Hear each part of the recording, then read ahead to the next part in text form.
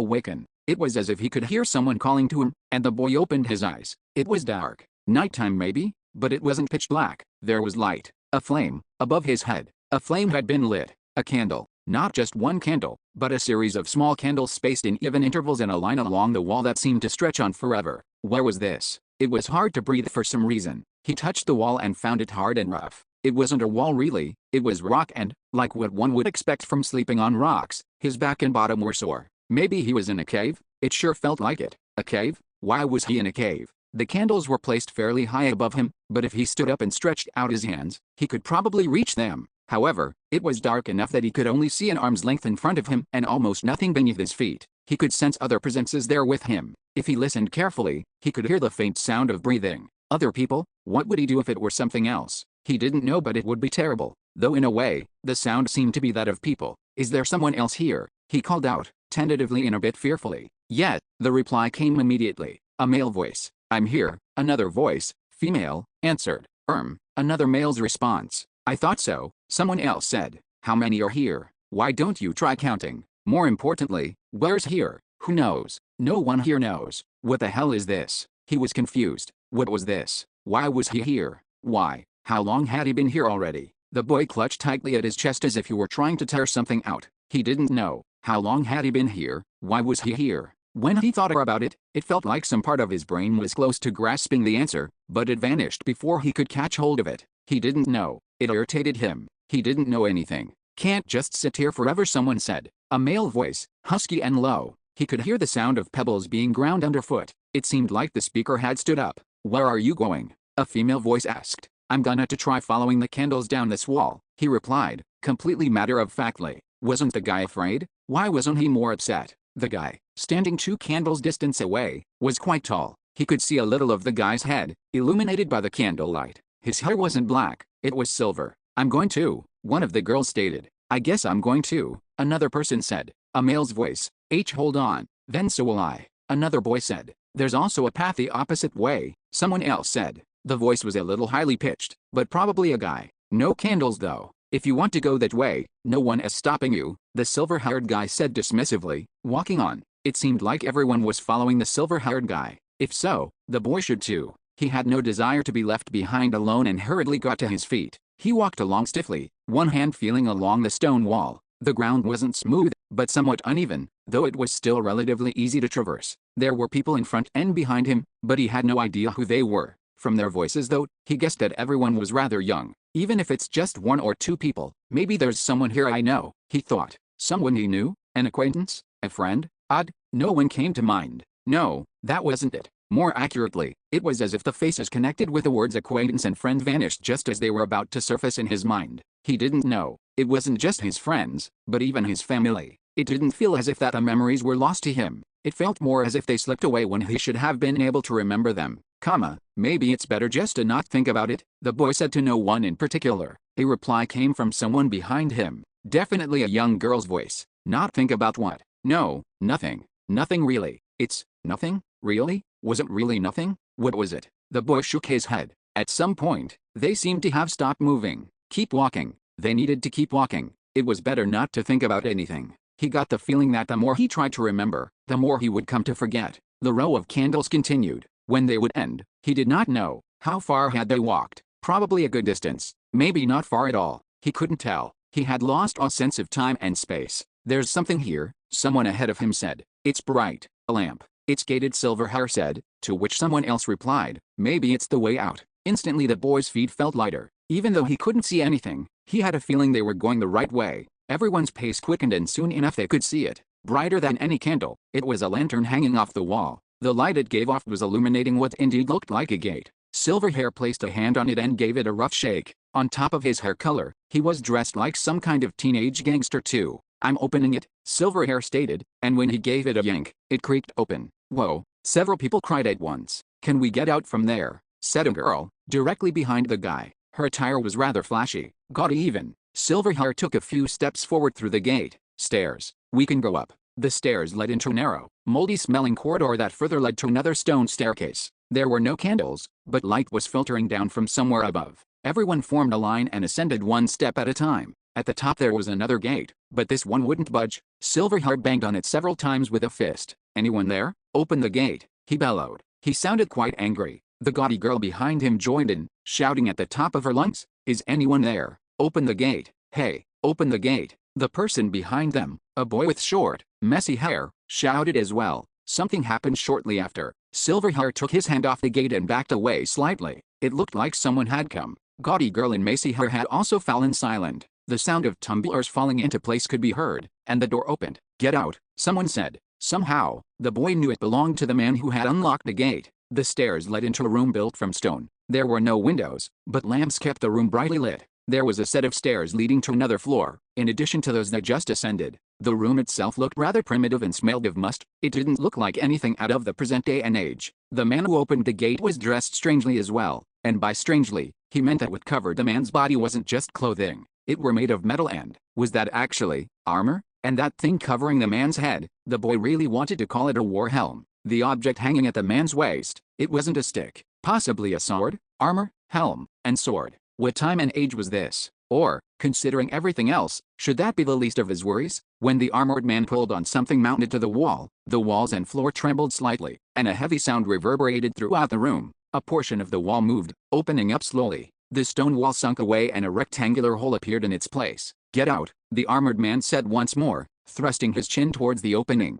Silverhair went first, followed by Gaudy Girl. Everyone else followed them outside, as if being pulled along. Outside. This time, they really were outside. Was it dusk or dawn? The dimly lit sky stretched on endlessly in all directions. They stood on a moderately high hill, and behind them, a huge tower soared aloft. Was that the building they'd been in only moments before? Or perhaps it was more accurate to say that they'd been underneath it. Counting the number of people present, there were 8 boys including Silverhair, Messy Hair, and himself, and 4 girls including Gaudy Girl for a total of 12. It was still dark so he couldn't quite make out everyone's features, but build, clothes, hairstyles, and general facial features were visible. The boy didn't recognize a single person here. "That looks like a city," someone said. He had silky hair and a slender physique. He was pointing to something beyond the hill. Looking in that direction, the boy could see buildings clustered closely together. A city. It certainly looked like one. It had to be a city. Surrounding it was a tall fence. No, not a fence. A towering, sturdy-looking wall. "It looks more like a castle than a city," a skinny boy wearing black-framed glasses said. "A castle," the boy whispered to himself. Why did his voice sound like it was not his own?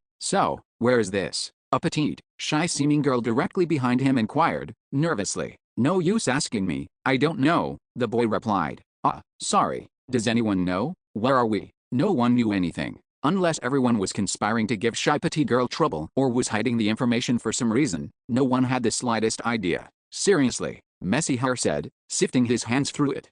Said another boy wearing a striped jersey, as he clapped his hands together. He had a sort of happy-go-lucky air about him. "Why don't we ask him?" The armored guy that was standing guard. Everyone turned their attention to the door. It was then that they all noticed. The doorway was getting narrower and narrower. Stone was rising from the ground, sealing the opening off bit by bit. "Hold on, eh?" The happy-go-lucky boy rushed over to it in a panic but didn't make it in time. The doorway disappeared and it was now impossible to tell it apart from the rest of the wall. "Hold on, how is that possible? Whoever's doing this, just quit it already," he said, brushing his hands over the wall's surface, banging on it with both fists. Nothing happened. Soon he gave up and slumped to the ground. "This ain't good," a girl with long hair tied into twin braids said. She pronounced her words slightly off, with a slight drawl. "Is this for real?" Messy Hair was squatted down, head between his knees. "Seriously? Seriously?" And, there they are, perfectly on time. A girl's shrill voice echoed around them. "Who is that?" There were 4 girls. Gaudy Girl, twin braided girl,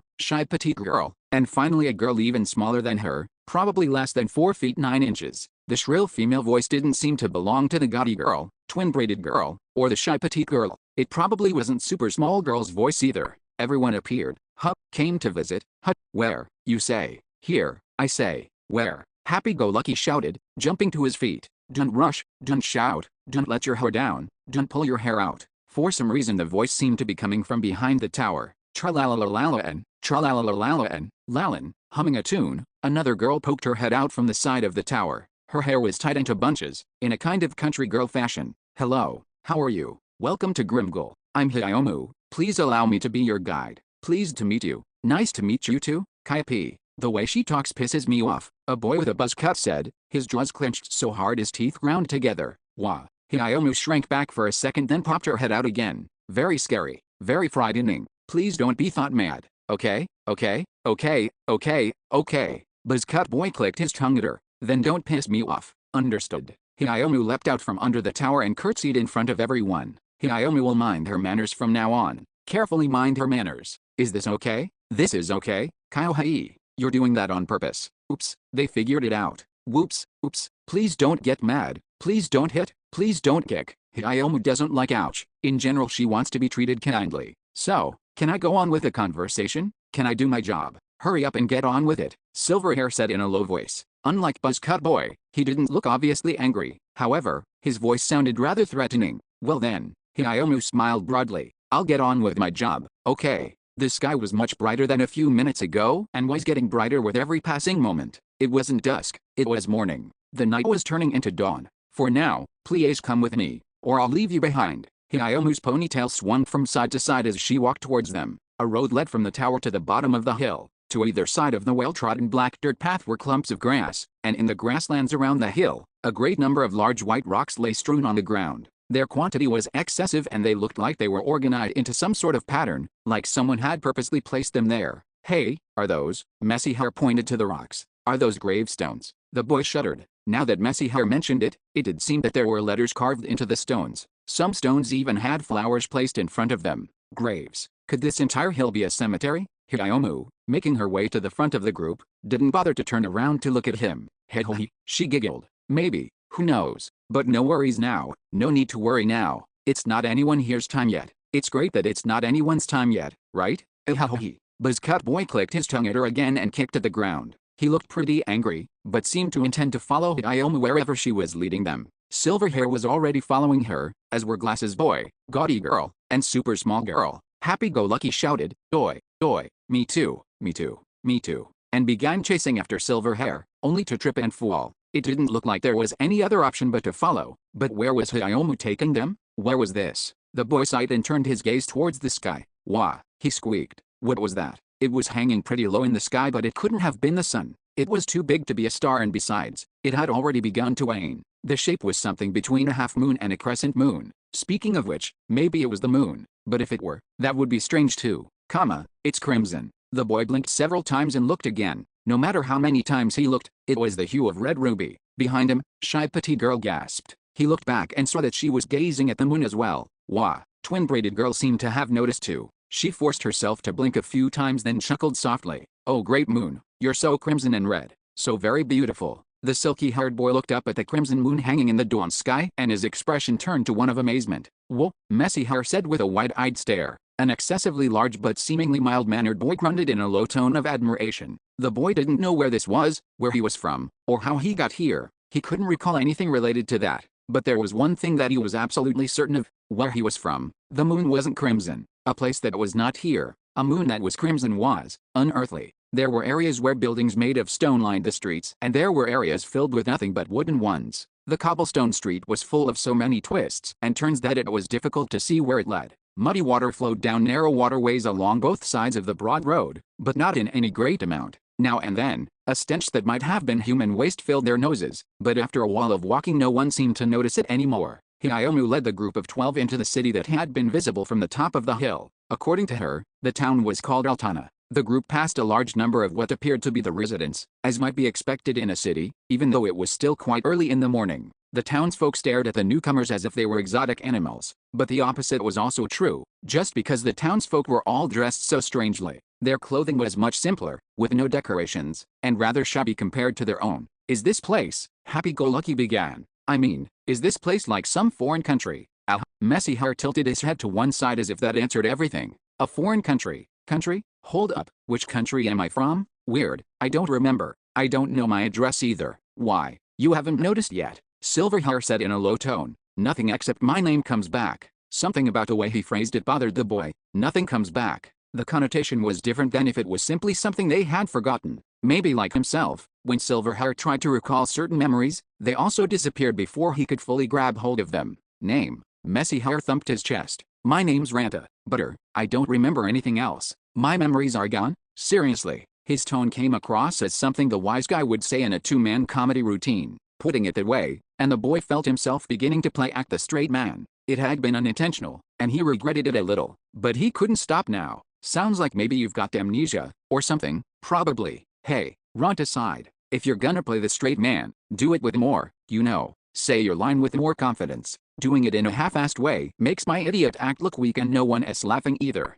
Whatever, I'll let it pass this time. And your names? You'll let it pass? Talk about playing the idiot. No, not just playing, he was an idiot. The boy didn't want to leave it just at that, but name. What was his name? My name's Hero, I think. Messy hair. Ronta toppled himself over in an exaggerated fashion. You think? Don't tell me you don't even know your own name. We just went over this, right? This whole conversation's about remembering nothing but our names. Remember, this kid was exceedingly annoying, Hero thought, eyeing Silverhair as he walked behind Iomu. What was the silver-haired guy's name? He wanted to know but was too afraid to ask. Hero wasn't looking to avoid asking Silverhair on purpose, but still, he asked about the silky-haired boy next to him instead. What about yours? Silky Hair gave Hero a smile. He seemed like an extremely composed, cool-headed person. I'm Monado. I'm glad we are all the same age. It'd be awkward dealing with using Mrs. and Mrs. Oh, yeah, sure. I guess it'd be weird for me to call you Mr. Monado, or something.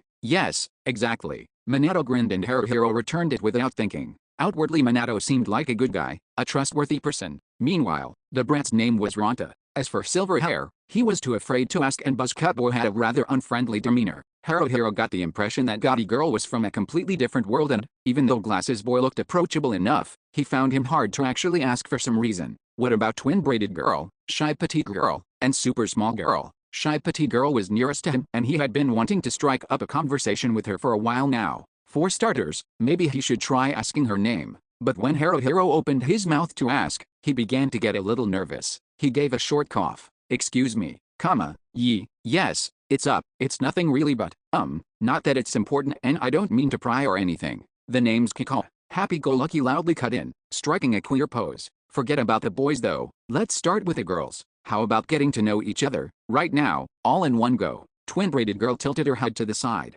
Or how about no? All happy-go-lucky Kiko was pathetically shot down. Hero thought it kind of served him right, but thanks to that he also regained a little of his own composure.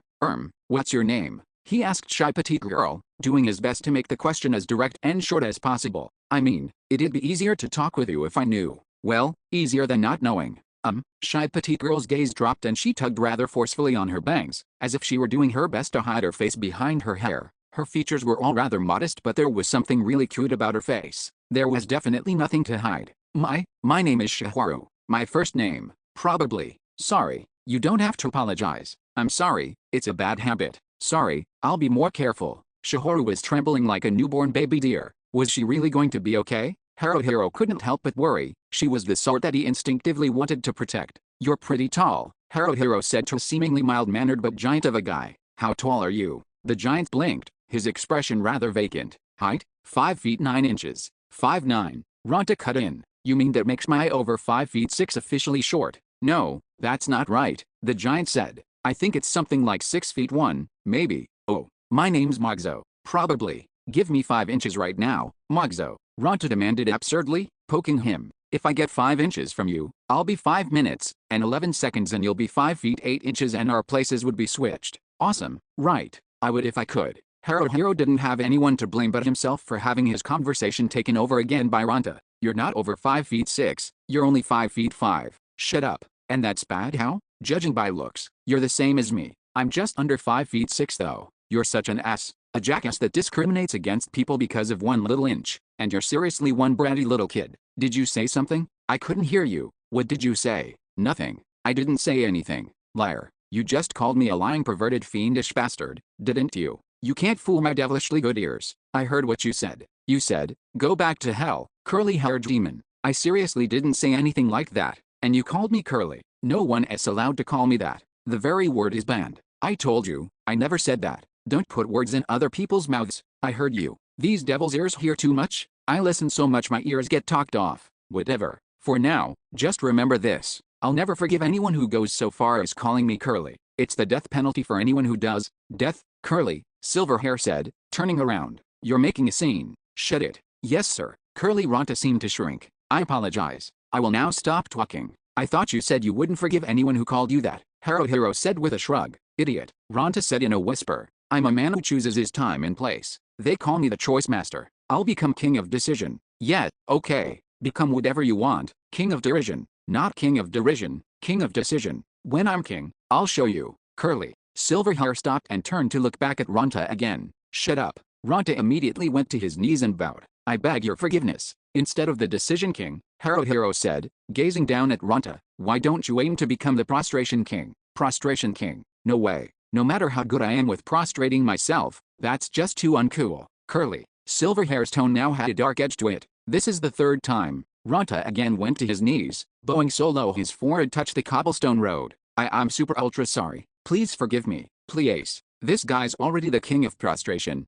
Haruhiro thought, but kept it to himself. If he said anything, Ronta was going to have a retort at the ready and the conversation would never end. They walked on in silence until Hayaomu brought them to a halt in front of a two-storied stone building. Raised above the building was a flag with a red crescent moon on a white field, and the same symbol appeared on a signboard. Alt-front my serve for Sunon was written there, but something didn't look right. Upon a closer glance, he noticed that parts of the words were faded and some of the letters had fallen off. Tada. Hayaomu pointed to the sign. We've finally arrived. This is that famous place. Altana Frontier Army's Reserve Force, Crimson Moon's headquarters. Crimson Moon, Haruhiro breathed, looking at the sign once more. Indeed, if the missing letters were added back in, it read, Altana Frontier Army Reserve Force Crimson Moon. Let's go on in. Prompted by Hayaomu, they entered the building to find that the inside looked much like a pub. The room was spacious, equipped with tables and chairs, and there was a serving counter at the back. Behind the counter stood a man with his arms crossed in front of his chest. No one else was present. This is where Hayaomu leaves you.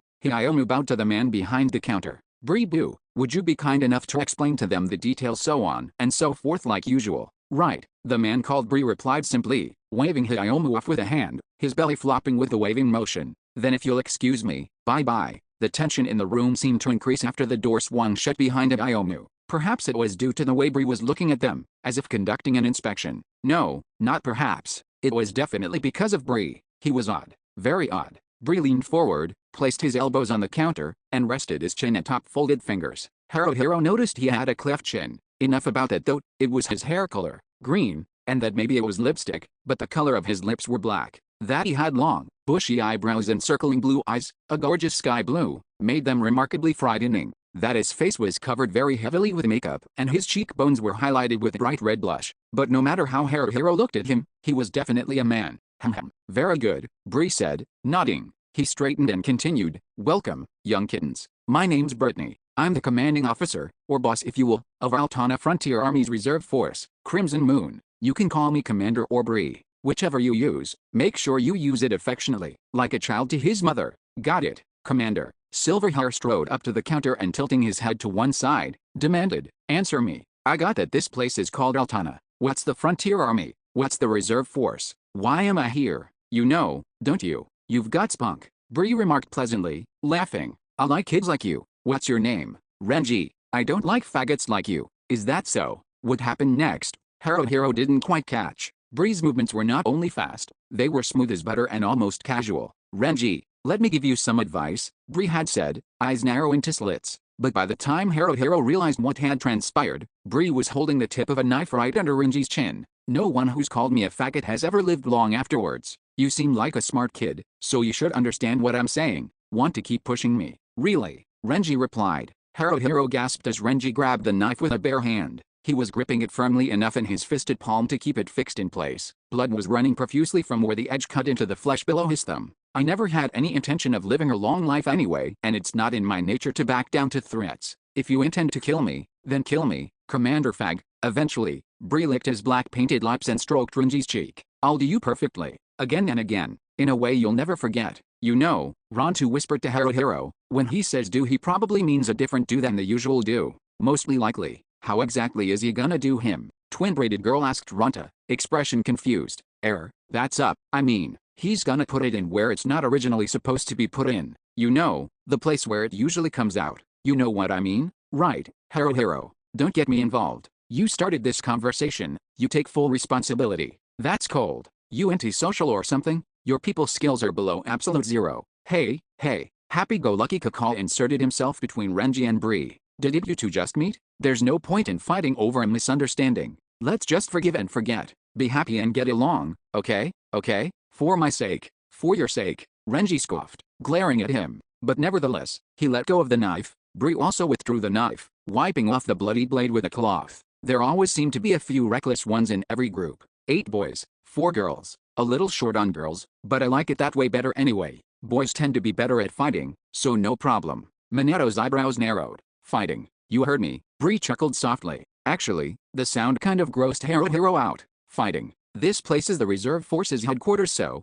Minato glanced downwards. We're volunteer soldiers. Very good. Bree applauded slowly. You show promise too. Precisely. You can all become volunteer soldiers, though you do have the choice to decline. Choice master, said Haruhiro, patting Ronta on the back. Looks like you're up. Oh, right. That's right. I'm up. You all can choose, said Bree, flicking his index finger lightly at them. Take my offer or leave it. And my offer is this. Enlist as a member of Altana Frontier Army's Reserve Force, Crimson Moon. Well, to start you'll be trainees, meaning you'll be learning how to become self-sufficient soldiers. Just what Gotti girl asked, her expression frightened. Do members of the Reserve Force do? Fight, of course. Bree flicked a hand in annoyance, as if reluctant to explain. Here on the frontier, we humans clash with the other races, and there are many, and I do mean many things we call monsters. The Frontier Army's job is to kill those monsters and protect our borders. But to be honest, it's not an easy job. The Frontier Army has their hands full just maintaining Altana as a forward base. That's where we, the Reserve Force,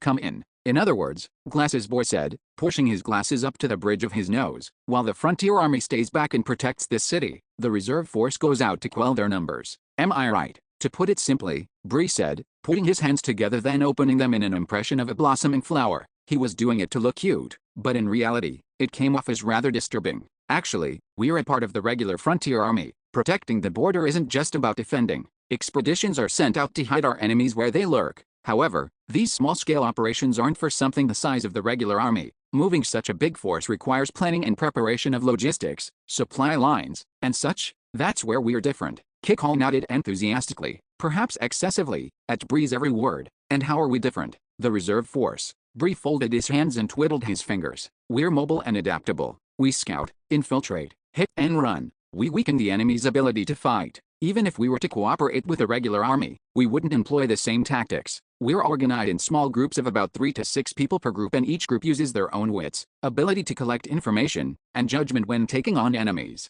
This is what we, the Reserve Force Crimson Moon, do and how we operate. And, Renji flexed the fingers of his right hand. The bleeding seemed to have stopped. What if we were to refuse your offer to join? Bree tilted his head to one side, and then thrust his hips back and forth. Was he trying to be funny, or was he making a threat in some comical sort of way? Whatever it was actually rather scary. Nothing. I said it before, you all can choose. If you choose not to become a member of the Reserve Force, you can leave here now and never come back. In that case, I guess I'll pass, said Ronta. He ran his hands through his disheveled hair. I still don't know exactly what's going on, but I'm a pacifist by nature. I see, Bree said. Bye then. Take care. That's it. Ronta, who had been making his way to the door, stopped and turned on his heels. You're as cold as Haruhiro. But hold on a sec. If I left now, what should I do? I take no responsibility there, Bree laughed. If you don't want to become a member of Crimson Moon, you're free to go. If you decide to enlist as a trainee, you'll receive 10 silvers from me. That's enough to live on for the time being, I think. Silvers.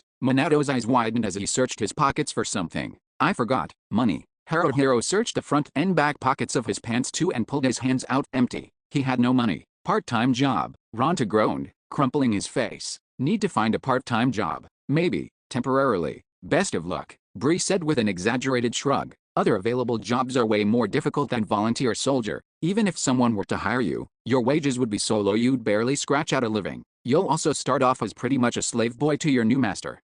Kikal smacked himself on the side of his head. I'm no good at being a slave boy. I guess there's no choice but to go the soldier trainee route. I said it already. Whether or not you enlist is up to every single one of you, Bree said, pointing a finger at them all one by one. Renji heaved a long sigh. Then tell me, in practical terms, what I have to do. Oh, Renji, you disappoint me. Weren't you listening? You fight enemies using your own wits, ability to collect information, and judgment. That's how we operate. So, you're telling me that we are supposed to figure out what we are supposed to do as trainees on our own. In a nutshell, Bree nodded, placing red-colored coin-like objects in small leather pouches in a neat row on the counter until there were 12 sets total. Bree picked up one of the coin-like objects, which portrayed a crescent moon in relief. This will serve as identification and a symbol that you are a Crimson Moon trainee. This will be the only proof that you are a trainee, so don't lose it. Well, holding on to it all the time isn't a good idea either, but anyway, when you have the means to purchase your service contract for 20 silvers, then you'll become a full-fledged Crimson Moon member with all related privileges and distinctions. Wait a minute, Buzzcut Boy said, rebelliously. You're making us pay money to enlist as volunteers. Yes, is there something wrong with that? That's unacceptable. Would you be able to buy food or clothes or do anything without money? Don't complain about something if it pays. If you don't like it, then go die in a field somewhere. Renji grinned. Even when life is hell, it still costs money. Eh? Hell? Bree cocked his head to one side, unfamiliar with the word. Something like that, I suppose. That said, you will all need to figure out what you'll do and where you'll go from here for yourselves, but it would be wise to make your first priority the purchase of your Crimson Moon contracts. Fine then, Renji said, picking up a Crimson Moon coin in a leather pouch. Reserve Force trainee or whatever, I'll do it and go from there. Buzzcut Boy went after Renji, taking a red coin in leather pouch for himself. Gaudy Girl, Minato, and Glasses Boy did the same. I'll take one too, thank you very much, Kickhall stated, picking up a coin in a pouch. He made to pick up a second pouch as well. Oi, Bree scolded, slapping his hand away. Haruhiro couldn't see any option but to enlist.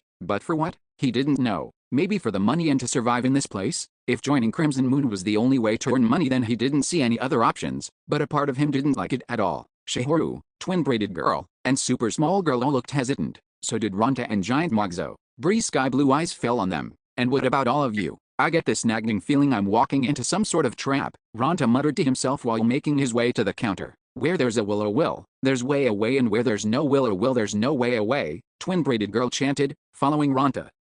Haruhiro turned his head towards her. I don't think anyone says will or way away. Oh, ain't that right? Twin-Braided Girl turned to look at him while reaching out to grab the red coin and pouch. That's how you may remembers it though. Then that's the problem. The correct way to say it is where there's a will, there's a way. Oh, I see. But isn't will a will and way away so much cuter? You may think's cute's important too, I guess that does raise your cuteness a few notches. Yep. The Twin-Braided Girl, apparently called Yume, giggled with genuine happiness. While Haruhiro was talking to her, the super small girl had picked up her red coin and leather pouch as well. The only three remaining were Mogzo, Shihoru, and himself. For some reason, Haruhiro didn't want to end up last, so he took a coin and pouch too. As Haruhiro was checking the contents of his pouch, Mogzo slowly made his way over and took his share from the counter as well. Shihoru was the last to pick up hers. Congrats, Bree applauded, putting on a smile for them. You are all Crimson Moon trainees now. Work hard and become independent as soon as possible, okay? When you've become full members, you can even come back and talk to me if you have anything you feel like discussing. Suddenly, there was a dull thudding sound accompanied by a grunt. When Haruhiro looked, he saw that Buzzcut Boy had fallen to the floor on his butt. It happened so fast, he hadn't turned in time to see anything, but it looked like Renji had kicked Buzzcut Boy's legs out from under him. Tripped him on purpose? Why? Get up, Renji said, face expressionless. What are you doing? Buzzcut Boy shouted as he scrambled to his feet. Renji shoved him back down, putting him on the floor on all fours. What's the matter? Renji said. Get up, bastard. What the hell are you doing? The moment you saw me, you thought to yourself, is he stronger than me or weaker than me? I'm about to show you. Get up. Damn it. Renji was waiting to attack the moment Buzzcut Boy tried to get up to his feet again. That much was obvious, even to a bystander like Haruhiro. All Buzzcut Boy had to do was block him. But no, Buzzcut Boy tried to dodge. Renji punched him before Buzzcut Boy could fully evade, then kicked him again. Renji grabbed him by the ears, pulled him up, and with a shout, kneed him in the chest. Not just once, but several times in a row. Renji then took Buzzcut Boy's head in both hands and headbutted it with full force. There was a loud cracking sound and Buzzcut Boy slumped to the floor on one knee. You really are blockheaded, Renji remarked, poking his forehead with a fingertip. Blood trickled down as Buzzcut Boy's forehead started turning red. Your name? Buzzcut Boy was still down, one hand on the floor and the other across his knee. Probably, being down on all fours was not something his pride could bear. Run, you're strong, you bastard. You're pretty tough yourself. Join me, run. Ow. For now, then, that's good enough. Who else? Renji glanced around the room, his eyes stopping on Minato. Minato returned his gaze, his own eyes narrowing just the slightest bit. Renji looked away first and his eyes settled instead on Glasses Boy. You look like you can fight. Come with me. Glasses Boy blinked several times and crossed his arms over his chest. He pushed his glasses up the bridge of his nose and gave a sharp nod, as if he were pulling his chin back. Fine, I'm Adachi. Good to be on board, Renji. Renji smiled crookedly, then his eyes fell on Haruhiro. What, me? Is it possible that? Haruhiro thought. Surprised, his heart seemed to leap in his chest. It was just that, not only did Renji, by all appearances, look strong, but he had just proven it by beating Ron so easily. He also had the ability to think fast and take action. It seemed difficult to work with him without being in a constant state of fear, but if he could somehow get past that, there was no doubt Renji was a person that got things done. If Haruhiro joined Renji's group, things from here on out would be a lot easier. Haruhiro admitted it. Yes, he wanted to join Renji's group, very much so, but he was soon disappointed. Renji, the one central to the entire group, had turned his gaze elsewhere. Haruhiro had been passed up. You, runt. Yes, the super small girl squeaked, the smallest of the 12, and her voice was slight. Come, Renji gestured with a single hand. Chibi looked confused but staggered over to Renji, then looked up at him. Renji patted her head. You seem like you'll be useful. Follow. Chibi nodded. K. Her face was red, like the color of boiled octopus. It wasn't that she was attractive. It was more like her actions and presence were incredibly cute, like a mascot's. But useful? Really? Renji had judged her to be more useful than Haruhiro. He felt both pathetic and irritated. We're leaving, Renji said, gesturing with his chin towards the exit. As Renji, Ron, Adachi, and Chibi began to leave, the gaudy girl cried, Wait, take me with you. Renji heaved a short sigh. I don't need anyone I can't use. I'll do anything, she said, clinging to him. I'm Sasa. Please, I'll do anything you ask. Anything. Anything, eh? Renji said, pushing her away. Never forget those words. I won't. And don't touch me without permission. I understand. Good. Come then. Thank you, Renji. Sasa opened the door and Renji's group filed out, Sasa leaving last. When the door closed behind them, only the 7 rejects, the 7 failures remained. Kikal frowned, scratching his head. I wanted to be on Team Renji too. Renji and Ron are invincible in a fight. Adachi looks like a smart guy, Chibi is adorable, and Sasa's sweet and Ibodil. Such a good party, but no use complaining about it now. I'm going to go take a look around town. Bye-bye. And just like that, Kikal was gone. Haruhiro's eyes met Shiharu's for a brief moment before she looked away. I guess I'm going to, Minato said, heading for the exit. Not going to learn anything by standing around here. I'm going to take a look around and see what I can find out. See you guys later. Right, see you, Haruhiro said, waving him goodbye and at the same time wondering if it was better to follow. Unlike Renji, Minato was easier to approach and he seemed like a good guy, someone who could be depended on. Haruhiro didn't care about Ranta, but what about Shiharu and Yume? What were they planning to do? And Magzo was still here too. Oh, right, maybe if they all followed Minato together, but it was too late. Minato had already left, though if they left now, it might not be too late to catch up. Hey, everyone, let's all follow Minato. It's no good staying here, Haruhiro began to say when the door suddenly opened. Had Minato returned for them? Haruhiro thought, but no. The person who entered the building was a different man. He seemed older than Haruhiro and the others. His upper and lower body was covered with leather, on his head was some sort of feathered cap, and a bow and quiver were slung across his back. His eyes resembled those of a fox and his mouth was crooked. Afternoon, Commander. My, Bree turned to the man. If it isn't Ragil, what happened? Is there something you need from me? No, nothing from you, the man called Ragil said, glancing at Haruhiro and the others. I heard that a new group just arrived. Word sure travels fast. We only got 12 this time and only 5 are still here. The dregs. Ranta's expression became stony. And that's a bad thing. Could it be anything else? Ragil said, glaring at Ranta before turning his gaze to Haruhiro and the others, sizing them all up briefly. HMPH. Our group's missing a tank. So you there, big guy? You'll do. Magzo pointed to himself. Me. Yes, you. Who else here is big in a guy? We'll let you join our party and teach you the ropes. We'll even loan you some money. It's an amazing offer. If you're smart, you'll take me up on it. Okay. Seriously, Magzo, you're going to go with him. Ranta grabbed Magzo's left arm. Don't do it. It's obvious he can't be trusted. Right. I'm not untrustworthy. Forget about him and just come with me. Ragil pulled on Magzo's other arm. It's unheard of for a trainee to get an invitation into a party. You should be thankful. Okay. Don't let him fool you, Magzo. Untrustworthy bastards will never admit that they're untrustworthy. Ow, that hurts. Ranta let go. Oh, sorry. Let's go. Ragil yanked on Magzo with all his strength and dragged him out. Shihoru's shoulders slumped. He's gone. That leaves. Yume counted them, pointing at each in order. 1, 2, 3, Haruhiro, Ranta, Shihoru. Finally, herself. The 4 of us. Just how long? Bree said, stifling a yawn. Do you all plan on being here? I'm a busy person and I've got work to do. If you're just going to stand there, I'm going to throw you out. Ranta, looking like a dog with its tail between its legs, turned to Haruhiro and the others. Let's go. Yet Haruhiro replied, looking just as pathetic and defeated. While it felt good to leave Crimson Moon's headquarters, where should he go from here? Even if learning more about Altana was the first step, Haruhiro and the others had no idea where to start. They didn't know anyone they could ask for help either. Renji's group, Kikal, Minato, and even Ragel and Mogzo were nowhere in sight. It seemed like everyone had gone their separate ways. Haruhiro, Ranta, Shihoru, and Yume stood outside Crimson Moon's headquarters in a daze for some time. Shihoru was the first to break the silence. What should we do? Why ask me? I'm the one who should be asking you. Haruhiro wanted to snap, but in gentlemanly consideration to girl, replied instead, good question. What to do? What should we do? She repeated. You guys, Ranta sighed heavily. You guys need to be more, self-reliant or something like that. Now isn't the time to be asking what to do.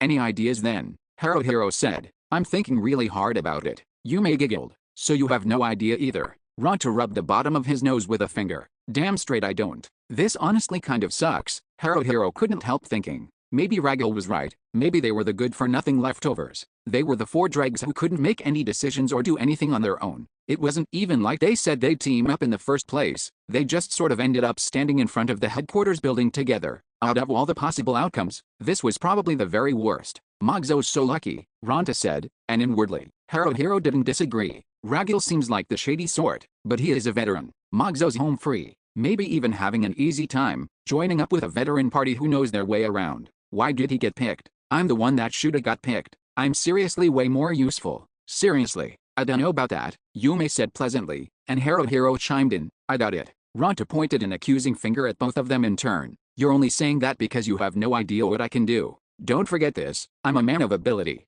I've been famous for my hidden potential since birth. Your potential wouldn't be very hidden if you were famous, Haruhiro said. Minor details. You'll tire yourself out worrying about details all the time. I'm kind of tiring myself out just talking to you. You've got no stamina at all, Haruhiro. Not useful at all. Nope, no good at all. No good, says a guy whose only redeeming feature is his curly hair. Don't call me curly. I said redeeming feature. Curly hair is a strong point, right? You really think so? Is curly hair really okay? I'm not really convinced. But Yume's hair is straight, said Yume. Yume's always been jealous of naturally curly hair. Curly Ranta's fine. Really? Is my hair really that nice? Seriously? Yep. Twisty hair means twisty mind and it's adorable. Adorable? I don't know about that. A guy being called adorable by a girl, but it's not bad, I guess. Still, twisty mind makes me sound kinda like an idiot. A small choked voice could be heard. Haruhiro turned and saw that Shihoru was hiding her face behind her hands, and her shoulders were trembling slightly.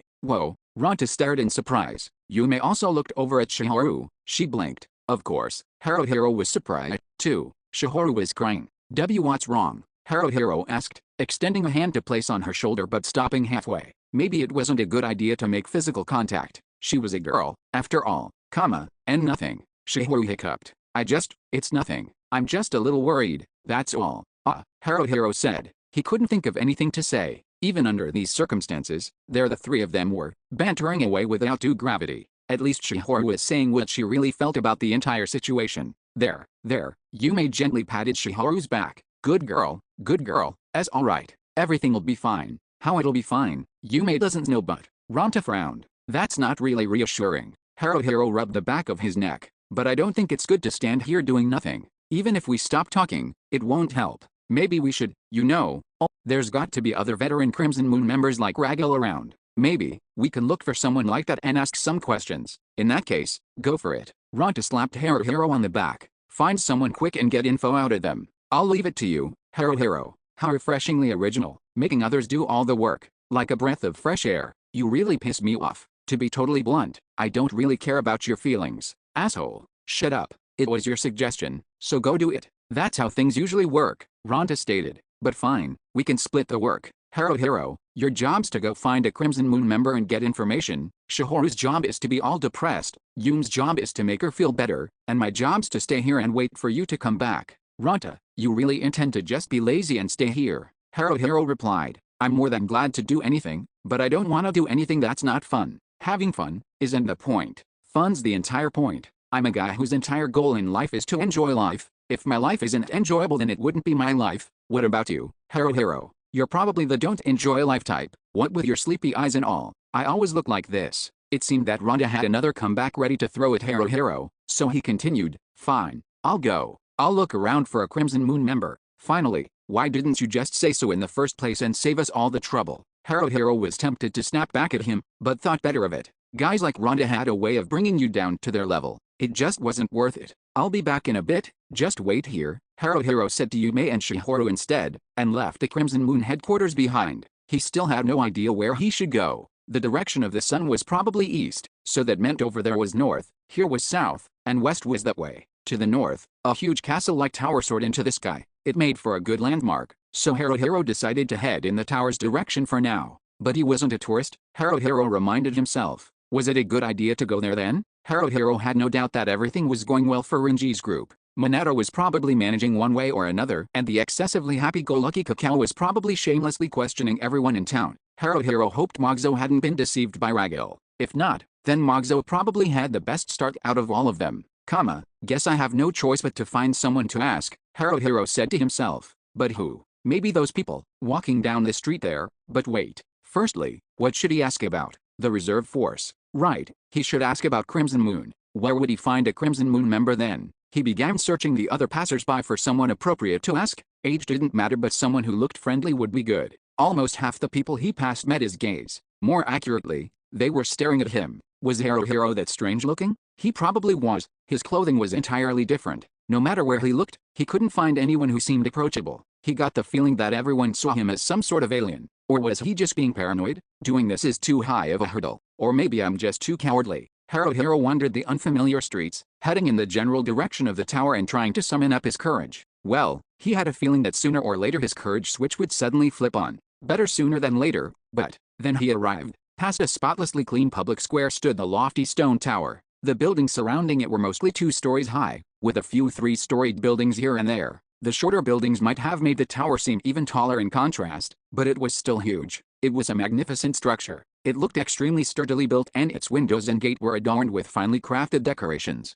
Beside the gate and dotted around the public square stood men covered in armor, standing guard, wielding spears in one hand and shields in the other. Such a heavily guarded building probably meant that someone high-ranking lived there, the governor maybe, Haruhiro thought. While Haruhiro stood in the middle of the square, staring wide-eyed at the sight before him, a guard approached, armor clanking with a sound of metal on metal. What are you doing here? Do you have business with Tenbarao Tower? Tenbarao? No, no business. Then leave, or do you wish to be arrested on sight as a disturber of the peace of His Excellency, the Earl of Altana? No, I don't want to be arrested. Right, sorry, I'll go. Haruhiro hurriedly left the square. He couldn't be sure, but apparently the tower called Tenbarao housed the person who was the frontier city's earl. He got the feeling that he had successfully collected his first piece of information about this place. But anyone who lived in such a conspicuous building would have been known by all the residents here. Altana, Earl of Altana, His Excellency, Tenbarao Tower, Frontier Army, Crimson Moon, Reserve Force. Haruhiro whispered all the foreign words to himself as he continued to make his way north. As he walked, more people slowly began appearing on the streets. Shops. He had arrived in an area where shop stands and street stalls were crammed next to each other on both sides of the road. While some of the stands were still being prepared, more than half were already open for business. Food stands, clothing shops, sundries, all kinds of goods in large numbers could be found. The loud voices of lively merchants promoting their wares echoed through the street. A marketplace, Haruhiro said to himself. As if someone was luring him, Haruhiro found himself heading in. The amount of activity was dazzling. The prices of all items were written as 1C, 3C, 12C, and so on. Haruhiro could read the price tags well enough, but had no idea what it all actually meant. The merchants called out to him, "You sir, how would you like to buy?" Or "You sir, come take a look at." But Haruhiro avoided them and hurried on his way, cursing himself for his timidity even as he did so. Suddenly, a wonderful scent filled the air. The hair on the back of Haruhiro's neck rose. Meat. His mouth began to water. Food. A stand over there was grilling kebabs. Something was bubbling in a huge pot in another stand. A mountain of bread was stacked in yet another stand. Some sort of sandwiches there. Meat buns over that way. The steam, the smoke, the smell. Haruhiro couldn't stand it anymore. His hands went to his stomach and found that it was sunken inward. Why hadn't he noticed until now? He was starving. But Shihoru and Yume are waiting, Haruhiro admonished himself. Who cares about Ronta? But it's not right to leave them there while I stuff my face. But the old saying goes, can't fight on an empty stomach. And Haruhiro demurred. Can't walk on an empty stomach either. Don't want to walk on an empty stomach. Excuse me. Unable to resist any longer, Haruhiro made a beeline towards the meat kebab stand. He frantically searched the leather pouch and pulled out a silver coin. Would he be able to pay with this? Would it be enough? What if it wasn't enough? He'd cross that bridge when he got to it. One kebab, please, Haruhiro said. What? The eyes of the pot-bellied man behind the stand widened. A silver. You don't need that much? One kebab is 4 coppers. Look, it's written right here. See? I don't do discounts, but I won't take more than that either. That's how Dowry Kebabs does business. 4 coppers. Haruhiro looked at the coin. You mean I can't buy a kebab with this? 1 silver is worth 100 coppers. You can buy 25 kebabs with it. There's no way you'll be able to eat that many, right? And it's not lunchtime yet, so I only have 50 coppers worth of change at the moment. So a copper is the bronze-colored coins, of course. The pot-bellied man pulled out a coin that looked like the Crimson Moon trainee symbol, but maybe 1 or 2 sizes smaller, and showed it to Haruhiro. This is a copper. Don't tell me you didn't know? You're sure dressed strangely though. You're a Crimson Moon member.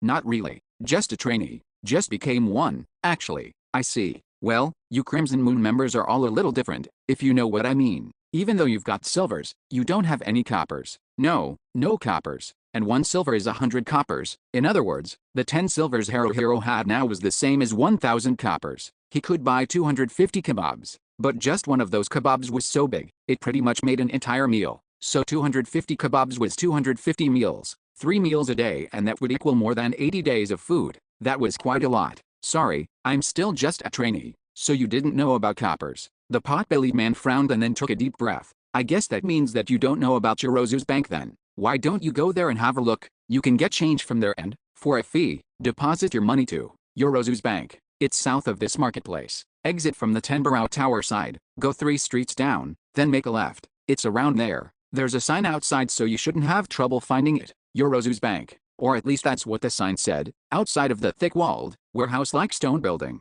The letters were written in gold relief, grand yet at the same time a bit garish. Haruhiro had reached Yorozu's without losing his way, which made him feel a little better about the whole situation. Now the only problem was his empty stomach. He was going to starve to death if he didn't hurry and get his money changed, return to Dory's, and scarf down one of those kebabs. The main entranceway led into a hallway and above a series of stone steps was a counter. Haruhiro stepped into the end of the short line. Before long, his turn was called with the next. Across the counter sat a little girl, quiet and dignified, in an enormous leather chair. She looked no more than 10 years old. Her clothes were flashy red and white, with gold highlights. She wore a golden monocle and held a golden tobacco pipe in one hand. Even her attitude seemed to match her grand appearance. The girl took a pull on the pipe as she scrutinized Haruhiro. I've never seen you before. First time, yes, Haruhiro replied, suddenly timid. What was up with this little girl? He cleared his throat and continued. Yes, first time. From your appearance, you're a Crimson Moon trainee. I see. Just arrived, have you? The girl stood up on the chair and slapped her knee. I'm Yorozu, 4th generation. I flawlessly memorize the first and last names, facial appearance, deposits and balances, and all transaction records of all clients. However, I also keep paper records for the sake of those whose memories aren't as perfect as mine. Enough of the introductions. Let's open your account. Your name.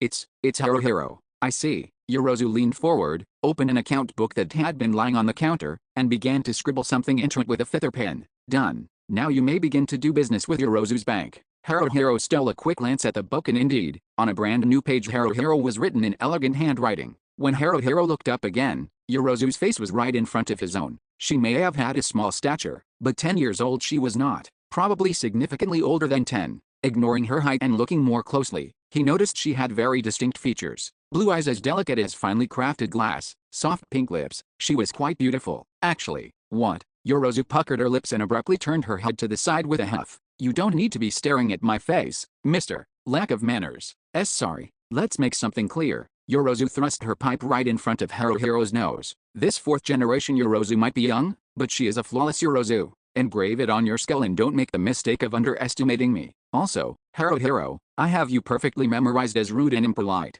Can you please forget about that? Not possible. Yorozu is a Yorozu, so she doesn't forget. If a Yorozu forgets, she must resign her position to the next Yorozu. That is the law governing all Yorozus. That's pretty harsh. Haruhiro glanced around the room. He was the only customer at the moment. No other bank employees were to be seen either. Would you happen to be the only employee at Yorozu's bank? Inconceivable. I'm the bank's representative, president, and CEO. Transportation of money and goods, various areas of specialty, warehouse maintenance, and the like are handled by a large number of clerks, workers, and apprentices who work here. Do you know what kind of business we run?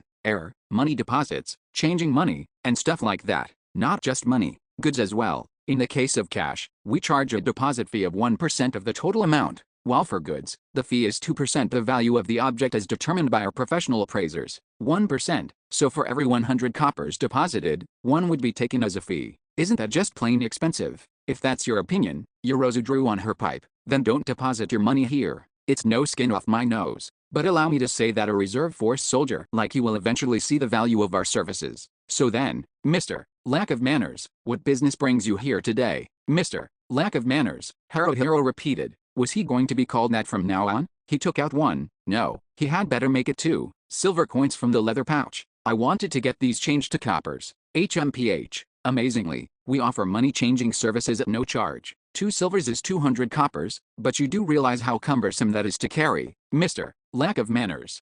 Haruhiro recalled the bronze coins shown to him by Dory Kebab's pot-bellied man. They were pretty small, but 200 coins probably added up to a pretty hefty weight. I see. And walking around with this much money is probably rather dangerous, so that's why people pay the fee to store their money here. Indeed, I can instantly calculate amounts down to 1/100th of a copper, so the fee for depositing 1 copper is 1/100th of a copper. I memorized that and recorded in your account book. When the total reaches 1 copper, we deduct it from your account, so don't even try to get away with things like depositing 99 coppers, 1 copper at a time. In other words, don't try to cheat the system. Fine, I get it, Haruhiro said, and placed 1 silver coin on the counter. Can you just change this into coppers then? Certainly. Yorozu struck a bell that was on the counter using her tobacco pipe. A young boy dressed in silver-lined clothing emerged from a door in the back of the room. Yorozu didn't say a word, just signaled something with her hand. The boy bowed silently once then disappeared through the door again. In a few moments, he emerged again carrying a black tray. On the tray were bronze-colored coins. He placed them on the counter, then withdrew once more. 100 coppers. You may take them now, Mr. Lack of Manners. Can you stop calling me that? Haruhiro muttered, taking the coins and stuffing them inside the leather pouch. The bronze coins were only about the size of the tip of one's pinky, but 100 of them filled the pouch to nearly bursting. Pretty heavy considering the size. This might not fit in my pocket, Yorozu snorted. You may deposit any amount right away if you wish. You may lack manners, but our motto is to value each and every customer. I'm fine for now. Kind of inconvenient, but I'll just hold on to it. I see. Yorozu took another puff from her pipe. Please feel free to come back whenever you need our services, Mr. Lack of Manners. Our business hours are from 7 in the morning to 7 in the evening, and we are open all year round. Whatever you need, whenever you need it. This 4th generation Yorozu is ready to process your requests at the service counter. Whenever? What about lunch breaks? No such thing. I'm here from 7 o'clock to 7 o'clock. That's the law governing yours. Have a good day then. It was a tough job, Haruhiro thought as he left Yorozu's bank, but taking into consideration her small size, she was a very hard-working person. His stomach growled again. Meat kebabs were waiting for him. Haruhiro rushed back to Dory's Kebabs in the marketplace. He inhaled, filling his lungs with the smell of freshly grilled meat before buying a kebab. Not able to suppress his hunger a moment longer, he took a bite right there and then. The explosion of flavor and juiciness hit him immediately. Delicious. He devoured the first kebab and was seriously tempted to buy a second. After a long period of indecision, he finally decided to restrain himself. When he got back he could bring Shihoru and Yume, and the 3 of them could come again together. Haruhiro didn't really care about Ronta, one way or the other. Feeling much better, he left the marketplace only to be jolted as he remembered. Damn it. This isn't the time to be eating kebabs. Need to see what information I can find. Looking around, he noticed a street that had Keen Road written on an arched signboard. A young-looking man clothed in a white surcoat was walking a little ways down beyond the sign. Under the surcoat he was dressed in metal armor, and a shield was slung over his back. Some sort of sword was fastened to his belt. However, he didn't look like one of the guards from Tenbao. In fact, he might have been a Crimson Moon member. Haruhiro placed a hand over his chest and exhaled. Summoning up his courage, he yelled, "Excuse me." The man stopped and turned to face Haruhiro. "Yes, sorry if I'm mistaken, but are you a Crimson Moon member?" "I am, but..." The man blinked once or twice, then smiled broadly. "I see. I'm guessing you must be a trainee." Why yes, though I just became one. But I don't know anyone or anything or anywhere, and it's the same for everyone at the beginning. Though lost and confused, we move forward one step at a time. Advancing steadily, our paths become clear. I thought. I figured it was something like that, but I'm not sure what to do or where to go next. I understand, the man nodded sympathetically, but the knowledge you gain from this experience will be invaluable to you later on. No matter which road you take, those who don't find their own way out of the darkness will never reach their destinations. Really? I mean, I get what you're saying, kind of. Will everything really be okay though? You see, my name is Shinohara, of Orion. I'm Haruhiro. Haruhiro, myself and other members of Orion frequent Sherry's Tavern quite often. If you need anything, come find us there.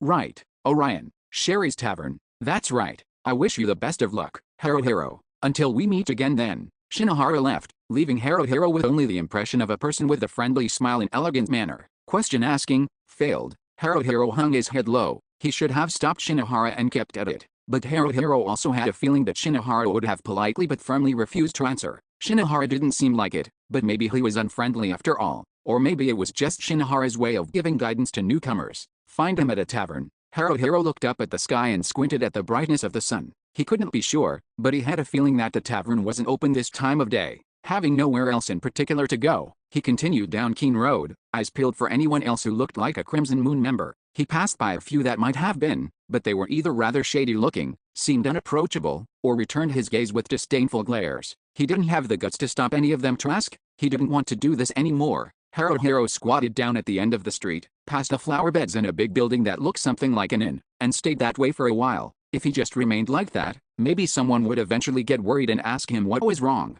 Not that he had any such ulterior motives. Okay, maybe he did. Just a little. But they were just wishful thinking. What other alternatives did he have? He had no idea where he was, he didn't remember anything but his own name, and he didn't have the slightest idea what any of this all meant. On top of all that, he had abruptly been made into a reserve force soldier. While he was busy being confused and indecisive, everyone who was worth anything had gone about their own ways, and the only ones left were the losers who couldn't get anything right, such as himself. And now, for some reason, he wound up being the only person out running around trying to find out something, anything, about this place. And even that wasn't going well, because I'm too cowardly to approach anyone, Haruhiro thought. And what was wrong with that? Nothing. It wouldn't be wrong to wallow in self-pity either. Fine then. He would eat kebabs. He would return to the marketplace by himself and eat as many kebabs as he could. And not just kebabs. There was plenty of other tasty-looking food too. He would eat all the food the market had to offer. When evening came, he would head to Sherry's Tavern. Maybe there was even one of those places where women would pour him drinks and keep him company. He would eat, drink, and enjoy himself until all his money was gone.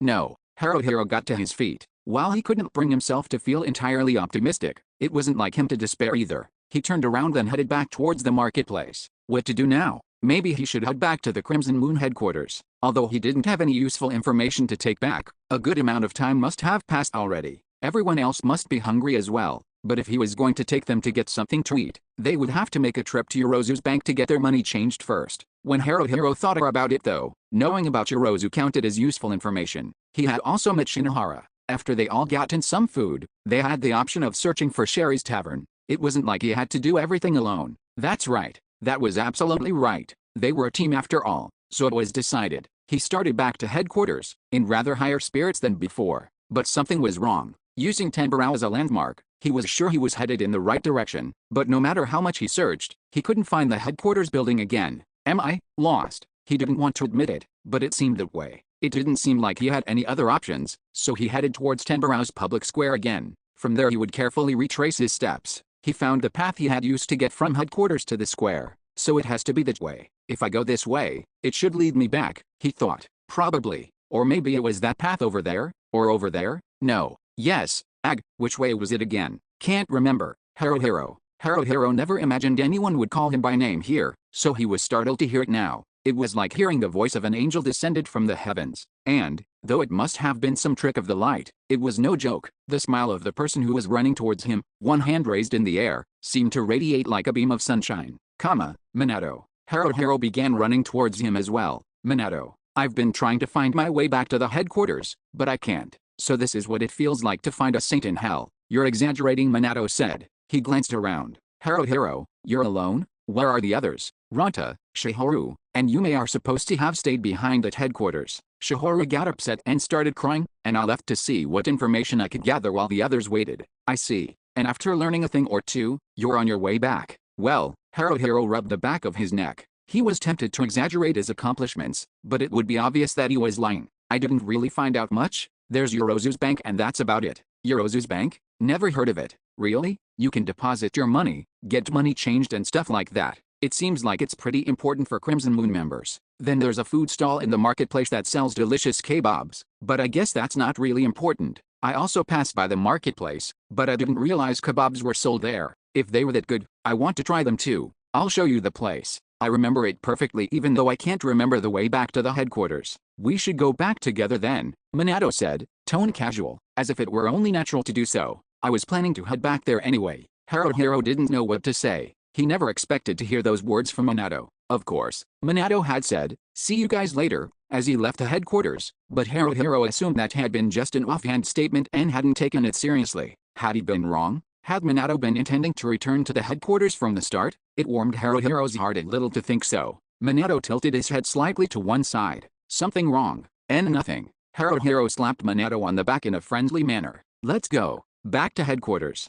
I don't care about Ronta, but Shihoru and Yume are probably missing us. Let's go then. Minato nodded and started off. Haruhiro followed, and privately thought to himself once more how glad he was to have bumped into Minato again. Minato led the way at a brisk pace, not giving even the slightest indication that he didn't know the way. However, the path that Minato chose was decidedly different from the one Haruhiro thought was correct. That was because Haruhiro didn't properly remember the way back. Various things happened after that, and now Haruhiro found himself standing alone at a street corner in an area of town called Nishimachi. It's supposed to be this building here, he said to himself. Nishimachi was where the destitute and impoverished lived, in other words, the slums. All the buildings were old and dilapidated, falling apart or falling over, and badly run down. All the people he passed were shabbily dressed too. In truth, this wasn't a place where Haruhiro would want to walk in by himself. Why did he make that decision? He should have changed his mind when he had the chance. It was too late now though, the choice was already made. Haruhiro decided to take a look around the building, which was made of a complex mix of stone and wood, but soon found it impossible.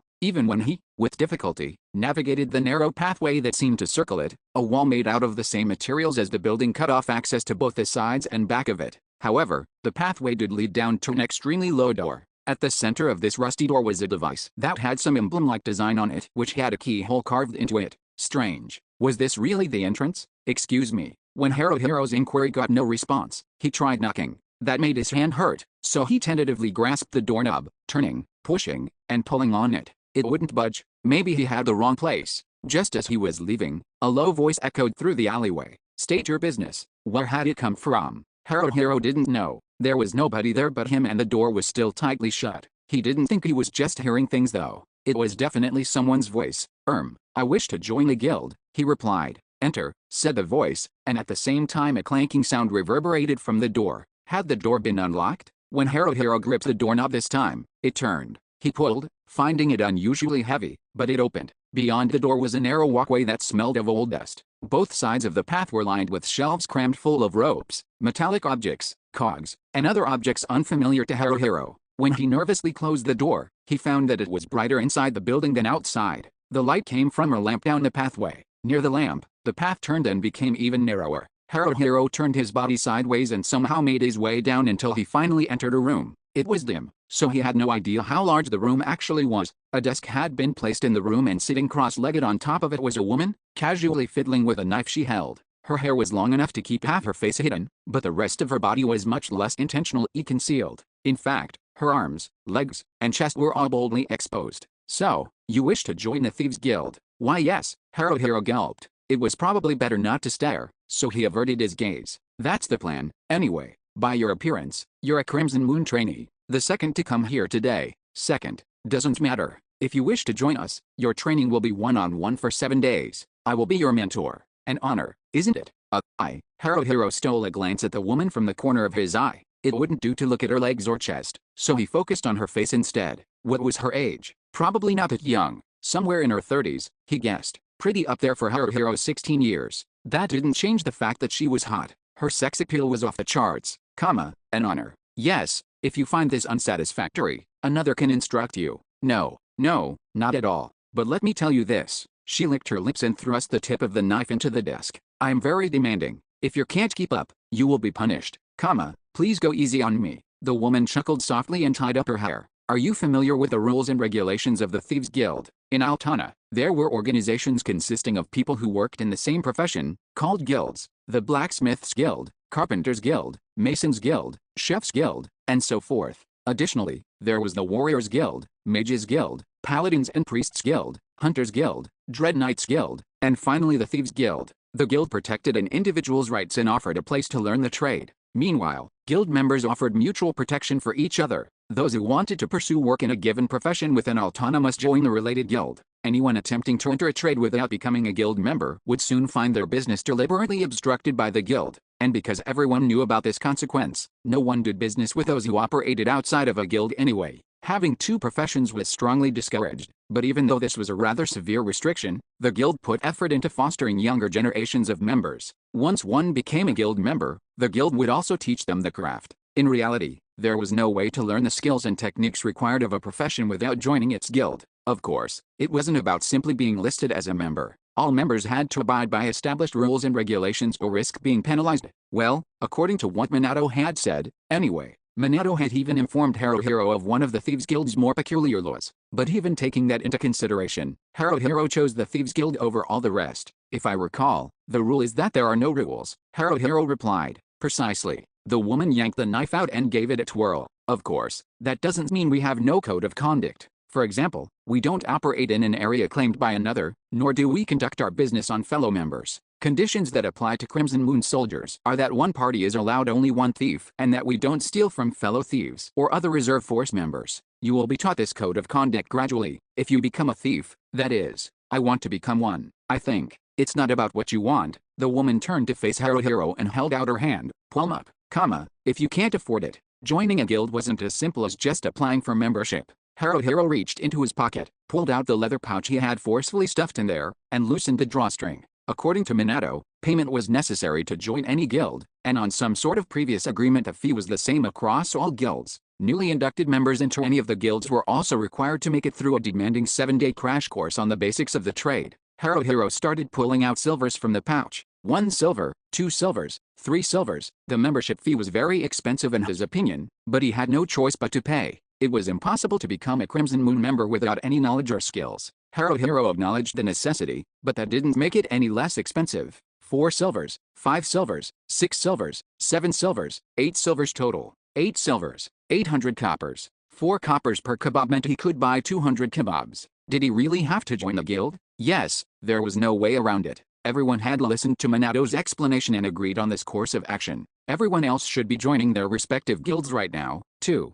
Haruhiro took a deep breath and, without further thought, placed the 8 silvers in the woman's palm. The woman closed her hand and smiled pleasantly. Our modus operandi is self-responsibility, freedom, and lack of restrictions, so we'll have you swear your oaths later on. You are now a Thieves Guild member. Feel relieved, I guess? But, now that I'm a member, what about my trade name? Your trade name is something you make for yourself as a thief. As of right now, you're simply called new member. Your real name has no more use here. After 7 days of training, I, as your mentor, will give you a suitable trade name. If you want a respectable name, then work hard and learn fast. Would it be okay to call you master? The woman leaned in close to Haruhiro and cupped her hand under his chin. Her chest was even more absurdly large this close and Haruhiro was dangerously close to falling over right into it. That's not bad at all. How very nice of you. The woman grinned broadly and stroked Haruhiro under the chin with the tip of her finger. My name is Barbara. This is going to be an enjoyable 7 days. In reality, whether the following 7 days were enjoyable or not, wasn't something Haruhiro could talk to anyone about.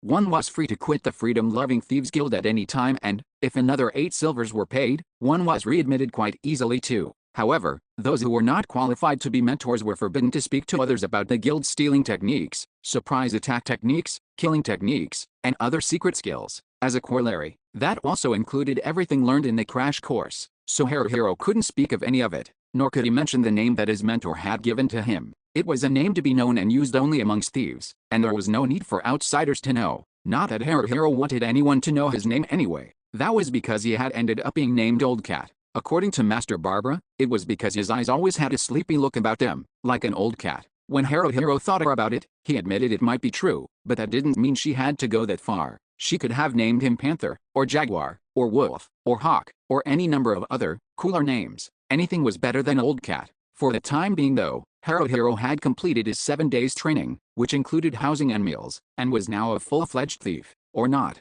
Master Barbara had beaten into him the rules of conduct and thieves' ideology, along with the most basic thieves' craft skill, pick lock, the most basic of all basics in fighting skills, hit, and the importance of surprise attacks. However, Haruhiro could hardly say that he had mastered them. He would have to use those techniques more before they became second nature. When the time came to learn new skills, he would have to return to the guild and train with Master Barbara, and of course, payment was required, along with spending several days overnight again. Currently, the only skills Haruhiro had learned were pick lock and hit, but his proficiency levels with both were extremely low. He couldn't say that he could use either dependably. As a graduation present for completing his training, he had received a used cloak, a worn dagger, a second-hand set of thieves' tools, and a pair of old boots, all of which he was wearing now. He certainly looked the part of a thief now, but he sure didn't move like one. Master Barbara's training had been draconian, and she made sure that Haruhiro understood that the path to becoming a thief was steep and demanding. Haruhiro was a fledgling of a fledgling that was about to turn into a fledgling of a thief. Was he really going to be okay? Old Cat sighed and headed towards the meeting place. It was before noon, so the marketplace was not very crowded. Only 2 people were standing in line at Dory's Kebabs. One was wearing leather armor and a long sword strapped to his belt. His hair was quite disheveled. The other had a bow and quiver strapped to her back and a kukri hanging at her waist. Her hair was tied into twin braids. Ranta, Yume. Ranta turned to face Haruhiro. HRMPH, Yume said as well, biting off a mouthful of kebab and turning towards Haruhiro too. It went without saying for Yume's cheerful expression, but even Ranta's messy hair was a sight for sore eyes. It had been a long, hard week of training. Yes, Master Barbara was sexy, but she was totally sadistic and never cut Haruhiro any slack. Every night, right before he curled up with a single thin, dirty blanket and fell asleep on the hard floor of his solitary cell, he imagined that surely everyone else was having the same hellish time he was. The thought didn't give him much encouragement, but it did bring a morsel of comfort. This is actually, really, horribly god-awful. No more of this, he had thought. Having reached the limits of his endurance and unable to take any more, Haruhiro considered running away several times. Only his fear of Master Barbara stopped him from doing so. Ranta, Yume. Haruhiro ran towards them, raising a hand for a high five. Oh, Ranta high-fived him back, but it was clear from Yume's expression that she had no idea what he was doing, and Haruhiro's hand swished through empty air. Was he being overly happy? A little embarrassed, he cleared his throat lightly. Hey, how have you two been? Where's everyone else? All right, I guess, Ranta replied, looking around. No one else here but us. Yume said, hurriedly trying to swallow the mouthful of kebab and choking. She started coughing. Haruhiro looked at her. Yume, are you okay? Fine. Down the wrong pipe. It's really not good to try talking with your mouth full. It's better to take your time, swallow first, then talk. Yume doesn't know why, but Yume always tends to eat in a rush. Really? Yume's guild master was always saying, Yume, you should try eating more slowly if at all possible. Well, maybe the words were a little more like Yume, eat more slowly. Ranta gazed sideways at Yume, his expression questioning. Can you actually use that bow and arrow? You don't really come across as a hunter to me. You mean, does Yume know archery? Yume tilted her head sideways and puffed out one cheek. Yume's guild master said that Yume might not have a knack for it. No matter how much Yume practiced, Yume didn't really improve. But a hunter that can't use a bow can't really be considered a hunter, right? All hunters can use bows, Ranta replied. But Yume wants a wolf animal companion, so hunter's alright. A wolf, eh? Haruhiro rubbed the back of his neck. Apparently experienced hunters were able to tame and share a common will with wolves. And actual wolves too, not common dogs. Haruhiro could see the appeal in that, and could understand a little about how she felt. A useless hunter in addition to thief, Ranta spat disdainfully. It's going to be tough going from here on out. As if you're one to talk, Curly, Haruhiro shot back. Don't call me that. Excuse me, interrupted a petite girl, wearing a blackish triangular hat and similarly colored clothing, standing directly behind Ranta. Duh. Ranta yelped in surprise, jumping up and twisting in mid-air to face the newcomer. The girl's hat had a broad brim, and she was leaning on a staff with her head turned down so no one could see her face. Haruhiro, though, recognized her right away. Shihoru, he asked. The girl nodded silently. It was Shihoru after all. Ranta opened his eyes wide and placed his hand over his chest. You scared me, sneaking up on me like that. Ranta said. You've become a mage but you act more like a thief. I'm sorry. No one noticed me so I didn't how to approach everyone. Can't you just say something normal? Like, hey or hi or oi. I'm sorry I couldn't say anything normal. I'm truly sorry. Quit apologizing for everything. You're making me look like the bad guy. If it were between you and Shihoru, Haruhiro said, putting himself in between the two of them. You are the bad guy. No need to get so pissed off at her. Oh, and you're a good guy, Haruhiro? Shihoru may keep them well hidden, but all you want are her huge boobs. What? Hidden? Haruhiro's gaze reflexively went to Shihoru's chest. Shihoru immediately wrapped her arms around her chest so Haruhiro couldn't tell if they were big or not. But, wait, what am I doing? He wasn't supposed to be looking. His face felt hot. Sorry, he said, bowing his head. It's okay, Shiharu replied. You're hiding them. Ronta pointed his finger at Shiharu. You can't fool these eyes. They can see right through padding and push-ups. Haruhiro glared at Ronta. What kind of skill is that? It's not a skill, it's a natural gift. Shiharu's boobs are so big, Yume said, poking at her own chest. Must be nice having big boobs. Yume's chest is flat. That'd be alright if Yume were skinny, but Yume's flabby and flat. It makes Yume sad, I'm just, Shiharu shrank back as if trying to make herself vanish. It's just because I'm fat, that's all. Really, Yume replied. Shiharu doesn't look fat at all though. My clothes cover it up, that's all. Ronta snorted. Shiharu, other girls must hate you, why? You're not fat but you insist you are. Girls hate other girls who say they're fat when it's not true. I didn't mean to. Shiharu's shoulders began to tremble. I really am fat. Wait, Ronta said, looking embarrassed. Wait a sec. It's nothing to cry about. I am not CC crying, Shiharu stammered. Yes you are. Look at those tears. You're definitely crying. It's okay, Shiharu, Yume said, wrapping her arms around Shiharu. Don't cry. Yume doesn't hate Shiharu, but Yume doesn't really know Shiharu too well yet either. Haruhiro frowned. That isn't exactly reassuring her, Yume. Oh, that's so? But Shiharu's body feels nice, soft and squishy. Ow, please don't touch there. It's embarrassing. You too. Ronta inhaled sharply, very sharply. You two are amazing. Right out in the open too. Hell yes. Give me more. Everyone sure seems excited. Someone cut in. Haruhiro turned towards the newcomer, Minato. Minato was dressed in a hooded, blue-lined garb. In his hands was a short staff. It seems I'm the last to arrive. Minato smiled broadly and looked at everyone in turn. I'm a priest. Haruhiro is a thief. Our friend Yume is a hunter. Good Miss Shiharu is a mage. And lastly Rant is a warrior. Looks like our party is ready to go. Really? Said Ronta, frowning. Just Rant is a warrior? That's it. Oh, sorry about that. Our buddy Ronta. Then, screw that. On second thought, you should refer to me as Lord Ronta. Haha, no. Don't just say no then laugh it off. Ronta yelled. Well, we're friends. Yume's fine with anything, Yume said. Don't mind what you call me either, Shiharu said timidly. Thanks, Yume, Shiharu, Minato replied. Yep, said Yume, waving him off with a hand. Shiharu, appearing fairly embarrassed, muttered something else in response, but Haruhiro didn't catch it. Minato. Haruhiro raised his right hand and Minato, switching the hand that held his short staff, high-fived him. Their palms met and made a satisfying clapping sound. Haruhiro punched Minato lightly on the shoulder. Good to see you, Minato. What was your training called again? Priest's apprenticeship. Yeah, how did your Thieves Guild training go? Minato asked in response. Piece of cake, Haruhiro replied at once, but frowned and thought better of lying. Actually, that's a lie. It was horrible. My mentor was terrible. Really sexy, but damned scary. A real beauty.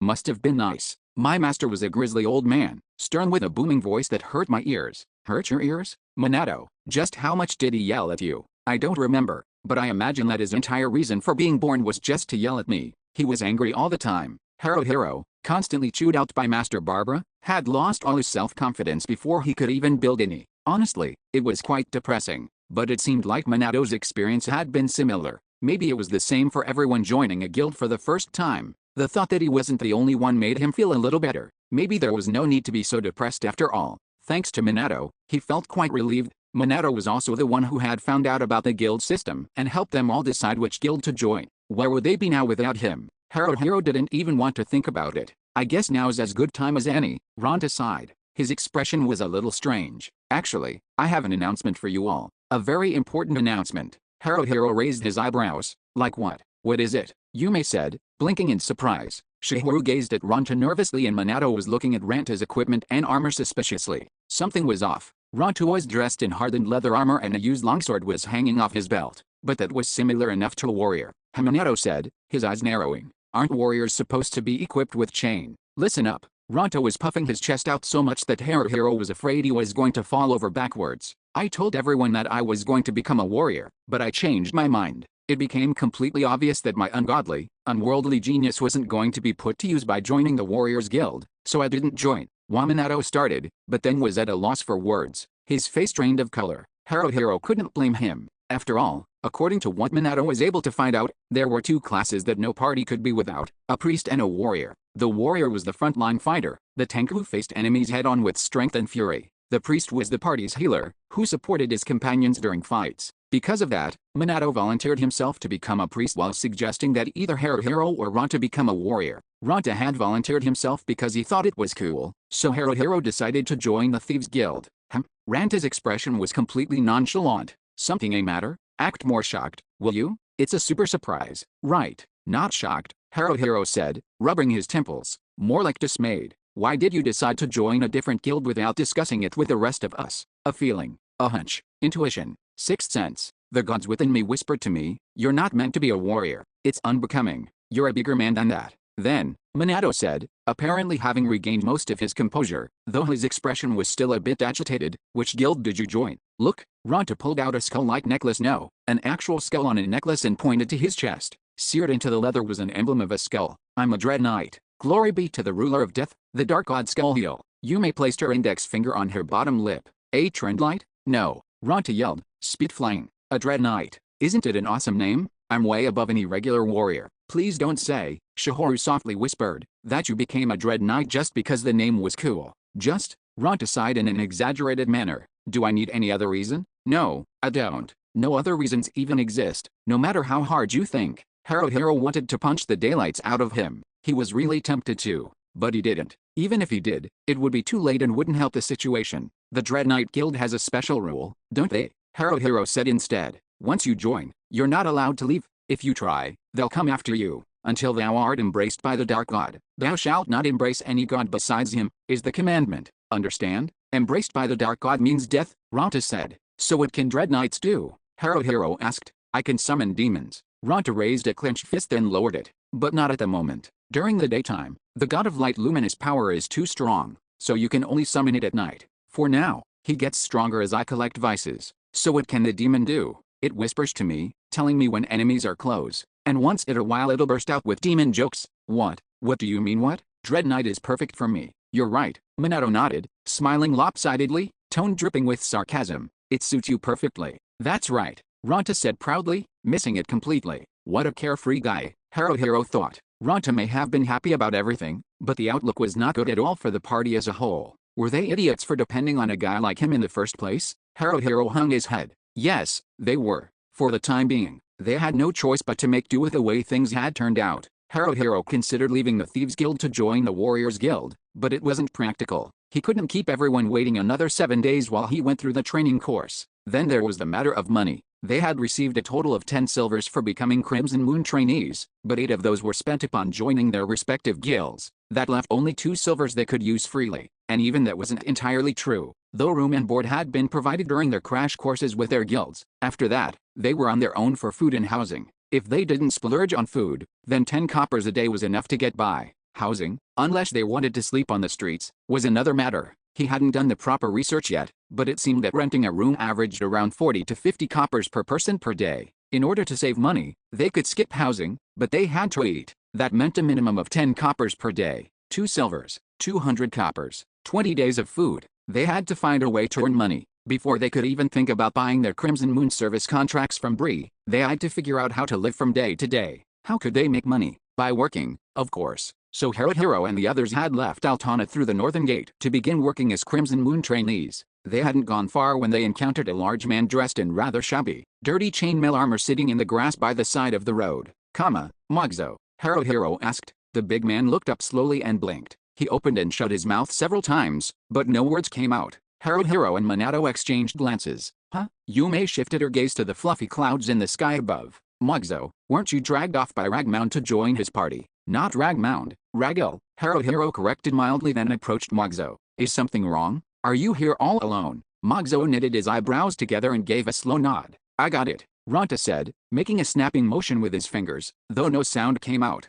They threw you out, didn't they? Ragel asked you to join, but when he found out how useless and dim-witted you are, he changed his mind and kicked you out. Ranta, Haruhiro began warningly but cut himself off. It was pointless. The kid was beyond help. My money, Mogzo groaned. He took it all. He told me to hand it all over, said he would show me the ropes. That's horrible, Shihoru whispered. I told you so, Ranta bragged huffishly. That's why I told you not to go. I told you Ragel couldn't be trusted. I knew all along he was a heap of rags, a hill of trash. You're one to talk, Haruhiro replied. Shut up, Haruhiro. How am I trash? List the reasons. I dare you to list them. Really? Fine then. First of all, Quit it. You actually keep a numbered list of a person's bad points? That's a trashy thing to do. You're the one who's trash. Wow, being called trash by trash, that's super insulting. Mugzo. Minato squatted down next to him and put a hand on his shoulder. You joined a warrior's guild, right? Mugzo was dressed in chainmail armor, was wearing leather gloves and boots, and had a sheathed bastard sword strapped diagonally across his back. All the equipment looked to be second-hand, but it looked like he was definitely the warrior class. The new look suited his large stature. Yeah, Mugzo replied, briefly glancing at Minato. I joined a warrior's guild. That's right. Haruhiro clapped his hands together. Even if it's that Trash Hill's fault, our party's missing a warrior. Haruhiro, when you say Trash Hill, you're talking about yourself, right? Haruhiro ignored Ranta's comment and instead turned to Yume and Shiharu. What do you two think? I think that would be great. Shiharu readily approved. What would be great? Yume asked, clearly not understanding. Well, you see, our party's missing a warrior and Mugzo happens to be a warrior without a party at the moment. I mean, it's perfect, don't you think? Yume replied solemnly, then focused her gaze on Mugzo. Mugzo, would you like to join Yume's party? Would it really be okay for me to join? I, for one, would like that. Minato grinned broadly at Mugzo. If it's okay with you, that is. Haruhiro suspiciously glanced at Ranta's sidelong. If anyone were to reject, it would be that kid. But contrary to expectations, Ranta cantered over behind Mugzo and playfully headlocked him. I guess there's no choice then. I'll take good care of you, so become a good shield for me. Be prepared to die for me, Mugzo. Oh, so that was your intention, Haruhiro said. What, did I say something weird? Nope, not at all. It's a warrior's job to stand in the front lines and tank, right? They're the ones who are supposed to take the brunt of the enemy's attacks. That's why their entire bodies covered in chainmail armor hide defensive potential. Ranta's absolutely right, Minato said, expression grave as he gazed at Mugzo. I'm not saying this to frighten you, but warriors have it tougher than anyone else. But you can count on all of us to support you, and if anything happens, I'll use my light magic to heal you. So rest assured. Mugzo nodded. I'll do the best I can. But, Mugzo rubbed his stomach. I have no money. I'll lend you some. I'll find a way to make do for now, and once we start earning money, we won't have to worry about that anymore. Let's get one thing straight. Ranta grinned from ear to ear, patting Mugzo on the head. I'm not lending you a single coin. I don't return any money I borrow, so I don't lend my money out either. That's my policy. Is that so? Haruhiro shot back immediately. You're a natural lowlife. Ranta stuck his tongue out at him, then raised his index finger. Haruhiro, what? What do you get when you multiply a negative number with a negative number? A positive number, right? So what? That's what I am. What are you trying to say? Slow, aren't you? I became a dread knight, not a warrior, right? Then we found Mugzo, who's a warrior and without a party. It worked out perfectly, and it's all thanks to me. I'm actually pretty jealous, Minato said with a smile. You always have a way of looking at the bright side of everything. It's not something you can do just because you want to. It's a real ability. That's right. Unlike that retard Haruhiro, I knew you'd understand. Whatever. Replying in kind would just tire him out. Instead, Haruhiro turned towards Mugzo and stretched out his hand. Let's get to work, Mugzo. Mugzo took Haruhiro's hand and Haruhiro attempted to pull him up to his feet. Mugzo, Haruhiro grunted. You need to help me out. I can't pull you up by myself. Sorry, Mugzo replied, standing. Maybe, we're going to be okay after all, Haruhiro thought. South of Altana lay a series of tall, precipitous mountains known as the Tenryu Mountain Range. The Tenryu Mountains divided the Grimgar continent in two. The southern part was considered the mainland, while the northern area, including Altana, was known as the frontier, or at least frontier was what the humans called it. The main continent, Altana, and the frontier territories, north of the Tenryu Mountains, were in the possession of the human Aravakia kingdom. However, until about 150 years ago, the frontier hadn't been a frontier at all. In the past, there existed several human kingdoms, and humans were the predominant race of Grimgar. However, everything changed with the arrival of the fearsome, demonic magic-wielding Deathless King. In addition to possessing military and magical might, he was also a skilled politician. The Deathless King brought forth a new race of undead and, as their leader, did more than merely conquer. He convinced the leaders of other races to acknowledge his authority, formed a confederation of kings with him, and subsequently went to war with the human kingdoms.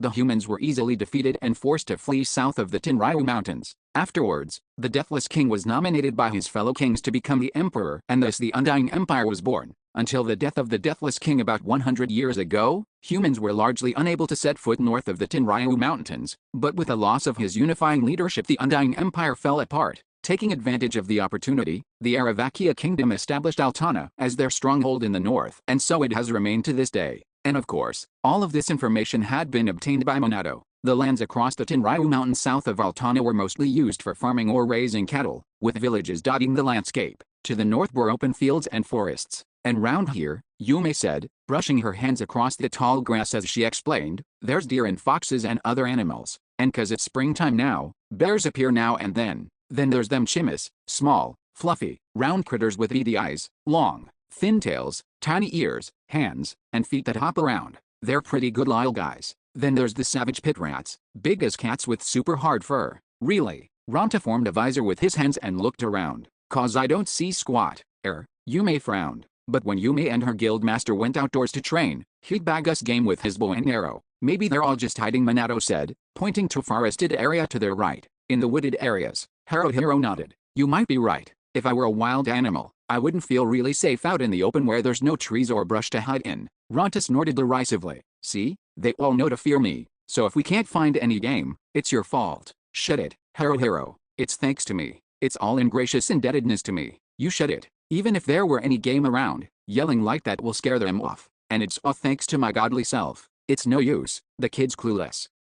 It was the first time in a while that Shiharu, who had been silent throughout the entire exchange, had spoken. Are we going to be killing animals? Everyone suddenly stopped in their tracks. Come to think of it, a reserve force soldier's job was to defend against hostile races and fight monsters. Nothing in the job description said anything about hunting animals and selling the meat or pelts. Yume's guild master taught her the importance of giving thanks to the animals whose lives we take. Yume frowned. But Yume likes animals and doesn't want to kill him. They're so cute and it would just be sad to kill him. Ronta scoffed disdainfully. Save that sorta touchy-feely kindness for someone else, princess. All living things eventually die and are embraced by Skullheel. I've got no sympathy for things I kill so I can live. Well, then, Yume suddenly knocked and drew an arrow, pointing its tip directly at Ronta. It'd be alright if Yume killed Ronta so Yume can live. Ronta sprung back. I idiot. Don't say stupid things like that, washboard girl. Are you serious? Quit it already. What would you gain by killing me? Yume'll feel good afterward. You called Yume flat-chested too. You said it yourself first. Yume's chest is flat. Even if Yume did, that don't mean she wants to hear it from somebody else. Especially from a boy. It hurts Yume's feelings. Sorry. I'm sorry. Ronta hopped forward and prostrated himself on the ground. See, I'm apologizing. My bad. Please forgive me. Yume isn't flat. Your boobs are big, large, gigantic, humongous. Ronta, more than looking down to him, Haruhiro was looking down on him. You're not really sorry at all, are you? How would you know? How can you tell? How am I not sorry? Where's your proof? Yume sighed, then lowered her bow and put the arrow back in the quiver.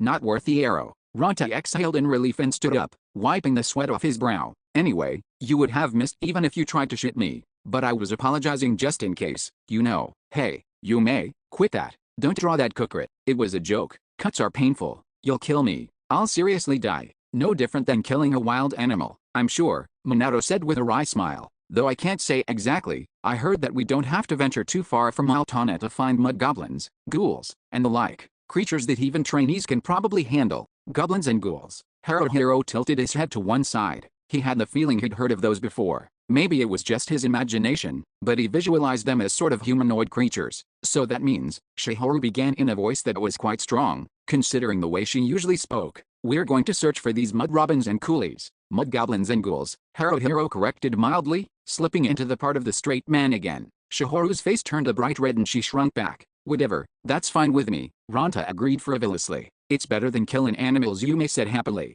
Mogzo nodded with a grunt. Then let's head towards the forest, Minato said. Minato the priest led the way, with Haruhiro and the others following him toward the nearby woods. It was an honest-to-God forest, untamed and unforgiving. Unfamiliar broadleaf trees and the thick foliage underfoot made it impossible to make out any animal trails. The ground ranged from hard as rock to somewhat soft to downright squishy. It was tricky to find footing, which made walking very difficult. The rustling of leaves when the wind blew and the singing of birds echoed all around. Mud puddings and moolies, Yume muttered softly. Maybe they come round watering holes. Haruhiro fulfilled his role, ever the straight man. Mud goblins and ghouls, he corrected. You mean like a spring or stream? Or maybe a swampy area? Let's try finding something like that then, Minato said. Minato had naturally taken the initiative, but considering that this was a forest, it should have been more Yume's area of expertise. She should have been the one in the lead. But whatever, it was fine this way too. The problem was they couldn't find any places with water. All the living creatures they'd encountered so far were insects.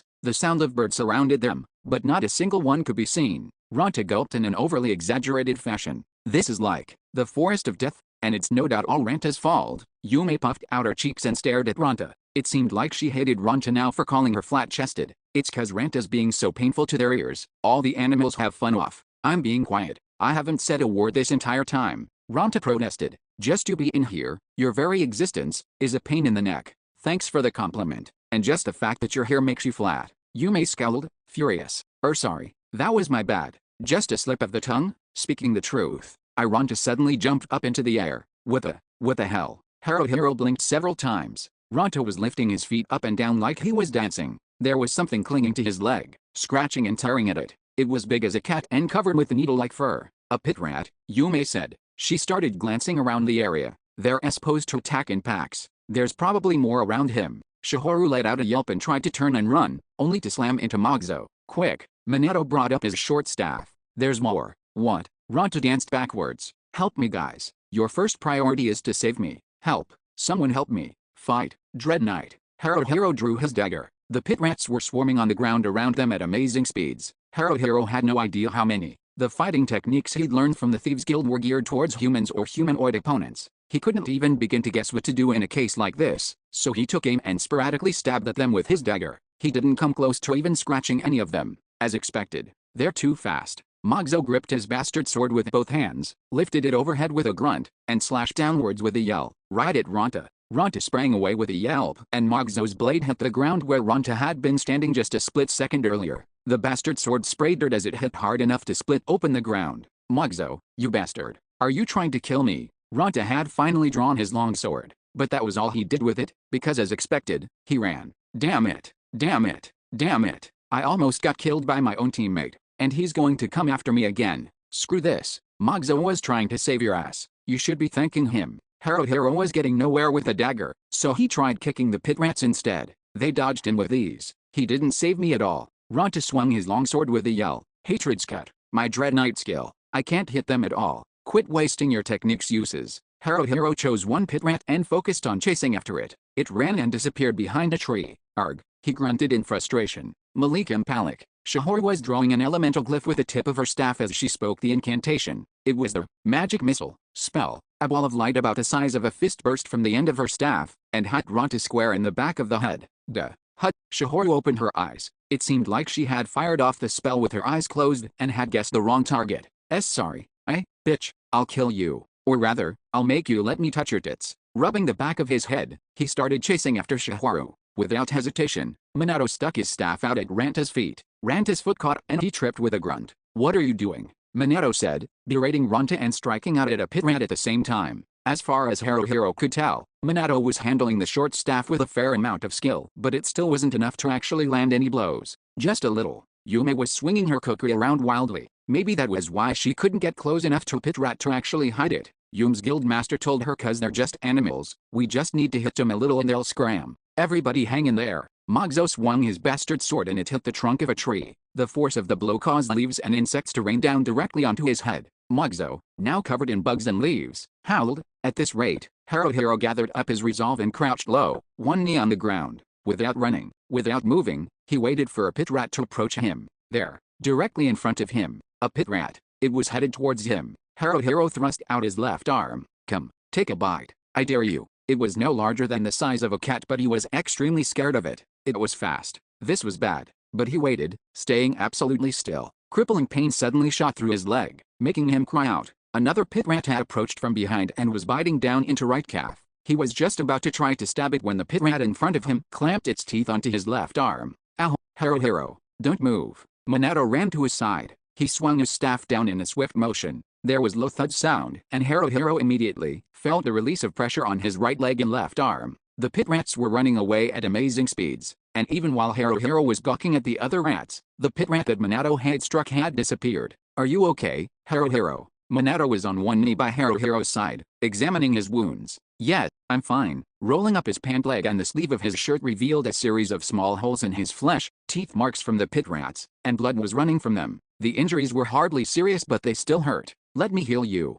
Minato placed his right hand on Haruhiro's forehead with his middle finger resting between his eyebrows. His fingers formed a pentagram. Alright, Under the divine grace of Lord Luminous, Cure, a warm light shot out from Minato's palm, and as it flickered, Haruhiro's wounds began to close. 3 seconds for his right leg, another 3 seconds for his left arm, and it was done. Wow, Haruhiro touched the areas where the pit rats had been him. Blood was still present, but they neither hurt nor itched, and there was no trace of any sort of wound. Thanks, Minato. And you were the one who chased them off too. Only because you used yourself as bait, Minato replied. I was just intending to use my arm. I figured I could handle it alone. Everything turned out okay. It doesn't matter who did what. Everything's not okay. Ronto was sitting on the ground, knees drawn up and stamping both feet on the floor like a spoiled only child. How is everything okay? We suddenly got attacked by some weird things. Even if we chased them off, we didn't get a single copper out of it. And look, I'm injured too. Heal me now. Sorry, Minato said, hurrying to Ranta's side. Why does he need to apologize to Ranta? Haruhiro muttered under his breath, looking around. Magzo was sitting too, perhaps tired out from swinging around his bastard sword so much. Shihoru was doing her best to hide herself behind a large tree, maybe and because of misfiring her spell. Yume was the only one who seemed to be in high spirits, glancing around here and there. Haruhiro met her gaze and she flashed him a grin. He returned her smile without thinking, even though this wasn't exactly a good time for the both of them to be smiling at each other. Or maybe it was, he didn't know. Ranta's right that we didn't earn a single copper, even if we did drive them off. Haruhiro sighed. Maybe we're still not skilled enough to be wandering around in this forest. Alright, good to go again. Having been healed, Ranta jumped up again and swung his arm around. Okay, everyone follow me. Magzo blinked. Jigo? Where? Idiot. We all said that we'd search for mud goblins, right? Tell me you're joking if you just want to stop at whatever those pit things or whatever. We're not going to back off just because of that. He's right, Minato nodded, seemingly deep in thought. It's exactly like Ranta said. It's risky, sure, but pit rats are carnivores, right? I reckon they're omnivores, Yume replied. But when they're in packs like that, they've been known to attack humans. Well, it's true that they did attack us, Haruhiro said. So they eat almost anything. Minato's eyes narrowed and he stroked his chin. If there are animals that hunt for food living here, then that means other game must be around too. Of course there are, Ranta scoffed. You figured that out just now? I've known it since a while back. If there are animals that hunt for food here, then that means other game must be around too. Haruhiro glanced sidelong at Ranta. You're just repeating what Minato said. Shut up, sleepy eyes. Go take a nap if you're so sleepy, little boy. I told you before, I was born this way. It doesn't mean I'm sleepy. Haruhiro, Minato cut in with a grin. Most of the time, it's best just to ignore what Ranta says. Hey, Ranta thrust a finger at Minato. Don't say mean stuff like that. Were you just playing Mr. Nice Guy this entire time, you black-bellied traitor? Who knows? Minato replied with a sigh, declining to take the bait. In the meantime, if no one is against it, why don't we explore a little more here? No one was against it, so, taking care to keep an eye out for more pit rats, they ventured further into the forest. There, they meandered until the sun started to set with the only other game they found being a single deer. Yume attempted to shoot it, but it ran off when she missed. They also caught sight of birds on several occasions and fended off another attack by pit rats. And that was about it. Even joking about hanging around after dark wasn't funny, so Haruhiro and the others left the forest with heavy strides. What are we gonna do? Ranta groaned. For once, he was hardly his energetic self. We don't do anything, Haruhiro sighed in reply. Inwardly, however, he was starting to feel a sense of desperation. It felt like something inside him was about to snap. We go back to Altana. This is like something out of the tale of the wearisome adventures of Working Boy, Yume whispered. Haruhiro, again playing the part of the straight man, whispered back, who's that? He had a feeling there were 4 working boys here and couldn't suppress yet another sigh. But, Shihoru began to say, hanging her head as if she was void of all energy. Never mind. It's nothing. Someone's stomach rumbled. Magzo, I'm hungry. When we get back, Minato said, looking at everyone in turn, let's stop by the marketplace and get dinner. Afterwards, I know a cheap place where we can stay for the night. Near Nishimichi, there's lodging for reserve force soldiers. Full-fledged soldiers can show their Crimson Moon contracts to stay for free, but trainees have to pay. It's cheap though. 1 room for boys and 1 room for girls is only 20 coppers total. Ranta scoffed. We didn't earn a single copper today. We should just camp outdoors. No, that's better saved as a last resort, Minato said bluntly. They're shared facilities, but the lodging also provides bathrooms and baths. Having them or not makes a huge difference, especially for the ladies. Shihoru renewed her grip on her staff and nodded silently several times. That's true, Yume also agreed. Bathtubs and toilets aren't life and death, Ranta muttered. However, Haruhiro got the feeling that Ranta would be the one complaining the loudest if they had to make do without such conveniences. I agree with Minato, Haruhiro said, raising his hand. Shihoru, Yume, and then Magzo also raised their hands as well. Ronta clicked his tongue at all of them, tisk, but didn't protest any further. And with that, without bagging any game whatsoever, their first day of actually working as reserve force soldier trainees came to a quiet end. Yume was crouching, concealed behind a thick tree trunk. Haruhiro approached her, quieting his footsteps so they made no sound, and tapped her on the shoulder. Yume turned and had to stifle a shout of surprise. "What have you found?" Haruhiro asked in a low voice. Yume nodded and made some sort of motion with her hands and fingers. Was that her signaling something? But the meaning was lost on Haruhiro, so instead he peeked out to take a look for himself. There it was. It was just afternoon. On their second day of work as Crimson Moon trainees, they had returned to the forest and discovered a bubbling spring. That was where it was. It was skinny and about the height of a human child. Its wrinkly skin had a yellowish tinge and it was covered in mud. Patches of hair resembling seaweed grew on its head and its ears were pointed. Its back was turned to Haruhiro, so he couldn't see its face. It wore no clothing but around its neck hung some sort of cord. A mud goblin. It was on all fours and making strange slurping sounds as it drank from the spring. Haruhiro took a deep breath, taking care so that he didn't make any noise. He looked behind him. The other four, Minato, Ronta, Shihoru, and Magzo were a little ways away, poking their heads out from where the rest of their bodies were concealed behind the trees. They all had their eyes on Haruhiro. Haruhiro nodded. The others nodded back. They had finally found it. They were going to succeed. They had to succeed. There was no choice but to succeed. How would he signal them to go? They hadn't really agreed on any sign beforehand. What would be a good one? He raised his right hand, high as he could. He was nervous. Way more nervous than he had been a second ago. This is bad. Stay calm. Let's do this. Let's get this done. He let his hand fall and, with a shout, Ronta charged out first. Idiot. Haruhiro couldn't help but think. Startled, the mud goblin turned to look in Haruhiro and Yume's direction. It's running away, Haruhiro said. The mud goblin was running to the right. Yume shot an arrow at it. She missed, but the arrow hit the ground right in front of the goblin's feet. It gave a shriek of surprise and faltered. Nice, Yume, Haruhiro said as he drew his dagger and ran after the goblin. Even though he had called Ronta an idiot for doing the same thing just moments before, he had a feeling that this wasn't really a very thief-like thing to do. But oh well, they had to succeed. He couldn't let the goblin get away. Mud goblins, called mudjibs for short, from birth, not once did they ever take a bath. Beady-eyed and ugly, with blackened teeth, a purplish tongue, and a face like an old witch. This one wore nothing but a cord hanging off its neck. It was stark naked, and it was loitering around. The mudjib looked straight at Haruhiro and let out a shriek. He didn't know exactly what was going on, but it was coming straight at him. Was it serious? Did it intend to fight? It was 6 versus 1. Maybe it didn't comprehend the odds. Its hand, aim for the wrist. Haruhiro slashed at the mudjib's wrist with his dagger. Hit. The mudjib squawked and jumped back diagonally, into the spring.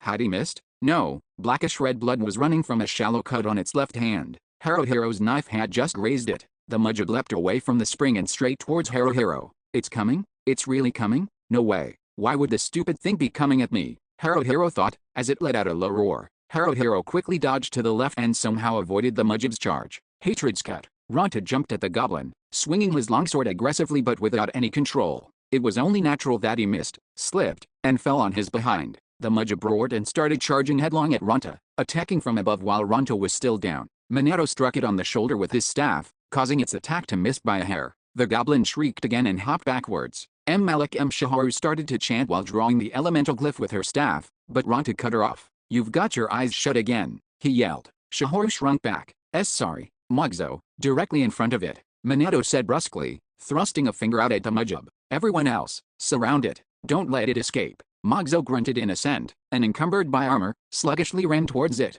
Once in position, he pointed the tip of his bastard sword at it. Gee, guess there's no choice, Ronta muttered, getting up and moving to the right of the mudjib. Minato stayed on the left while Haruhiro and Yume, her kukri unsheathed, took up positions at the thing's rear. Shihoru had her eyes open now and was pointing her staff directly at the mudjib from a distance. The mud goblin looked around frantically, trying to move but finding itself cut off in all directions. It let out an ear-piercing shriek, wanting to run but knowing that it had nowhere to go. It was exactly according to Minato's plan. Magzo, threaten it more. Ronta shoved his own longsword out at it. Pressure it. Magzo let out a battle cry and started swinging his bastard sword at it. Once, twice, 3 times. The goblin nimbly dodged all of Magzo's blows, but while it was occupied with Magzo, Ronta began stabbing at it with his longsword. The mudjib picked up a dead branch and threw it at Ronta. Wah! Ronta stepped back and barely managed to deflect it with the base of his blade. The net had been broken. The mudjib tried to run through the hole where Ronta had been, but Minato brandished his staff, refusing to let it go.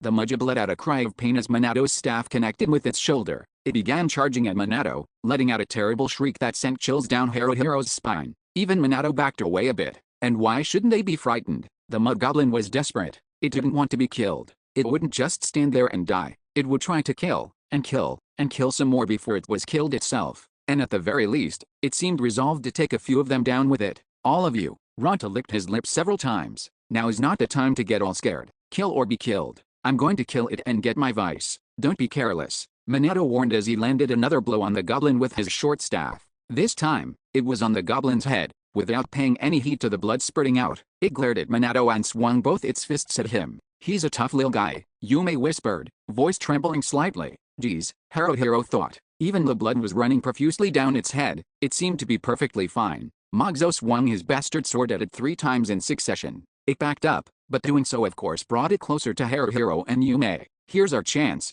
Haru. And even as Yume said it, a part of Haruhiro wondered, when did she start calling him Haru? But she was right, it was now or never. As Haruhiro approached it with his dagger, it turned towards him. Haruhiro somehow managed to suppress the urge to turn tail and instead slashed wildly. One of the blows actually landed. He knew because his dagger suddenly hit something hard. The Mudjib's right arm, between the elbow and wrist. He drew his dagger back in surprise. Not counting training dummies, this was the first time he had actually cut into something so deeply with a weapon. The feeling actually made him a little ill. Blood splattered as the Mudjib flailed. It spun around and around, threatening all the humans in turn. It was 6 versus 1. And they had it completely surrounded so the team could attack from any direction. But no one was moving. Everyone's breathing was ragged. Even Mogzo, and though it was true he wielded a heavy bastard sword, he really hadn't been moving that much. What's wrong with us? Haruhiro tried to calm his breathing. Why wasn't this going smoothly? Was the Mudjib a strong opponent? Or were they just too weak? Were they really capable of doing this? No, they weren't.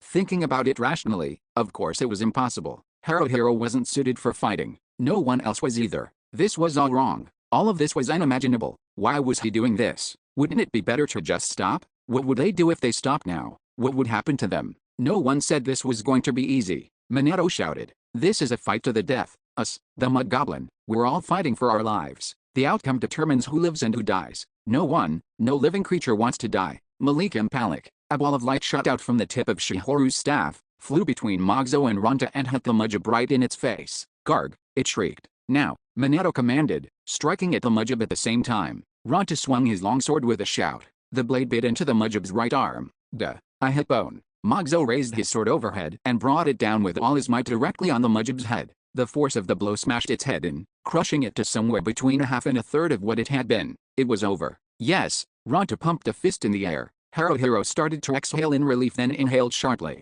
The Mud Goblin had gotten to its feet and it was moving extremely quickly. No way, Yume said, dumbfounded. There's gotta be some mistake, Haruhiro thought. But there was no doubt about it. The Mudjib was running away, probably thinking to make an escape. Even Monato seemed stupefied for a moment, but then stuck out his short staff at the Mudjib's legs. Haruhiro was taken aback when the Mudjib jumped nimbly to avoid it, and it was headed straight towards him. Was it trying to slip past him? As if I'll let you. Haruhiro stuck his foot out as the Mudjib tried to pass and, this time, it wasn't able to dodge. It tripped and tumbled head over heels. Mogzo moved in, getting ready to strike it with his sword but was cut off. Mogzo, out of the way, Ronta shouted. I'll finish it. Haruhiro inadvertently turned his gaze away. There was a sickening sound and then Ranta's laughter. Behold me, Lord Skullheel. Your dread knight has taken a life with his own hands and will offer up a portion of its body as vice at the guild's altar. Ears are kinda big, a claw would be perfect. Oi oi. Haruhiro looked in Ranta's direction where the Mudjib lay, supposedly dead, and was shocked at what he saw.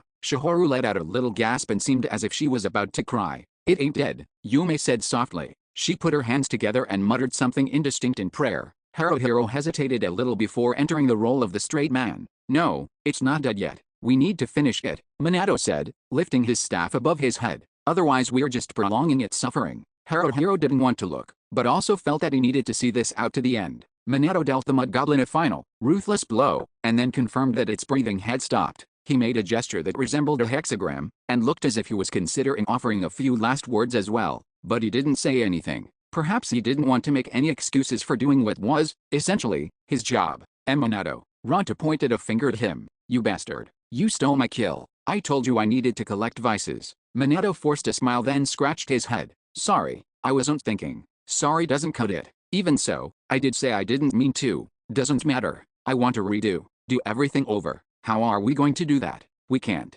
Ronta moaned. My celebratory first vice, ruined. He dropped down on all fours and beat on the ground with a fist. Then Ronta said, fine, whatever. Haruhiro blinked. That's it. What's done is done, Ronta said, getting up and crouching down by the Mujib's body. Ew, that's gross. This thing hanging off its neck's our reward? What is it? Haruhiro crouched next to Ronta. He tried not to look at the actual body, but focused instead on the cord it had around its neck. What thing? The thin cord looped through several small objects. One of them looked like some sort of animal's fang with a hole drilled into it. Another object was quite dirty, but, indeed, it was some sort of coin. A silver. Haruhiro guessed. It's got a hole in it though. Nice. Ronta reached out to pull the cord off, then quickly withdrew his hand again. Haruhiro, you remove it. It's too dirty for me to touch? Fine. Haruhiro cut a cord with his dagger, then pulled off the fang and coin. It was a silver after all. Damaged, but a silver nonetheless. I wonder if we can sell this. How did it manage to punch a hole in something this hard? In any case, said Minato, putting a hand on Haruhiro's shoulder, this counts as our first victory, and it's all thanks to me. If Ronta puffed out his chest any further, he would have definitely fallen over backwards. Right, Yume said, tone chilly. Ronta stuck his tongue out at her. So you still have a grudge against me, just for calling you flat, pig-headed brat. Bane stubborn's got nothing to do with the size of Yume's breasts. Yume cried. Whatever, it's got nothing to do with it, so just forget about it. Water under the bridge. I'll say it outright, pig-headedness leads to small boobedness, and it's been that way since forever ago. Boobs are cute big or small. Boobless. Boobless.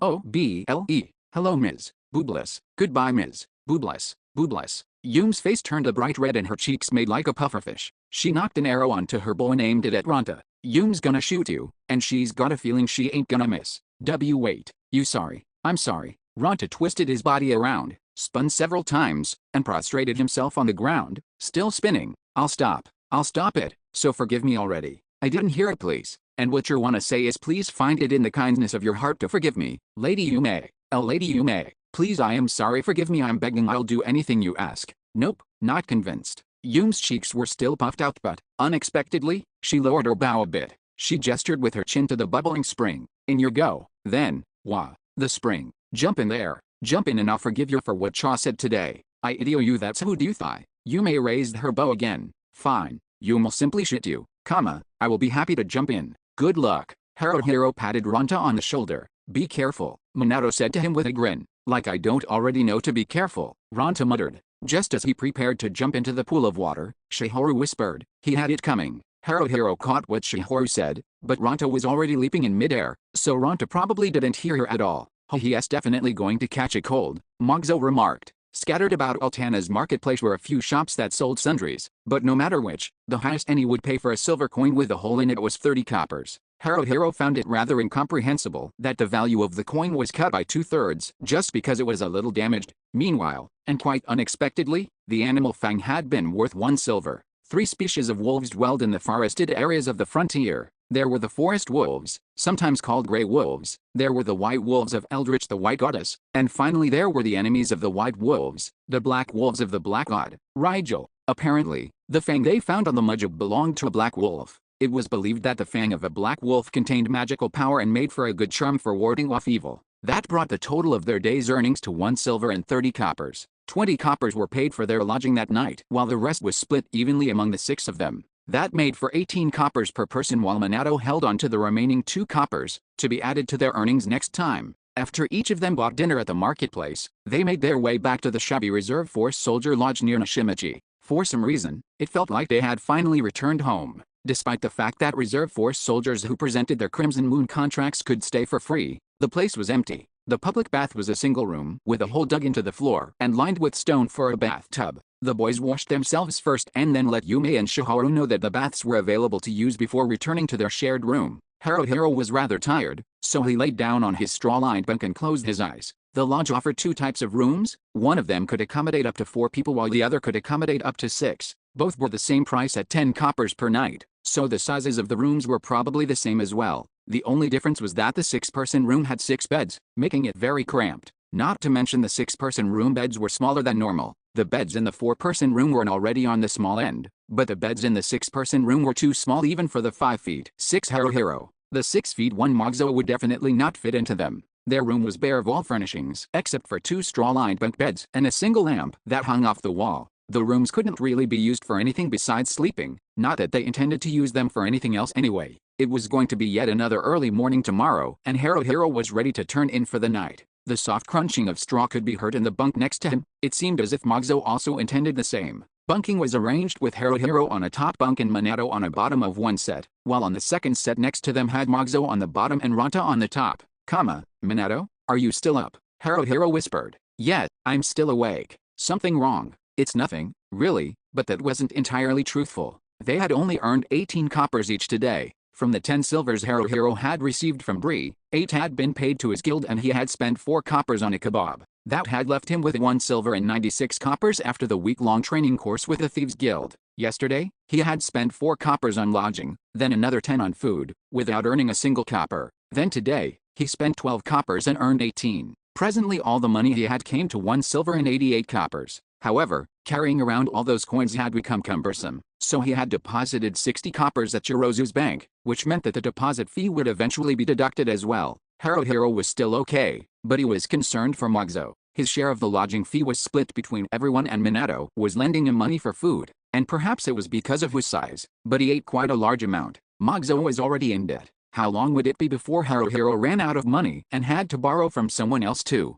No, unlike Moguzo who could borrow money from them, Haruhiro wouldn't even be able to drop into the red unless he could find a lender. He would just hit 0 and be broke. When that happened, what would he do? They needed to find a way to increase their earnings. Food and lodging each day was about 15 coppers. It would be great if he could make around double that. Wait, double? Only double? The lodge they were using was rundown and dirty. The straw-lined beds were hard, uncomfortable, and lacked blankets. The shallow holes in the ground that served as toilets smelled sickeningly of human waste, and the walls of the bathhouse were so thin that when winter came, the inside would probably be freezing. He wanted better lodging, but even before that, he wanted at least a set of spare underclothes. He only had 1 pair of underwear now, which he washed in the baths and hung up to dry overnight. That meant he wasn't wearing any underwear right this moment. Minato, Ranta, and himself didn't need to shave very often, but Moguzo's face was starting to look extremely unkempt. They had to at least be able to buy a razor, or even a small knife. They needed to earn enough money to buy daily necessities. The mujib they had run across today just happened to be carrying a black wolf fang that sold for 1 silver, but what if that had been just a lucky find? Did that mean that today's earnings were on the high end, or was it on the low end? Even if they were able to find and bring down another mud goblin tomorrow, it didn't guarantee that it would be carrying a damaged silver either. Damaged silvers were worth 30 coppers, which meant 5 coppers each when split among the 6 of them. Even if they spent the night on the streets, it still wouldn't be enough to live on. Now that he thought about it, Haruhiro realized how bad of a situation they were all in. He wanted to say exactly that to Minato, but stopped. If he opened his mouth to say something, he would actually have to do something about it. Today hadn't exactly been a horrible day and no one knew what the future had in store. Tomorrow might be even better, so maybe it was better just to leave it as is. It's nothing, Haruhiro concluded. I see, came Minato's reply. If you say so then, alright. Ranta suddenly jumped down from his top bunk. I'm going out for a bit. Haruhiro sat up. What? Where? Yesterday? I decided to pass. A dark smile appeared on Ranta's face. But not today. A man's gotta do what a man's gotta do. I have no idea what you're talking about, Haruhiro said. Slow, aren't you? What's there not to get? The baths, idiot. Bah. THSS. What about the baths? The girls are in there, right? Washing their bodies and hair, and completely naked. So there's only one thing I, as a man, am supposed to do. You're not. Ranta cackled. Here I go. No way. You can't do that. Haruhiro climbed down from his top bunk and chased after Ranta. Only at times like this could Ranta move fox-like, quick and nimble. Haruhiro wasn't able to catch up to him until he was already at the baths. They were located in a different building than the main lodge, but the two were still attached. It had been built as an annex on the side, so perhaps it was more accurate to call it a bathhouse rather than a bathroom. Ranta crouched low at the entrance and put his ear against the door. Ranta, Haruhiro started to say, but was cut off by a furious-looking Ranta with a finger to his lips. Ranta's expression clearly said that he would murder Haruhiro if he said another word. Intimidated, Haruhiro shut up. What was he going to do? He quieted his footfalls and approached Ranta. You can't, Haruhiro whispered in Ranta's ear. This isn't something any human being would do. I know. Ranta uttered the words silently to Haruhiro. I don't care if I lose my humanity, as long as I reach my goals. I don't care if I become a demon or Najura. Demon, Ajura, whatever, you're still overdoing it. Don't you have any self-control? Self-control. Ranta shrugged. Never heard of it. You gotta use words that are in my dictionary. He suddenly exhaled sharply. What? Ronta pointed at the door. You can hear them, their voices. He chuckled softly. Without thinking, Haruhiro started to put his ear to the door. Then he stopped, regaining control of himself. It's not right to do this. He admitted that he was curious, but if he gave in, he would become the same as Ronta. Ronta laughed soundlessly. Now is not the time for self-control, Haruhiro. Besides, you've already given in to your baser instincts. If you hadn't, then why aren't you dragging me back by force or yelling warnings at them? Ouch! Ronta sure knew how to hit home. Haruhiro placed a hand over his chest, looking around, and almost yelped in surprise. Someone else was there, just out of sight in the darkness. 2 people, and they were coming his way.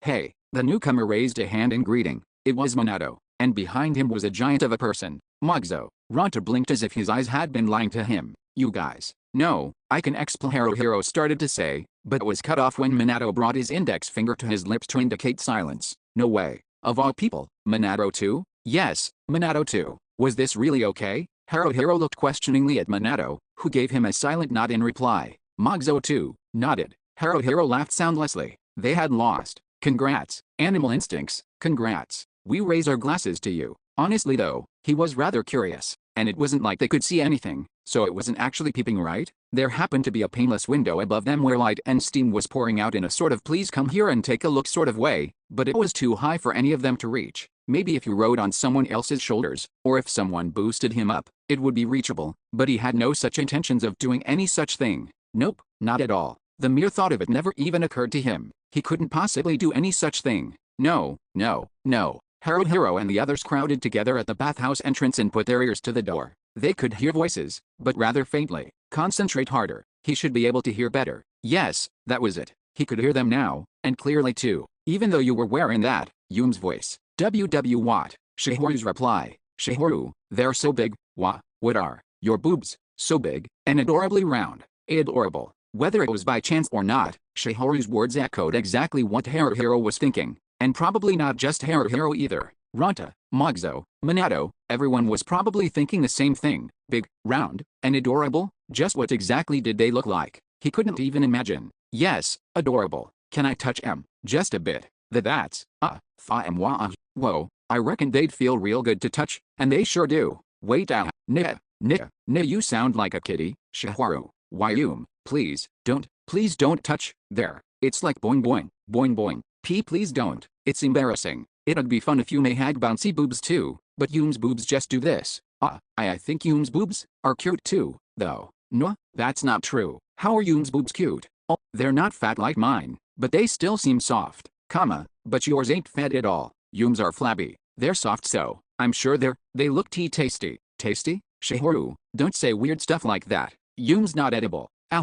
I know, that was just a figure of speech. But maybe just try and give him a little lick? Here. But it's okay to take a big bite too. Maybe round here? Here, just a little taste. What was going on? What was this? Haruhiro stepped away from the door and shook his head. This was no good. No good. No good at all. What were Yume and Shihoru doing in there? What was happening? His imagination was running in all sorts of directions. Were these the sorts of conversations girls had when boys weren't around? He didn't know. How was he expected to know anything like this? Haruhiro looked around to find Ronta, Minato, and Mogzo had all stepped away from the door. It was just too much stimulation. It was all a riddle, wrapped in a mystery, inside an enigma, and it all jumbled together inside his head. Haruhiro met Minato's gaze. Let's go back to a room, Haruhiro signaled. But Minato was already looking somewhere else. Haruhiro followed his gaze and saw that Ronta was gazing up at the night sky. No, that wasn't it. It wasn't the night sky he was looking at. It was the bathhouse window. Ronta was staring at the bathhouse window with the ravenous eyes of a starving wolf. Ronta stood up to full height and stretched to reach the window. He couldn't. He looked over at the rest of them, his countenance strangely azure-like. You guys don't want to take a peek? Seriously? Is it really okay to let this chance slip by? Can you really say you're not going to regret it? Really? Well, Haruhiro gritted his teeth. I might regret it, Minato said frankly. I can't say for sure that I won't regret it, but what's going to happen if we go any further? Ronta knitted his eyebrows together and frowned. What do you mean what's going to happen? Think about it. Even now, we're all pretty excited. It'll be worse if we get even more so. There would be no turning back. Then we return to a room, the 4 of us. 4 boys. I won't be able to hold back then. However, if we stopped here and now, Haruhiro shuddered. As expected of Minato, he really thought things through. It would be more than horrible if things ended up like that. If they stopped now though, they could all just go back full of satisfying fond memories, or something like that. Supposedly satisfying, probably satisfying, or maybe not at all satisfying. This was the critical moment though. If they crossed that line, there would be no going back. If it were up to Haruhiro, everyone would be on their way back already. He had already sort of crossed a line. If only he had stopped then. But he wanted to avoid regretting it if this developed any further. Let's go back. Haruhiro grabbed Ronta by the arm, intending to drag him back by force if need be. But he never anticipated that the real threat would come from another direction altogether. Magzo stood up slowly and moved towards the window. When he was directly beneath it, he bent halfway down and put both hands against the wall. A platform? He had made himself into a platform? He looked up in Haruhiro and the others' directions and gave a thumbs up. Don't worry about me, everyone, climb up. Haruhiro looked at Ronta, then turned his gaze to Minato. Both of them looked as if they had been struck by lightning. Not possible, Haruhiro thought. But Magzo's determination was etched in stone. Could they really reject his offer? No, they couldn't. Not possibly. There was no other choice. Haruhiro nodded at Minato. Who would go first? Haruhiro was okay with going afterwards, or last, even. The one who was probably the most eager to take a peek was Ronta. But Ronta was crying. He was actually crying, with tears running down his face and his nose dripping. Without bothering to wipe himself dry, he patted Magzo on the back. Damn it, Magzo, don't make me cry like this. Oi, Haruhiro said, then turned on his heels towards the window to take a peek. Minato, however, was the faster and he cut in front of Haruhiro. Why does Yume hear Ranta's voice? Came Yume's voice from the bathhouse. Shit. Ronta made a run for it while proclaiming in a loud voice. It wasn't me. I had nothing to do with it. It was Magzo. It's all Magzo's fault. I didn't see or hear anything. Magzo tipped over clumsily with a loud grunt and Shihoru's scream could be heard from within. Stupid Ronta. Yume kicked the wall from the inside. Pervert. Idiot. Douchebag. Go to hell and never come back. They confessed everything to Yume and Shihoru, and then apologized wholeheartedly. Haruhiro, Minato, and Magzo, that is. Ronta defiantly claimed that he didn't see anything, so there was no need to make such a fuss about it, and this incurred both Yume's and Shihoru's wrath. They thoroughly ignored Ronta from then on. However, it was hard to say whether their lack of teamwork became further worse, just from that. In fact, it probably had no effect. The next day, the day after that, and the day after that, they didn't earn that much, and by didn't earn that much, what he really meant was close to zero. And by close to zero, what he really meant was exactly zero.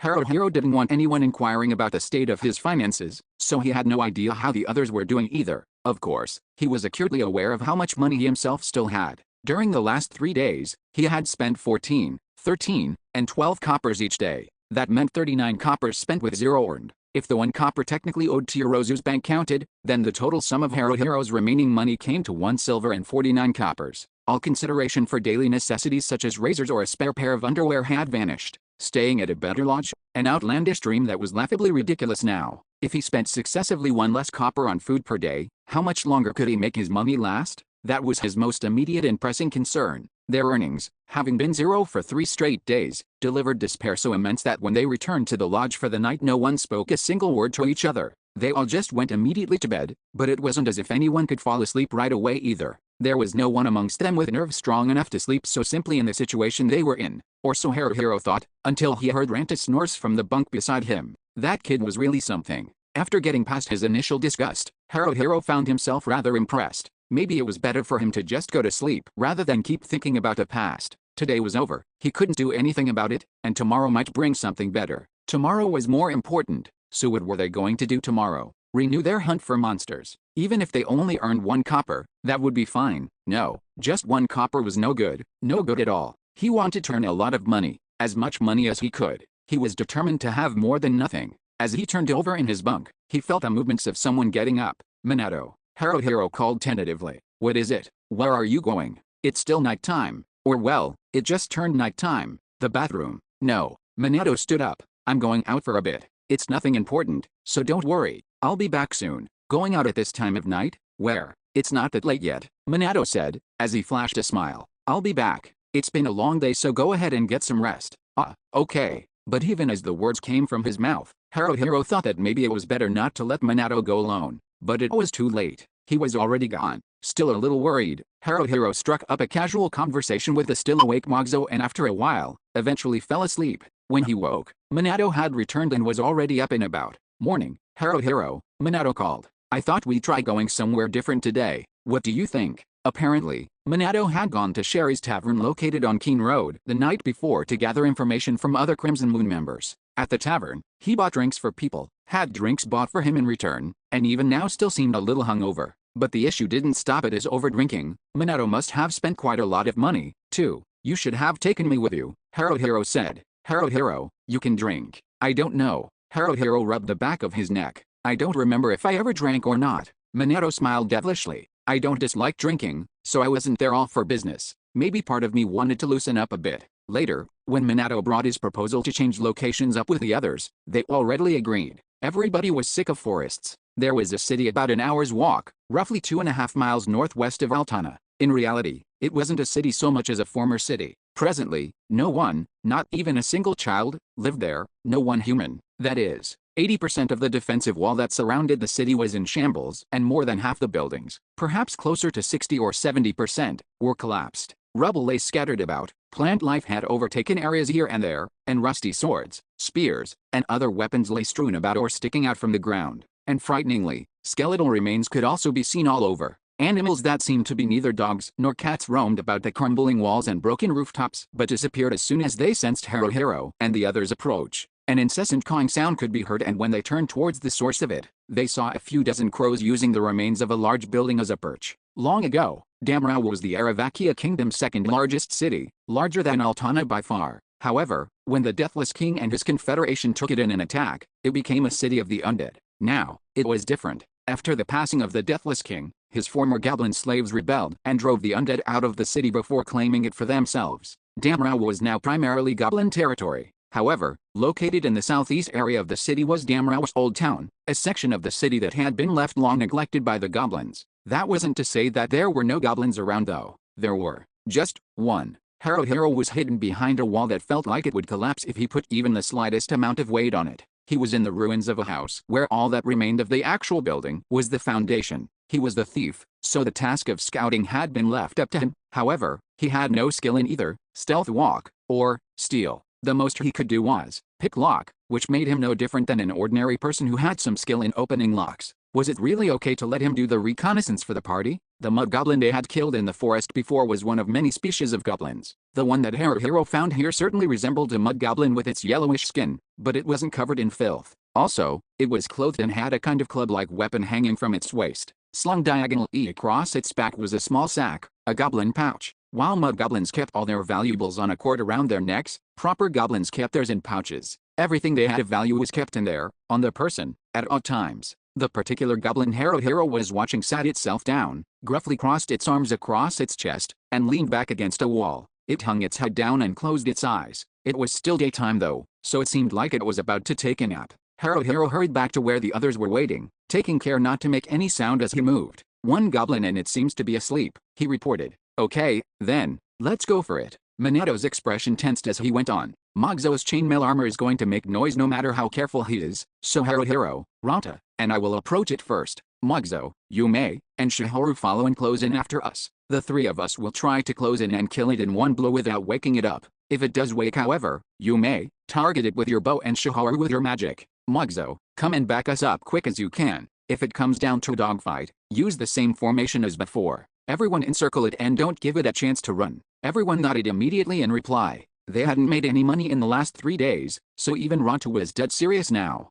Minato, Haruhiro, and Ranta set off with Minato in the lead. They reached the remains of the house in no time at all. From there, things got a little tougher. The ruins of the house were strewn with rubble, making any misstep potentially disastrous. Navigating towards the sleeping goblin took more time than they anticipated, and there were several times when their footfalls produced noise. Finally, they were within 2 or 3 steps of weapon range. Mogzo and the others held their positions past a boundary of what used to be the house. Minato, Haruhiro, and Ranta looked at each other in turn. Ranta then pointed at himself. Haruhiro wondered if it was okay to trust Ranta to get this right, but Minato waved a hand in a signal to go ahead. Ranta let go of the breath he had been holding and approached the goblin. Rather than bringing his long sword up for an overhead swung, he thrust the tip of it at the goblin's head. The goblin opened its eyes with a grunt. It noticed Haruhiro and the others right away and seemed to realize exactly what was happening. With a loud cry, it stretched out an arm to make a grab at Ranta's head. Ranta ducked as Minato shouted, "Watch out!" and spun his short staff around to hit the goblin on the arms and head in quick succession.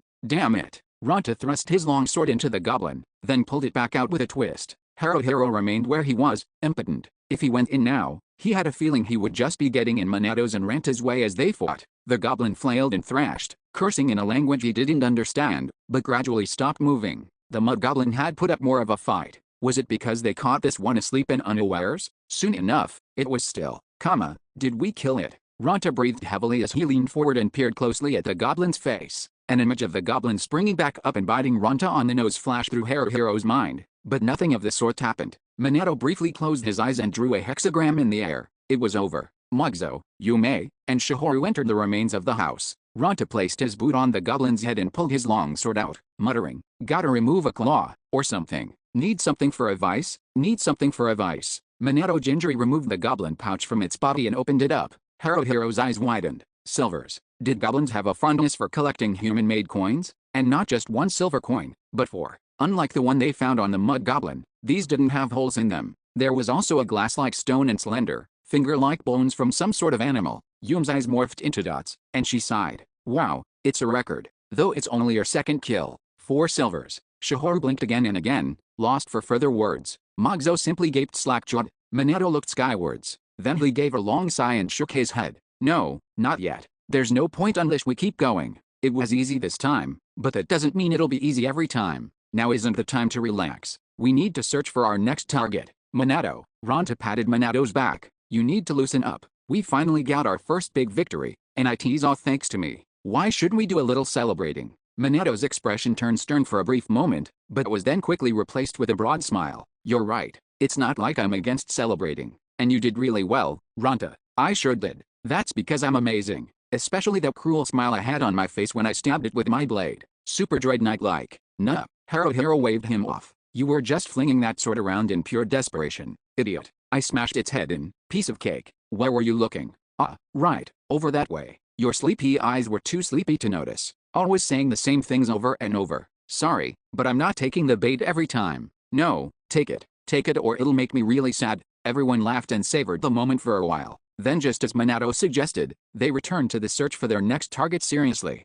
Things went well in Damrao's Old Town area. Considering the days before this one, it was downright scary how smoothly everything went. By evening, they had killed 4 goblins including the sleeping one, and from the 4 goblin pouches had collected 8 silvers, a glass-like stone, a black stone, a reddish stone, a number of bones and fangs, some sort of key-like object, a small cog, and some sort of metallic object. They sold everything except for the coins at the market for an additional 2 silvers and 45 coppers. The earnings were split among the 6 of them resulting in 1 silver and 74 coppers each with 1 copper left over. Haruhiro used 15 coppers for food and lodging for the day, meaning he now had a total of 3 silvers and 8 coppers. If tomorrow went as smoothly, Haruhiro decided that he would buy a spare set of underwear and a small knife. The next day, however, did not go as well. They had found a group of 5 goblins but, though Ranta wanted to engage, everyone decided to avoid them. Without the element of surprise on their side, they would struggle even against one opponent. 2 was decidedly risky so 5 was out of the question. Haruhiro thought that to be the correct decision, but evening was fast approaching and they hadn't found any goblin groups of 2 or less. Finally, as they were returning to Altana they accidentally ran into a single goblin, which resulted in a sudden fight. In the end, their earnings for the day amounted to 1 silver. Only a single silver, but thinking in terms of onlys would only lead to trouble. They had earned a whole silver when they thought they were going back with absolutely nothing. In this way, Haruhiro accepted it. He would just have to earn a bit more before buying any personal necessities. On their 3rd day in Damrao's Old Town area, they decided to make a basic map of the place as they searched for their quarry. Well, it was Minato's idea and in order to draw the map, he had procured a small notebook and a brush. Minato insisted that if they were able to get an idea of the layout of the area and kept notes on where they spotted goblins, the information would be useful later on. At any rate, it turned out that making the map as they wandered around the Old Town area was quite fun. Let's take a look around here, or we haven't been here yet. They naturally memorized the roads and paths as they explored. They would grow nervous when they entered an area that wasn't on their map and conversely felt a sense of security in areas they had already mapped out. They killed 3 goblins that day and, after selling the loot, their earnings totaled to 74 coppers each. It wasn't like that could put everyone in high spirits. However, the amount wasn't exactly enough to get excited over. However, Yume and Shihoru wanted to go shopping, so Haruhiro went with them to the market. He just happened to come across cotton underwear as he was looking around and, even though he did his best to barter down the price, he still paid 25 coppers for what looked to be a used pair. Now that he had spare clothing, he also needed something to carry it in, so out of necessity, he ended up buying a backpack. Surprisingly, cheap used backpacks were fairly easy to find, and Haruhiro paid only 30 coppers for one made of sturdy canvas. Compared to the underwear, he got the feeling that the backpack was the better deal. When they returned to the lodge, everyone talked for a while about what shops offered what kinds of goods and what they all wanted to buy next. The more they talked, the more animated the conversation became, and no one could really fall asleep. Suddenly, Ranta, who had been jabbering away excitedly just moments before, began to snore. Magzo soon followed suit. Haruhiro, too, decided it was time to turn in. He was tired and feeling rather drowsy, but for some reason his consciousness refused to fall into the realm of sleep. "Minato," he called out tentatively, and, just as he thought, Minato was also still awake. "Yes," came an immediate reply. Although Haruhiro was the one who spoke up first, it wasn't like he had anything in particular he wanted to talk about. No, there should have been plenty of things to say, however, none of them came immediately to mind. But saying nothing at all was odd, so he had to say something. After a moment of panic, "Thanks," the word spilled almost unintentionally from Haruhiro's mouth, and he suddenly felt a bit embarrassed. "What's this all of a sudden?" Minato grinned. "I'm the one that's grateful." "You're grateful? Why?" "For everyone. For you, being a real friend. I really am grateful." Saying it like this now, it might sound like lip service, but I really mean it. "No, it doesn't sound like lip service, but," Haruhiro bit down on the inside of his cheek, "it's just that, we've been depending on you this entire time. If it wasn't for you, we might not even be around. It's the same for me. If it wasn't for you and the others, I don't know what would have happened to me. No matter how much I think about it, there's no way I could have survived on my own." Haruhiro hesitated on what he wanted to say next, but he wasn't any good at hiding his thoughts, nor could he hold it all in. "I don't want you to take this the wrong way, but you could have made all the friends you wanted. You could have asked to join any party and they would have taken you. A party of other Crimson Moon members? Honestly, I never really considered it. I don't really like deferring to others, and I don't think I'd be good at taking orders from higher-ups. Though I don't recall anything I did before we all appeared in this place, so I don't really know." And with a start, Haruhiro suddenly remembered that feeling when he tried to recall something from his prior life, that feeling, as if the thing he was reaching for would suddenly disappear without a trace, just as he was about to grasp it. He had been so preoccupied with everything else that he had forgotten all about that. "Me too," Haruhiro said. "I don't remember anything either, but I get the feeling," and then Minato stopped, seeming a bit hesitant to go on, "that I wasn't the type of person who had a lot of friends." That's what Haruhiro really wanted to say was, "No, you're wrong," but he fell silent. After all, he hadn't known Minato before coming here, and the opposite was true as well. Neither Haruhiro nor Minato knew anything of themselves. The more he tried to think about it, the more confused he got, so he decided that it was better not to think about it at all. None of it mattered now, and it wasn't like he could remember anything to begin with. Not to mention they had plenty of other stuff to keep their minds occupied, the first and foremost being earning enough money for their daily livelihoods. "It doesn't matter who you used to be," Haruhiro said in the most cheerful tone he could manage, "and no one is going to ask you about it. What matters is you're our teammate now, and leader too. We'd be in trouble if you weren't. I wouldn't be able to do this without all of you either." Haruhiro nodded, not that Minato could see it from the bunk below. Haruhiro needed to say something in reply. Anything. But even as Haruhiro searched for the words, Minato started chuckling softly. "But isn't it odd?" Minato continued. "Everything, that is, what are we doing, running around with swords and magic? It's like something out of a game." "A game? Hut." Haruhiro blinked and tilted his head to one side. "Game? How so?" Minato was silent in thought for a while. "I don't know, but it's like I said, it's like a game, or so I thought. No, now that you mention it, I think so too. A game, but what kind of game?" A sense of discomfort fell over them. It was as if they had something caught in their throats that couldn't be dislodged, but it was definitely better to keep it sealed up inside. This wasn't the time or place. Tomorrow they would head to Damrau again. Haruhiro yawned. It seemed as if he would finally be able to fall asleep. "Ranta, one headed your way." From Haruhiro, a warning. "I know, no need to tell me." From Ranta, an immediate reply. Magzo and Minato were positioned ahead, while Yume and Shihoru fought from range. One of the three goblins that Magzo and Minato fought had slipped past them and gone for Yume and Shihoru. Ranta was closest to the one that broke through, though he and Haruhiro supported the front lines by staying behind and attacking enemies on the back and sides. They were there to defend the two in the back as well. Ranta moved to intercept. Even though Ranta would still sometimes break formation to run off and do his own thing, their teamwork had improved in the 13 days that had passed since they first came to Damrawa and started hunting goblins. And today, he was right in step with the rest of them. Ranta let out a battle cry, anger thrust, and attacked. Or maybe he wasn't.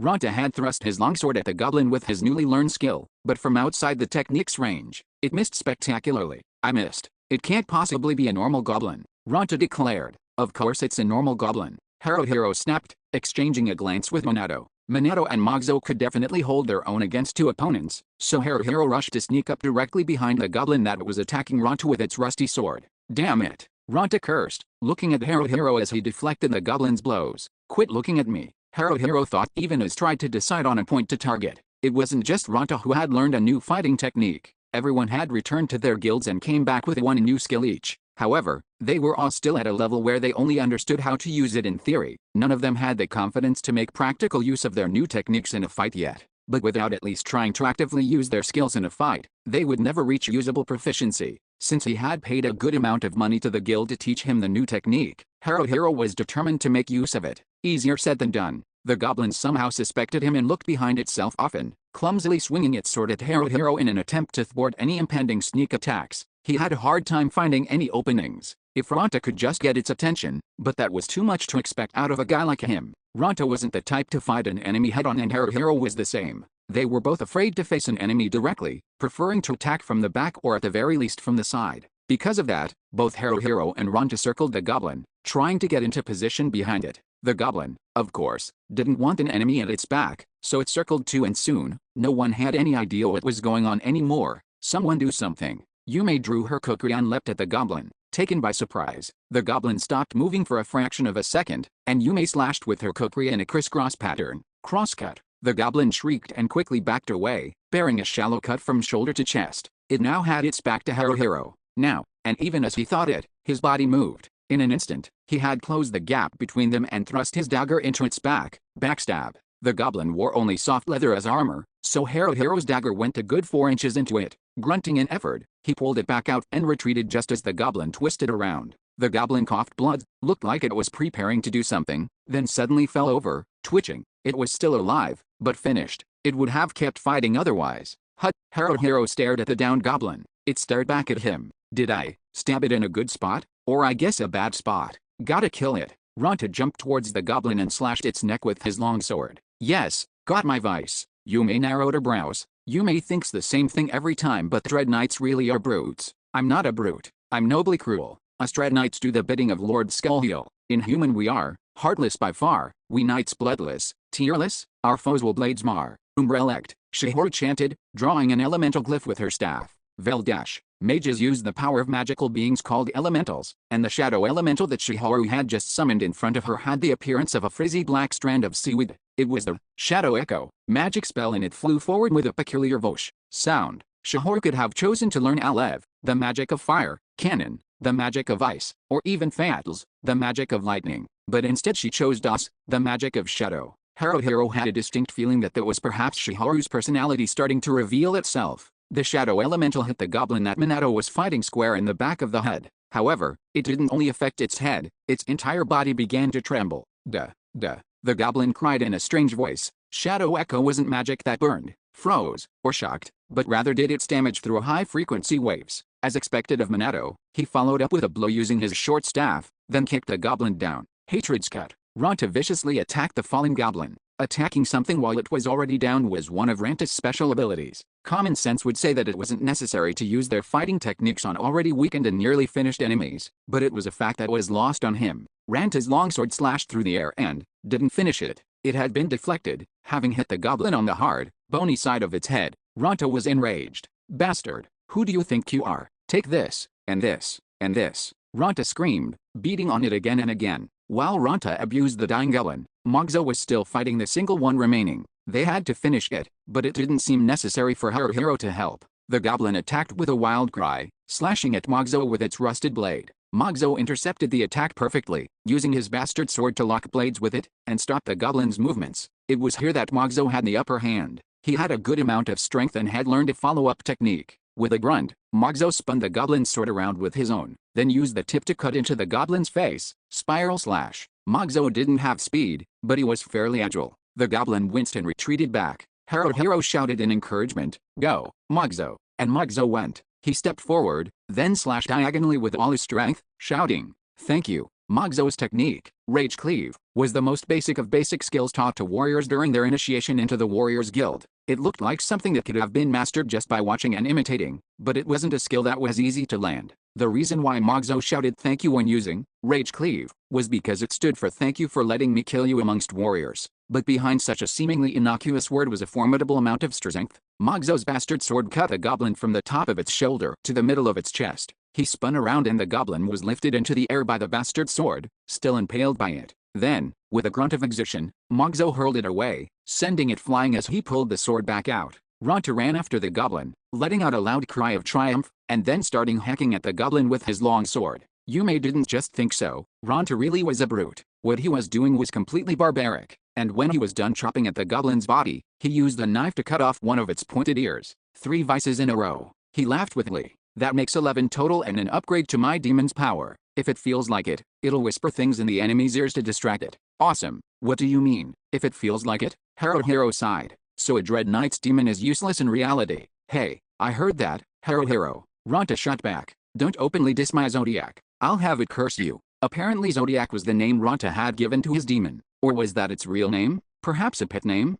Haruhiro didn't know, but it didn't matter. It didn't change the fact that it was useless. I'm right though. You can't even summon it during the daytime, Haruhiro said. Idiot. After I collect 11 vices, it levels up. I can summon it at sunset and sunrise now. We've returned to Altana by sunset and no one's awake at sunrise. That's right. But, Yume had joined in. Her cheeks were puffed out in annoyance but her eyes glistened. A complicated expression to read. Since its master's all bumble-brained, it's probably kinda cute like that too. I'm not its master. Demons aren't like pets. Zodiac sort of possesses me. It's a demon after all. So that means, Shihoru said, chuckling softly and avoiding Ranta's gaze, that before you can use it to curse Haruhiro, you'll be cursed yourself. Yeah, I guess that's right. Wait, what? Seriously? Zodiac, is that true? Answer me, Zodiac. Oh, it's still daytime so he can't hear me. Good work, everyone, Minato said, looking them over with a smile. Is anyone hurt? Doesn't look like it but I'll heal anyone who is. If everyone's okay, then let's take a look at the goblin pouches. Me.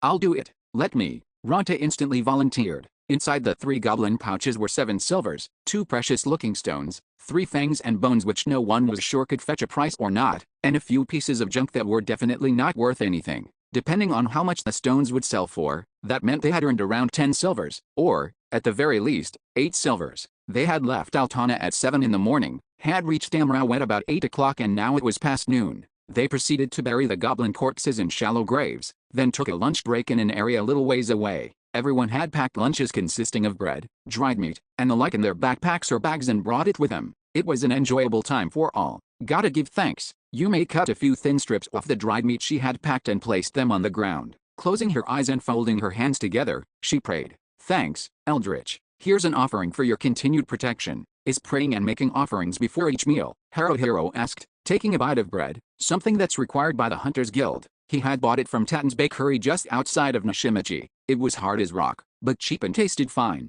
Yes, Yume opened her eyes and turned her gaze towards Haruhiro. The white goddess Eldritch is a giant wolf and there's bad blood between her and the black god Rigel, who's also a giant wolf. It's cause of the protection of Eldritch that we can hunt and pass our days in safety. In other words, hunters worship her, right? Haruhiro said. The goddess Eldritch, that is. Is it really okay to pray so informally and offer so little? It's fine, Yume laughed. Eldritch is big-hearted. I don't think she'll get mad about something like that. There ain't nothing to get mad about anyway. I think. Shihoru was holding some sort of bagel or other donut-like bread delicately in her hands. The goddess Eldritch understands Yume's feelings. Or at least, I believe so. Minato took a drink from a leather flask and nodded in agreement. Sure, words and such are important, but even more important are the feelings behind the words. When we priests use light magic, the spell doesn't work if we get the incantation wrong, but that's not really the same as Yume's prayer to Eldritch. Yume's burst in with feelings, Yume said, spreading out both arms wide. When Yume sleeps at night, Eldritch comes to her in her dreams.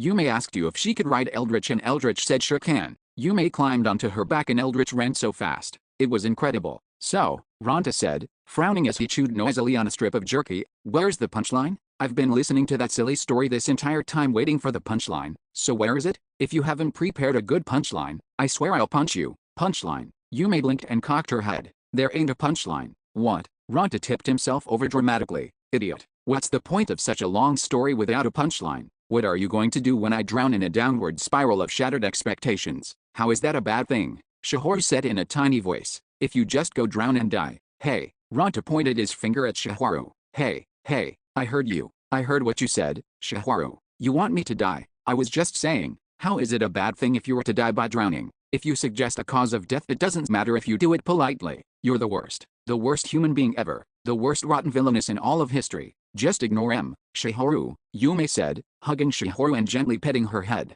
No need to listen to anything the lowest of lowlifes says. Shihoru ain't done nothing wrong. The lowlife's the bad guy. He's so low he ain't even human. Really? I'm human. A curly-haired human. Haruhiro said, and Ronta affirmed with, yes, curly-haired, then glared at Haruhiro as he caught on. Curly hair has nothing to do with it, Ronta said, pulling out said hair. In fact, a curly-haired person is a good person. People without curly hair aren't people at all, so there. In that case, Magzo swallowed a mouthful of bread the size of a fist. It's okay if I'm not human. Yume too, Yume said, me 3, Shihoru added. Same here, Haruhiro agreed. Hold on, Minato said, his expression almost, but not quite, solemn. Let's think about this rationally. Is curly hair really the problem? I don't think it is. There's absolutely nothing wrong with curly hair in and of itself. In fact, curly hair might even be the victim here. Ronta pulled on his hair. Victim? My hair? So does that mean I'm the criminal? And it's because of me that curly hair has become a bad thing? Ronta, I'm just joking. God damn it, Minato. You've always got that grin on your face, so I can't tell when you're joking or being serious. You're a masked black-bellied traitor. Yes not. Shihoru suddenly stood up, her face a bright red. She looked so outraged that steam seemed to be rising from her head. Minato's not black-bellied or a traitor. You take that back right now. Ronta flinched. Hey, I have a point though, right? If you think about it, if I have to take it, I have the right to dish some out too. Take it back, Shihoru demanded. Fine, I get it. I'll take it back. Minato's doesn't have a black belly. His belly is white. I see it in the baths every day, so I know it's white. It's white. That Minato's belly. Seriously, white. For a guy, even for a girl, it'd be a high level of whiteness. White. Shihoru swayed back and forth a little. Minato's belly, baths, whiter than a girl. Minato lifted up his priest's outer robes and then the shirt underneath. I don't really think so, but Haruhiro, is my belly that white? Well, Haruhiro looked from Shihoru to Minato, then to Shihoru, then to Minato again. Indeed his abdomen was white, but Shihoru's skin was fairer. But that wasn't really the point. Haruhiro already somewhat suspected, but this confirmed it. Shihoru liked Minato. Was Minato pretending he hadn't noticed? If so, Haruhiro felt bad for her. However, he also had a feeling that wasn't the case. I guess it's pretty white, now that you mention it. Yeah, white. And your skin is very smooth too, Haruhiro said. Smooth skin? She looked as if she was going to fall over at any moment. Skin, smooth. Shihoru, are you alright? Yume moved to support the unsteady Shihoru. It's really no good to fantasize too much all at once. It's better to fantasize a little bit at a time. Shihoru? Shihoru sighed heavily and leaned against Yume, in a complete daze. Oops, Haruhiro thought. Maybe I overdid it. But at that moment, he suddenly noticed how interesting, that is to say, cute, Shihoru was. Ronta scoffed in apparent disgust and turned away. He began to eat his lunch, putting on an air of general disinterest. Was it possible that Ronta liked Shihoru, and Shihoru seemed to be interested in Minato? So was Ronta upset over that? If so, Ronta should rethink a great many things. He had done nothing so far that would make a girl like him. In fact, everything he'd been doing seemed concocted to make girls hate him. We've really become a good team, Minato whispered. Oh, Haruhiro replied. We're able to take on 3 goblins at once with no problems now, and no one was hurt, meaning we defeated them quite easily. Yume is much better handling a kukri than a bow. In fact, she's quite good with it. If we plan carefully, we can probably take on 4 at a time. I see. Haruhiro thought about it for a moment. Magzo and Minato could take one each while he, Ronta, and Yume would handle the other 2. Shihoru could immediately disable one with her Shadow Echo skill, and if they could finish it off quickly, then he had a feeling 4 was manageable. Yet, we can probably handle 4, Haruhiro agreed. Magzo's become indispensable to us. He's so big that just his presence alone intimidates our opponents. He also handles that blade with a fair amount of accuracy, so when he swings it, hits tend to land. I think so too, Haruhiro said. Magzo's swordplay is pretty skillful. Magzo swallowed another mouthful of bread. Oh really? I don't know about that, but I do like jobs that require precision. That doesn't suit you. Ronta burst out angrily for no apparent reason, making Magzo flinch. Or at least that's what I think. Haruhiro glared mildly at Ronta. It's a good thing. Magzo isn't just some good-for-nothing juvenile delinquent, unlike a certain someone. Oh, Ronta shot back. Are you talking about me? You know my nickname is Precision Whirlwind Machine, right? Yume, who was patting Shihoru reassuringly, peered at Ranta coldly. "I'm sure nobody's ever called Ranta that even once." "Ranta's amazing." Minato's solemn expression indicated that he wasn't joking around this time. "He's always on the offensive, attacking all out. He's not afraid of failing, so he'll probably master skills faster than anyone. Everyone else, myself included, we're averse to risk. If it wasn't for Ranta, we'd never be able to keep advancing." "Is that so?" Ranta's expression looked uncertain. "In that case, my nickname's Advancement Cyclone Machine." "What happened to Precision Whirlwind Machine?" Haruhiro remarked as the straight man. "And Shihoru?" Minato paused. He must be carefully considering Shihoru's thoughts. Haruhiro guessed. Shihoru has a good understanding of the bigger picture. The majority of DOS spells confuse or stun enemies and support the team in fights. She chose to learn shadow magic so she can help us in a pinch. "Right, Shihoru." Shihoru looked awestruck for a moment, then gave a silent but decisive nod. Haruhiro thought it was rather fitting of Shihoru to choose the rather specialized DOS over the easier-to-understand fire, ice, or lighting magics. Maybe it didn't exactly suit her, but Shihoru didn't simply pick the one she liked most. She had actually thought things out for the sake of the team before choosing. "I'm such an idiot," Haruhiro thought. "I don't really know her at all." Minato shifted his gaze to Yume next. "Yume is brave. She probably has more courage than any of us. As a healer, I sometimes wish that she would be more careful, but if anything happens, Yume wouldn't hesitate to jump in to help." "Yume wouldn't." Yume pointed to herself. Her expression softened. "Yume doesn't really feel scared in fights, but ain't no one called Yume brave before." "Maybe you're right. Sorry for not being good with a bow when Yume's a hunter. Everyone has areas where they're weak and things they can't do well," Minato said, more to himself than anyone else. "There's times when any one of those things might become fatal flaws for one lone person, but we're a team. We cover each other's weaknesses." "True." Yume nodded several times. "Very true. From now on, Yume'll try her bestest not to drag the team down." Ranta scoffed. "You mean bestest as in best, not breastest, right?" "Breastest sounds like some sort of special type of breasts." Yume ran her hands across her chest. Yume wonders what having breastest breasts would be like. They're probably a totally different type from Yume's small ones. It was too good of an opportunity not to interject, so Haruhiro suggested, "Maybe it's a subtype." Yume looked at Haruhiro, her expression completely serious. "Haru, you really think so?" Maybe, who knows? What kind of subtype?" "Breastest. It's got a cute ring to it." "BBR, Magzo started to say. Everyone's attention suddenly turned to him. Sweat suddenly started to run down his forehead and he wiped it away with one hand.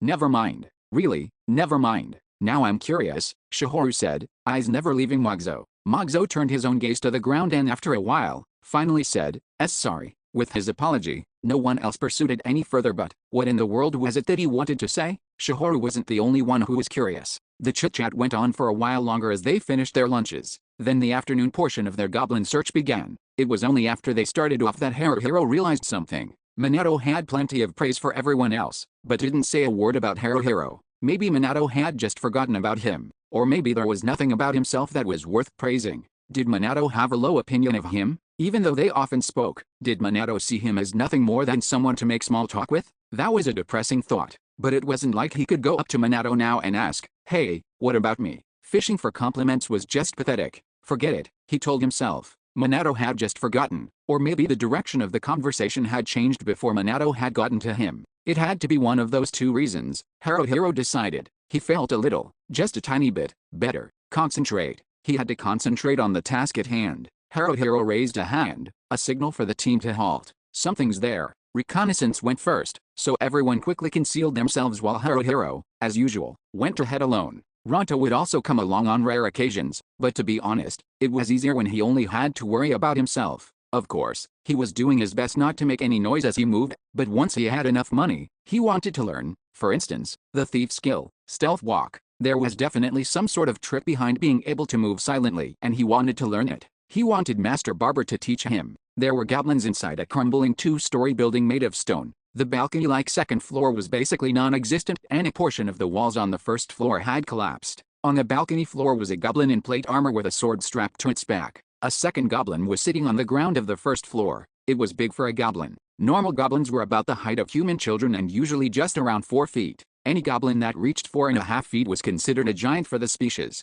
That goblin sitting on the first floor, though, was somehow different. It was hard to tell from this distance, but it seemed to be 1 or 2 sizes larger than the one on the second floor. It was the first time Haruhiro had seen a goblin like that, and he couldn't quite see what kind of weapon it carried. Though it wore chainmail armor, Haruhiro continued to scout the areas around the building, but no other goblins were around, so then it was only the plate-armored goblin and the giant. Haruhiro returned to the others. "Bad news," he reported. "There's only two, but one is huge, almost the same height as us." Minato's eyes widened ever so slightly. "A hobgoblin. A subspecies of goblin, but bigger and stronger than a normal goblin. They're savage but not very intelligent. Goblins use them as servants sometimes." Ronta licked his lips. "If it has a servant, it must be pretty wealthy. It's definitely gotta be carrying a bunch of valuables." Haruhiro scratched his chin with the tip of a finger. "You may be right. It had plate armor on and the hobgoblin was wearing chainmail armor, with a helm, too. That helm might even be big enough for one of us to use." Mogzo sighed loudly. For warriors, the ones who had to face their opponents head-on in fights, protective gear was especially important. However, armor was expensive. Brand new gear was out of the question, so the only other options were to chance upon used armor that fit properly, which was extremely rare, or go to a blacksmith to get the size of used armor adjusted. Because of that, everyone, Mogzo included, was still using the second-hand gear their guilds had provided. Two goblins. Minato cast his gaze downwards, deep in thought. Yume's eyes were turned slightly skyward as she said, "If it's just two, Yume reckons we can take him. If I combined one with my magic," Shihoru said, refreshing her grip on her staff, "it should be easy after that. Yume'll try to attack with her bow too. Even if Yume misses, it'll still get the gobbies' attention, so Yume reckons we'll manage." Minato glanced at each of his teammates in turn. Maybe it was because they had been complimented by Minato earlier, but everyone else's morale was high and they were eager to engage. The tension in the air was thicker than usual. Haruhiro himself didn't particularly share in that feeling, but he didn't want to put a damper on everyone else's excitement either. "We going to go for it?" he asked, to which Minato nodded. "Let's do it." A battle plan was quickly devised.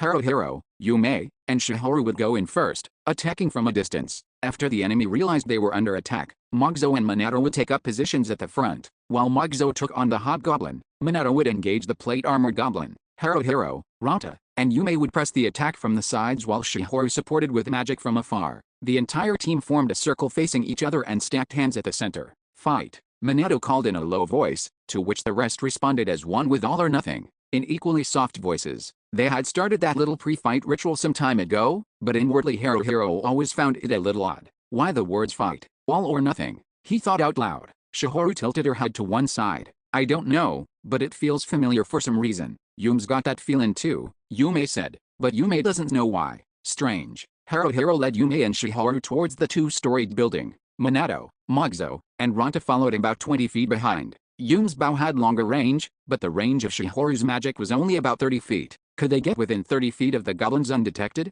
It wasn't going to be easy, and perhaps impossible even, due to a wall that fenced off the building. There was a good 50 feet of open space between the wall and the building itself. As soon as they crossed the wall, the goblins were sure to notice them. Haruhiro drew close to Shihoru. The faint scent of something sweet filled his nose. His lips right at her ear, he whispered, "Shihoru, are you wearing perfume?" Huh? What are you talking about?" said Shihoru.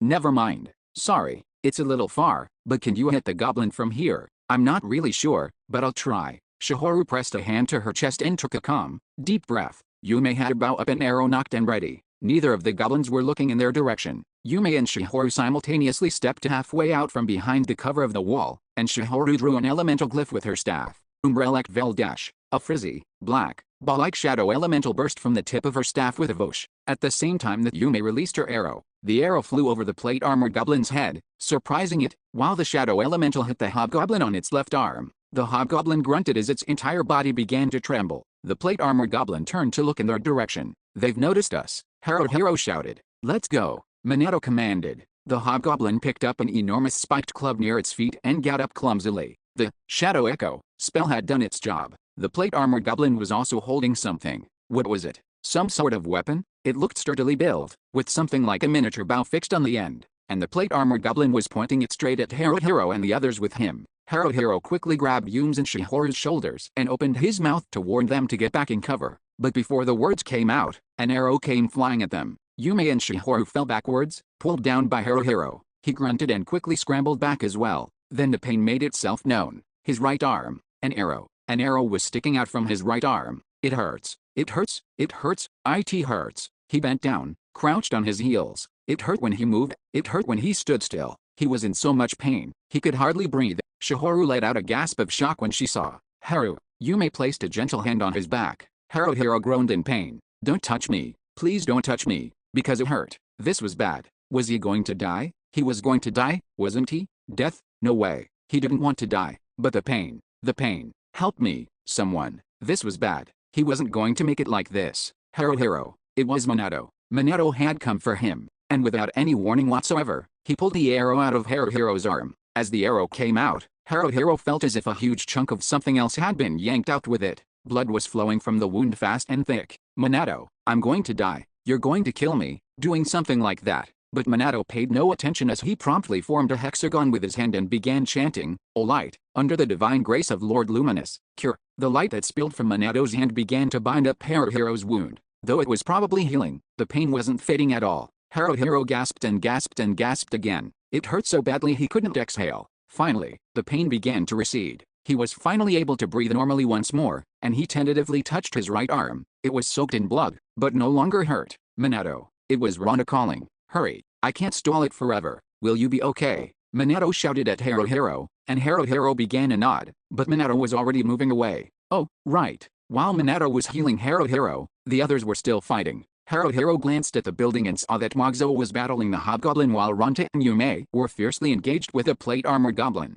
Did Minato intend to go reinforce Ronta and Yume? Shihoru was hitting the hobgoblin with magic missile, but it was barely even affecting it. Haruhiro got back to his feet in a panic. If Minato was going to join Ronta and Yume, they could probably take on the plate-armored goblin. But something had to be done about the hobgoblin. Hang in there, Moguzo. Haruhiro shouted encouragingly, while getting into position at the hobgoblin's back. The hobgoblin must have been only focused on Moguzo, because it paid zero attention to Haruhiro. If that was the case, then it should have been easy to land, backstab, but for some reason, he couldn't get close enough to use the skill at all. The hobgoblin was a little taller than Haruhiro, but not as tall as Moguzo, though it was much more broadly built. The spiked club it wielded was made of wood, but it was heavy and thick. If it landed a hit with that, even the chainmail armored Moguzo wouldn't be able to just shrug it off. On top of that, the chainmail that the hobgoblin was wearing was a problem. It wasn't just its upper body that was protected, the chainmail shirt was linked to chainmail pants, and its head was also protected by a helm. There was no place for Haruhiro to target. Its entire body was covered in armor. Thank you, Moguzo shouted the warrior's battle cry for Rage Cleave. A sudden cheer almost erupted from Haruhiro's mouth, but died just as quickly. Moguzo's bastard sword hit the goblin square on its left shoulder, but the blow hardly made it flinch and its counterattack was instant. Moguzo was barely able to deflect the incoming club in time. No, in fact Moguzo didn't deflect the attack. The blow caused him to stumble backwards. His fighting stance had been crushed. This was bad. Moguzo was going to go down. Haruhiro rammed himself into the hobgoblin's back in a full-body tackle, thrusting his dagger into it at the same time. The knife made a horrible noise as it scraped against metal. It was no use. His weapon couldn't penetrate the armor. Haruhiro did, however, manage to take its attention off Moguzo, and now the hobgoblin was swinging its club at him. He jumped, dodging the incoming blow, not just barely, but with room to spare. Still, this was bad. He was frightened. He felt like all his internal organs were collapsing in on themselves. He felt as if he were half dead already. He backed away involuntarily. I can't do this, he whispered to himself. Umbrelak Veldash, Shihoru chanted. The shadow elemental hit the hobgoblin's side and it began to tremble violently. Moguzo brought down his bastard sword on the head of the shaking and immobilized hobgoblin. Sparks flew as the sword connected with its helm and put a large dent in it. It staggered. Now, Haruhiro shouted, rushing towards it with a dropkick. The hobgoblin was scary, but if they could bring it to the ground. Before Haruhiro could get back up on his feet, Minato shouted his name. Haruhiro, over here. Rantas. What? Haruhiro saw that Ronta was down, blood running profusely from his neck. He got cut in the neck. While Minato tended to Ranta's wound, Yume was forced to face the plate-armored goblin alone. The goblin was slashing its sword at Yume, forcing her to scramble back. This was bad. Haruhiro faced the goblin and forced himself between it and Yume. Gobby, over here. Just as Haruhiro intended, the plate-armored goblin's attention was now wholly on him. But that also meant that he was the one that had to trade blows with it now. No, there was actually no way he could do that. The sword that the plate-armored goblin swung around was about the same length as Ranta's longsword. He dodged its attacks, block, parry, and dodge. That was all that he could manage. This goblin was unlike any of the other goblins he'd faced before. It was quick and agile, and Haruhiro had a feeling that it also had formal training with weapons, as it wielded its sword quite adroitly, defending himself with only a dagger. If he made one careless move, he didn't know what would happen. Was Moguzo doing okay alone? Haruhiro was worried, but didn't have the luxury of taking his eyes off the plate-armored goblin to look. Sweeping slash. Yume attacked the plate-armored goblin from behind. It was a powerful sideways sweeping attack using the kukri, but the goblin had redder movements. It spun to meet her attack, then countered with a blow that stripped the kukri from Yum's hand. The plate-armored goblin prepared to finish her with a final follow-up blow. I won't let you. Haruhiro threw himself at it, but the goblin had predicted his movements as well. It turned towards Haruhiro, sword raised. No way, Haruhiro thought. He brought his dagger up to meet the incoming attack, but he couldn't stop the other's blade. The goblin's sword slid along his dagger's edge with a shriek of metal on metal. Not even the crossguard would stop it. The goblin's sword bit into his right arm, making him shout in pain. Haruhiro's dagger fell from his hands. The goblin moved in, pressing the attack. I'm going to be cut down, Haruhiro thought. Anger thrust. It was Ronta. The plate-armored goblin's attack missed Haruhiro by a hair's breadth. Ronta had jumped in from the side, thrusting the tip of his sword at the goblin. It ducked, avoided Ronta's attack and, without so much as a pause, counterattacked. Ronta retreated straight back to the side. Shit. Quit fucking around, you rich bastard. Ronta cursed. Ronta's face was pallid and he was sweating profusely. His wound had been healed, but that didn't mean the blood he lost had been put back in. He did save Haruhiro, however, though barely. Haruhiro was still alive. His arm hurt terribly. The goblin's sword had cut deep. The pain made it impossible to move his right arm, so he picked up his dagger with his left. Haruhiro. Minato had come running and immediately prepared a light magic spell. O light, under the divine grace of Lord Luminous, cure. Haruhiro gritted his teeth against the pain. As the wound healed, his eyes darted about the area. Mogzo was somehow managing to hold his own against the hobgoblin's attacks, but not without difficulty. He was beginning to become unsteady on his feet. Shihoru was crouched, probably exhausted from overusing her magic. It wasn't possible to expect more help from her. He had a feeling that although clumsily, Ronta would be able to keep dodging the plate-armored goblin's attacks for a little longer. Yum's arm had been cut somewhere and was bleeding. Done, Minato said. Haruhiro touched his arm to confirm it had healed and turned his gaze towards Yume. Yume, over here. Minato will heal you, Haruhiro shouted. Yum's fine, came her reply. Yume can still keep going. Haruhiro, switch with her. Yume, come here, Minato ordered. But even as he moved to obey, Haruhiro was filled with uncertainty. He noticed that Minato's breathing had become a bit ragged. Had he been using his magic too much? Haruhiro's class was thief, so he had no idea about the rules of magic. It was a matter of whose judgment he trusted more, his own or Minato's. Of course he trusted Minato more, so it was fine. He should still be okay. There shouldn't have even been any question in the first place. Haruhiro switched places with Yume. He wanted to put pressure on the plate-armored goblin, but hesitation made him unable to do anything. If he attacked, he was afraid that he would be counterattacked. Was Ronta thinking the same? That goblin was too skilled of a fighter. There were no holes in its defense to exploit. The goblin had also donned a helm at some point. It was now helmed and plate-armored. No way. Even if Haruhiro could land a hit with his dagger, it would only be deflected by the armor. The same held true for Ronta's longsword. What about Mogzo's bastard sword? But Mogzo had his hands full with the hobgoblin. He couldn't take two at once. Checkmate, Haruhiro suddenly thought. They had been cornered. They couldn't win this fight. There was no way in hell they could win. But he had already known. He had realized that they had lost a while ago. What would happen if they lost? If they were defeated? Would they die? Would all of them die? Haruhiro glanced over at Minato, who was nearly finishing tending to Yum's wound. They both came over to Haruhiro's side. Haruhiro, help Mogzo, Minato said, and Haruhiro nodded reflexively. He wasn't sure if it was a good idea to leave them, but Mogzo did need help. Haruhiro moved to take up position at the hobgoblin's back. It was then that it happened. The hobgoblin let out a monstrous war cry and swung its spiked club down at Mogzo. He brought his bastard up to block, but he couldn't stop the hobgoblin's attack. The hobgoblin struck again and again, raining blows down on Mogzo's sword. The club was made of wood, but it didn't show any signs of breaking. Mogzo, at his limits, grabbed his sword with both hands, one at the hilt and one near the tip, to fend off the hobgoblin's blows. The attacks were overwhelming and he was soon forced down to one knee. Blood was running down his hut from where one of the spikes on the club had struck him. The hobgoblin kicked Mogzo to the ground and started to bear down on him. If Haruhiro let that happen, then, this was bad. Very bad. Throwing away his sense of self-preservation,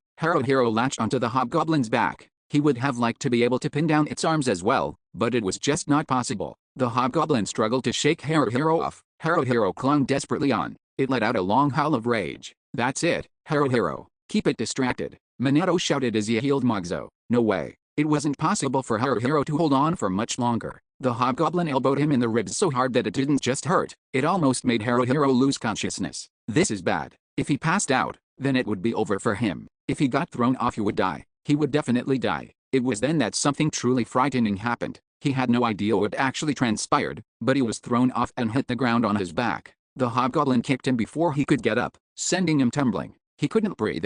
Hell, he croaked. Help me. He didn't know who he was turning to for help, but it came. Minato landed, smash, on the hobgoblin's head with his short staff. The hobgoblin had a helm to protect it from the blow, but even so Minato's technique seemed like it had done enough to give the hobgoblin a minor concussion. Hurry, Minato shouted. Haruhiro, get up, run. Everyone run. Yes, Haruhiro thought as he jumped up to his feet. Run. Yes, they had no choice but to flee. He turned to go, then stopped suddenly. What about you? Minato was attempting to retreat even as he continued to attack the hobgoblin. Of course I'm going. Hurry and run. Mogzo, whose head wound had just been healed, focused his sights on the plate armored goblin and shouted, thank you. As he attacked with Rage Cleave, he missed, but it did make the plate armored goblin shrink back. Ronta and Yume turned their backs to flee, and Shihoru was also running away. The plate armored goblin shrieked and slashed Mogzo across the back with its sword, but thanks to his chainmail, he didn't suffer any injuries. Haruhiro was right behind them, turning to look back as he ran. Minato, everyone's clear, he cried. Get out of there. I know, came Minato's reply, as he hopped back and paid the pursuing hobgoblin 2 successive hits to its chest. The hobgoblin faltered and Minato swiftly turned and ran. The plate armored goblin sheathed the sword it was using, pulled out another, then swiftly gave chase. They weren't out of danger yet. Haruhiro focused on keeping going straight ahead. At that moment, the plate armored goblin threw something at them. It spun around and around in the air before it seemed to hit Minato in the back. A grunt escaped Minato's lips and he seemed to lurch forward. Minato, Haruhiro cried. Minato replied instantly even as he regained his balance. I'm fine. His feet were now solidly back under him, so the injury was probably minor. Both the hobgoblin and the plate armored goblin were right on their tails now. They had to run. Just run away. It was a good thing they had made the maps, because knowledge of Damrao's layout now came in handy. They didn't get lost as they fled, and were able to avoid areas frequented by other goblins. Haruhiro and the others kept running. They ran even as their breathing became ragged, even as they became exhausted, even as they felt they would soon drop dead. They ran on even after they could no longer see their pursuers. The first to stop running was Minato. No, he hadn't exactly stopped running. He had suddenly fallen to the ground. Haruhiro tried calling Minato's name, but no words came out. His back, Minato's back, something was sticking out of it. Something bladed. The blade was curved. It looked like a throwing knife. No one said a word. Everyone was looking at him, but no one said a word. No one had any words. What could they say? Minato gasped for breath, trying to get back onto his feet. He couldn't. The best he could do was roll to his side. I think it's okay to go. Minato. Haruhiro dropped to his knees by Minato's side. Was it okay to touch him? Was it not? He didn't know. Minato, your wound, magic. Use your magic to heal yourself. Alright. His right hand moved to touch his forehead, then fell limp back to the ground as if the strength to keep it raised was drained from it. My magic. I can't use it. Don't talk. Ronta shouted. Just take it easy. Don't try to talk. What do we do? He implored of the others. Shihoru staggered to Minato's side and dropped to the ground opposite Haruhiro. She reached out with her hand, and just as her trembling fingers made contact with a throwing knife lodged in his back, she drew them back sharply. Her face was drained of all color. Minato's face, too. It wasn't just white, it was deathly pale. Mogzo's entire body was still and rigid as stone, like a large statue. Yume was rifling her hair, making a tangled mess of it. What do we do? What do you mean what? Haruhiro felt like something was being ripped out of his chest. What were they going to do? Think. What could they do? There had to be something. They couldn't just sit there. Minato, please tell us. Please, tell us what to do. Minato. But the breathing of the person he pleaded for was shallow, raspy. You're going to be okay, Haruhiro said. You're going to be fine, so hang in here. Hang in there, okay. Minato looked at Haruhiro. Hiro. What is it? Minato, what is it? I'm sorry. What? Why? For what?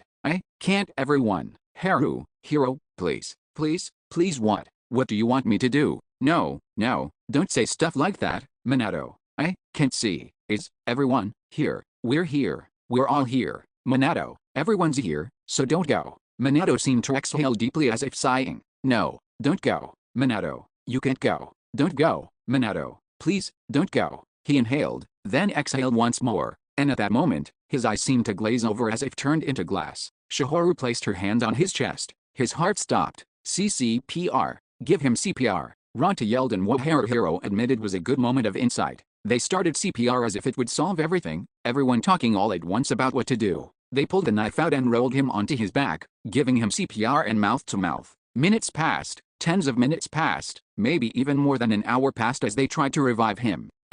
Should we stop? Mogzo looked as if he was about to cry. Poor Minato. We shouldn't do that to him anymore. Then what do you want us to do? Haruhiro snapped angrily, before getting a grip on himself. He continued in a softer tone.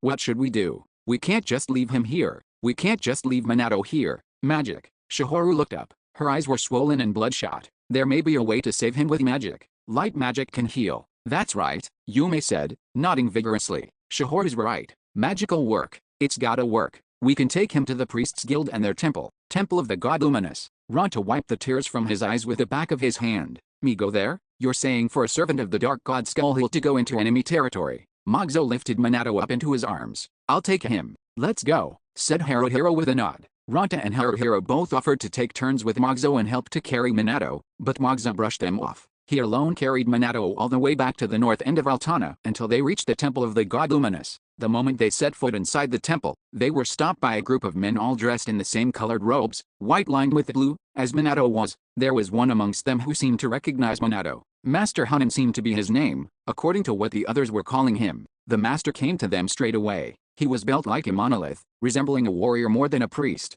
The first thing that came out of his mouth was, "What has happened?" His voice was rather distinctive and it reminded Haruhiro of something Minato had once said, about his guild master's voice being loud enough to hurt his ears. As the memory came flooding back, Haruhiro couldn't hold himself back anymore. He threw himself down on his knees before Master Hanan. Please help Minato. I'll do anything you want. Please save him. Haruhiro begged. Foolish boy, Master Hanan thundered. Even the bright shining god of light, Luminous, cannot bring a person back from the dead. Minato, you fool. One so young with such a promising future is rarely seen. We took you in with such high hopes, taught you with such care, and yet you have thrown your life away, you bastard. Ronta made to grab Master Hanan. Yume stopped him, interjecting, "No, don't." Ronta didn't fight her, perhaps because he saw the stream of tears that flowed freely from Master Hanan's eyes. Shihoru sunk down to the cold temple floor. Mogzo stood frozen, though he still held Minato in his arms. "The only thing we can do for him," came Master Hanan's voice, rock steady, though the tears had yet to cease, "is bury him properly. Here on the frontier, those who are not given a proper burial come under the curse of the Deathless King and become his servants. At the most, the transformation into a zombie takes 5 days. Some have turned in as little as 3. For some reason, Haruhiro suddenly wanted to laugh, even though he knew this wasn't any time to be laughing. "So you want to cremate him?" Haruhiro asked. "Yes, the crematoria where we burn the bodies is located just outside of Altana. After the body is purified by flame to prevent it from falling under the curse, the remains are buried at the top of the hill." "One more thing," said Haruhiro, "if I may ask, what is it? Will it cost money? I will pay for it, if you cannot afford it." "No." Haruhiro sighed. It was a deep, deep sigh, filled with anger, even though being angry was, by itself, useless and dumb. "We'll pay. It's not like we don't have money. Even if we don't have enough, we'll figure something out. Minato was more than just our friend, he was our teammate, and precious companion. We owe him at least that much." The place where they dug the grave and buried Minato's bones, wrapped in white cloth, would be better described as at the middle of the hill rather than the top. A slab of stone they had carried up with them was placed over the grave. It had Minato's name inscribed on it, along with the token red-painted crescent moon. Even if they were trainees, they were still members of the reserve force and Minato's grave was marked accordingly. Other graves bearing the crimson crescent moon symbol, some old enough that the paint was faded, could be found all around them.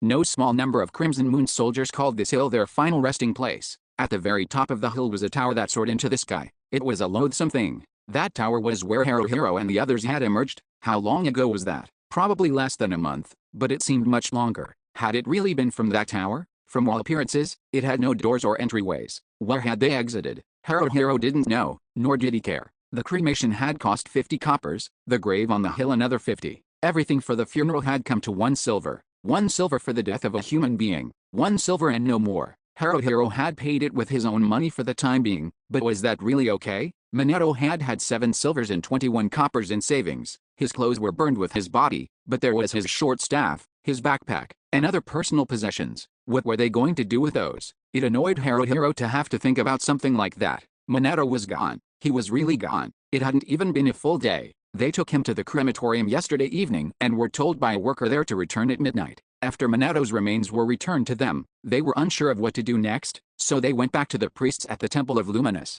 Master Hanan offered to let them store the remains there overnight, but there was no way they could just leave Minato there. Ultimately, Minato was placed at a corner of the temple grounds. Haruhiro and the others settled in a circle around him, remaining until dawn. No one slept. Maybe they did drift off now and then, but no one slept properly. Was that the reason everyone seemed to be in such a daze now? Even as they all sat in front of Minato's grave, none of it seemed real. Shihoru, exhausted from crying, had both hands on the ground in order to keep herself propped up. Just sitting there seemed to take a tremendous amount of effort. Yume was staring up at the skies, now mockingly sunny and clear, perhaps watching the birds fly by. Moxo's large frame seemed to have shrunken and his expression was vacant. Then there was Ranta. Why had he been staying silent this entire time? If he wouldn't talk, then who would? Fine. Haruhiro would break the silence then. It's weird, he started, plucking at the grass. It doesn't make any sense. I'm not the only one who thinks so, right? Ranta looked in his direction, but didn't say a word. His expression said that he was currently void of intelligent thoughts. Minato said once. Haruhiro continued, tossing the blades of grass away. It's like we're in a game. I thought so too back then, but what kind of game is this? I don't know. It's not a game. It's not a game at all. I don't get it. Damn it. Damn it. In the end, Haruhiro had no idea what he really wanted to say. What time was it now? Way past noon, maybe even close to sunset. In Altana, bells rang every 2 hours to indicate the time. They rang once at 6 in the morning, twice at 8, 3 times at 10, and so on. How many bells did he hear last? He couldn't remember. Ranta got up, slowly, deliberately. I'm heading out, where to? Yume asked. Ranta gave a short laugh, obviously not caring about how he came across to her. Does it matter? It's no use sitting here forever. There's nothing we can do about it now, idiot. Yume snapped. Ranta didn't return the insult. That wasn't like him at all. He left. Haruhiro went after him, with Moxo following, but Haruhiro stopped once to look back. Yume had her arms around Shihoru's shoulders. She was looking in their direction, and Haruhiro was too far away to tell if she was nodding or shaking her head. He had a feeling though, that she was trying to tell him that the two of them would remain there. Was Shihoru going to be okay? She was in shock, probably more so than Haruhiro. After all, Shihoru certainly had a crush on Minato. Ranta seemed as if he intended to return to Altana, and Haruhiro considered asking him where he was going. But he changed his mind. It didn't matter. The bell rang 7 times before they reached Keene Road in the northern part of the city, so it was already 8 o'clock in the evening and, as usual for that time of night, the streets were full of people. Ranta was about to enter a large building. The signboard outside read Sherry's Tavern. Haruhiro recognized the name as the place where Crimson Moon members gathered and, although he'd passed it before, he'd never gone in. Minato used to go to Sherry's now and then to get information, but everyone had just left him to it alone. Everyone had just left Minato to do everything. And I was the same, Haruhiro thought. I just tagged along and did whatever he said. Sherry's was a large, spacious tavern, its entirety dimly lit by lamps that hung off the ceiling. It had 2 floors, though half of the second was actually the stairwell. It wasn't crowded yet. Less than half of the usual clientele were present, but there were still more than 100 people there. The room was filled with chattering voices, loud laughter, and occasional shouts of anger, mixed with the lively voices of the serving girls. Ranta found an empty table in a corner on the first floor and took a seat. Haruhiro and Moxo followed suit. When a serving girl finally came, Ranta promptly raised 3 fingers and said, 3 beers. He hadn't bothered to ask either Haruhiro or Moxo what they wanted to drink. I don't really want to drink, Haruhiro protested. What I want then? Milk. Ranta crossed his arms over his chest and tapped his foot on the ground. That's dumb. This is a tavern. A tavern. At taverns, people drink alcohol. But, Moxo hunched over, his head seemingly shrinking into his shoulders. Drinking at a time like this, idiot. It's because of times like this you drink, Ranta sniffed, rubbing his eyes. Minato, that bastard used to come here to drink, right? But it's not like we're here in his place but,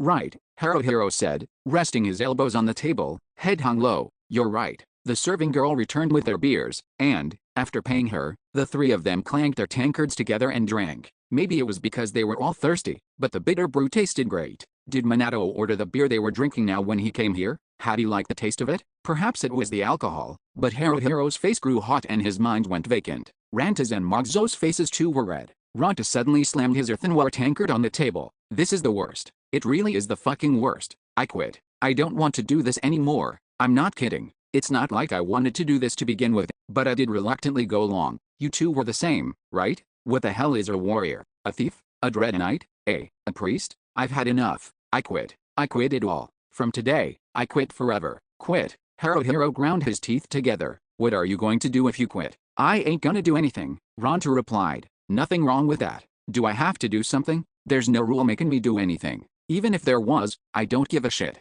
It's not about giving a shit, it's about not having a choice. That's how all of us ended up here. I didn't know that. If you didn't know, then what were you thinking? How was I supposed to know? Please. Mogzo put himself between Haruhiro and Ranta. The both of you, please don't fight. Shut up. Ranta shoved Mogzo off roughly. Even if we did keep going, how would we do it? What are we gonna do from now on? Minato's not here anymore. I know that. It's not like I need you to tell me. Haruhiro yelled. Then answer me. When you were injured in that fight, it was Minato that came and saved your ass. What are you going to do now that he's not here anymore? Huh? Answer me.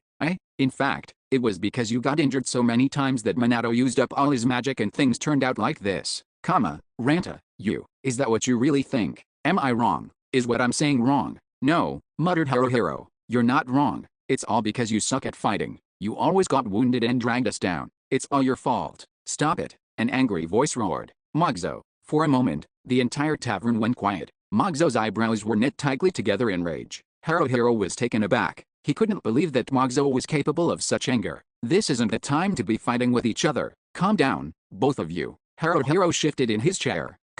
Sorry, you two. Ranta shrugged. You're getting way too mad. You need to calm down, too. When Mogzo glared at him, Ranta shrunk back. Sorry, I'll be more careful from now on. Really, I mean it. There's no need to be so mad. Actually, Mogzo took a gulp of beer and relaxed his shoulders. What we're going to do from now on is a good question. Haruhiro rubbed the back of his neck. I know, but I kinda don't want to think about that right now. Not that I really can think straight right now anyway. I'll say one thing. Ranta banged on the table with his tankard. I'm not being a pessimist or anything, but I've thought it through and it's impossible to keep doing this without him. Just try counting up how many times he's saved our asses and you'll understand. So, Haruhiro glanced sidelong at Ranta. We do nothing? Isn't that just as impossible? What are we going to do about money? It costs money to eat and have a roof over our heads at night. Are we going to look for other jobs? Ranta frowned, resting his chin in his palms. That's one option. It is for me. But you're a Dread Knight. Your guild won't just let you leave to take up another job, Haruhiro pointed out.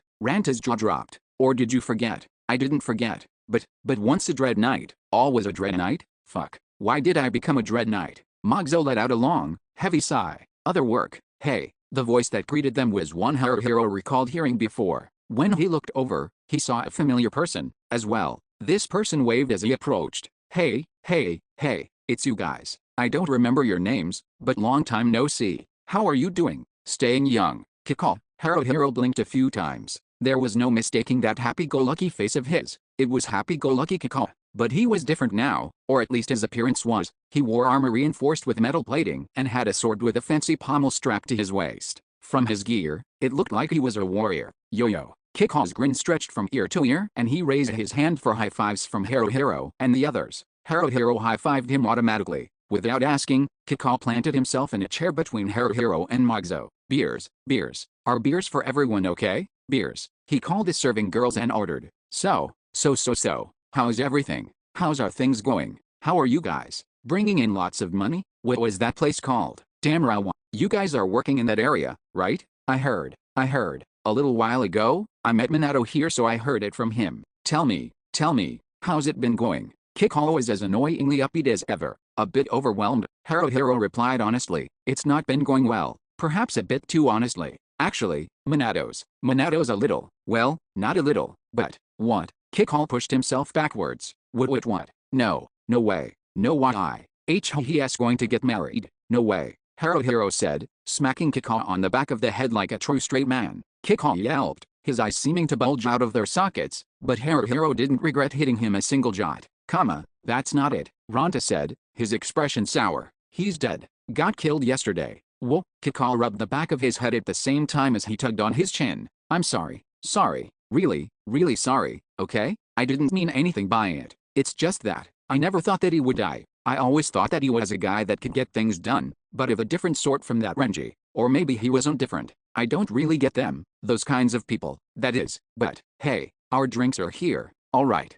I guess this really isn't the time for cheers. Well, let's just drink then. Haruhiro craned his neck left and right. He suddenly felt extremely exhausted. You look like you're doing okay, Kikal. Did you find a party to join? Yep. Almost right after I left you guys, I joined a guy named Takamun's team. A good guy, but kinda dim-witted. Is he here? I'll introduce you. No, don't worry about it. I see. I guess there's no hurry. Minato was a priest, right? The backbone of your party? The death rates for priests are not low, comparatively. They make for easy targets. Mogzo slowly shifted his gaze to Kikal. Really? Isn't that obvious? Kikal gulped enthusiastically from his tankard. What were we talking about? Right, priests. Enemies know that priests are a party's healer, so it makes sense to kill them first. And warriors like me? We put ourselves between them and the enemy in order to protect the priest. That's how the course of a fight usually goes. The basic course. Anyway, Mogzo buried his face in his hands. I didn't protect him at all. All I did was ask him to help me all the time. Kikal patted Mogzo on the shoulder in sympathy, as an old friend would. Except that he wasn't. Don't kick yourself over it. Everyone fails at some point or another. Mistakes and errors are how we discover the right path. It's okay. Everything will be just fine. But, Mogzo shook his head. Monero isn't coming back. True. Kikal raised both hands in acquiescence. That's true, but the way I see it, you gotta keep going forward. You might think that I can only say stuff like that because I've never had a teammate get killed, but on the other hand, I can say that because I've never had a teammate killed. Wait, was that the same thing? Whatever, but for now, don't look back, just keep looking to what's ahead. Haruhiro's gaze fell to the earthenware tankards resting in a line on the table. Was Kikal saying that he shouldn't be looking downwards like this? There was no reason to hear a word of anything Kikal said, but what would Monero think? Monero didn't have to use words to tell any of them which direction to face. He created an atmosphere where everyone would naturally look forward to the future. Even if we were to go on, Ronta began, half muttering. It doesn't matter what's ahead, we don't have a priest anymore. Our party. Kikal looked at them, his expression seeming to say saying so what? So how about searching for another priest? Wait, I know what you want to say. There's no priest who would want to join a trainees party, am I right? By the way, I'm no longer a trainee. I've bought my Crimson Moon contract. I'm a full member now. Want to see? Want me to show you? Not really, Haruhiro sighed. But you just said it yourself. No priest is going to want to join our party. Actually, there's someone, Kikal said. What? I know a lot of people and a lot of people know me. Crimson Moon members, that is. There's someone. One person I know. Someone even you guys might be able to recruit. Ronta leaned forward with interest. Who? But before that, Kikal looked at each of them in turn. What were your names again? Sorry, I've been trying to remember, but I don't recall it all. Could you tell me again? It would be morning soon. It didn't matter if someone died. Morning came just as it always did. It was about 8 o'clock and everyone was gathered at Altana's northern gate. The echoes of the 8 o'clock bell had yet to fade, but Ronta was there shouting at the top of his lungs. So there you have it, he cried, sounding just a tad distressed. Everyone, I would like to introduce to you our new friend. Please give a round of applause to Mary, our new priest. Haruhiro and Mogzo clapped hesitantly, but Yume and Shihoru were obviously dismayed. They had been unceremoniously woken up that morning and dragged out, so Haruhiro understood their confusion. It would have been odd if they weren't, at least a little. However, they weren't even bothering to greet the young woman, Mary, even though it was their first meeting. To be fair though, from looks alone, Mary seemed cold, almost hostile, and very obstinate. Not exactly the approachable type. Haruhiro wished, though, that they would put a little more effort in doing so. Haruhiro was beginning to see why Kikal said that even their party would be able to recruit her. Ronta gestured once more to Mary. A round of applause for Mary. And nice to meet you, Shihoru stammered, with a slight bow. Yume, too, bent forward a little. Welcome. Mary didn't respond in kind. Her eyes narrowed to slits as she peered unblinkingly at Yume and Shihoru. Haruhiro, too, had been subject to the scrutiny of those same eyes last night. There was one thing, though, that he couldn't stand. She was beautiful. Not just normal, run-of-the-mill beautiful either. No, her big eyes, her curving lips, her shaped nose and the sheen of her straight hair could not be called merely pretty. Her features surpassed anything of this world. It was like she wasn't even human. What was it exactly that made Haruhiro think so? It was the combination, the balance, the smallness of her head, her style. Just one look and anyone would say that she was something different. She had an air about her. It had made Haruhiro extremely nervous the first time he stood before her. Then he noticed. Her gaze was cold, ice cold. Haruhiro had a feeling then and there that this person was trouble. She was the type you did all you could to avoid coming close to, beauty to be appreciated from a distance. Unfortunately, the present circumstances required that they recruit her for the team. According to Kikal, there was no small quantity of Crimson Moon members without parties, but few of them were priests. Skilled priests were always in demand and few in number, so teams competed to recruit them. Moreover, Haruhiro and the others were still trainees, so they weren't even in the running with veteran parties like Kikal's. Even Team Renji, formed at about the same time, would be considered superior. In other words, Haruhiro's group ranked the lowest of low within the Crimson Moon organization. They were so low they might as well have been slithering around on their bellies, so they weren't in a position to pick and choose. Whether it was Mary or whoever else, they were thankful just to have a priest willing to join their team. Mary tucked away a loose strand of hair and shifted her gaze to Haruhiro. Is this everyone? Haruhiro quickly looked down. He didn't want to accidentally get caught staring, but he couldn't help it. It wasn't fair. She was a priest, so her clothes were white, lined with blue. They looked stylish on her and weren't all that tight, but all the curves of her body were still plainly visible. Recovering, Haruhiro continued. Yet, counting you, 6 total. I see, she said, her expression just a touch disdainful. Fine, as long as I get my cut, I don't care. Where are we going? Damn, why yet? Haruhiro looked at his companions. The general mood wasn't good at all. Was everything really going to be okay? I think. You think? Mary said. Be certain. Damrawa. We'll head to Damrawa's old town. Look for goblins. We don't really know any other creatures. Fine. Go promptly then. I will follow. Ronta said, purposely avoiding looking right at Mary. Can you talk a little less? And act a little more, you know. Mary's icy eye seemed to pierce right through him. What? And never mind, said Ronta quickly. Sorry, just forget I said anything. Mary was scary. She was terrifying. She was beyond terrifying. She was, just as Kakao had said. According to him, Mary had a number of nicknames. Wicked Mary and Scary Mary were just a couple of them. Mary was almost constantly without a party and would often receive invitations to join from parties. Lacking a priest, Mary never refused any invitations, but she also never stayed in one party for any extended period of time. She didn't think of others as real people, and also, her reliability as a priest was questionable. No one had anything good to say about her. Sure, she was a beauty, but she lacked anything that resembled team spirit. And apparently, though she accepted invitations to parties quick enough, invitations for a date were rejected at superluminal velocities. Kikal knew from personal experience, having been rejected himself. The attempt must have been valiant though. A real gentleman, that Kikal, Haruhiro thought sarcastically. In the more or less hour it took for them to reach Damrawa, no one said a single word. It was an awkward, uncomfortable silence. Mogzo and even Ronto were just plain terrified of Mary.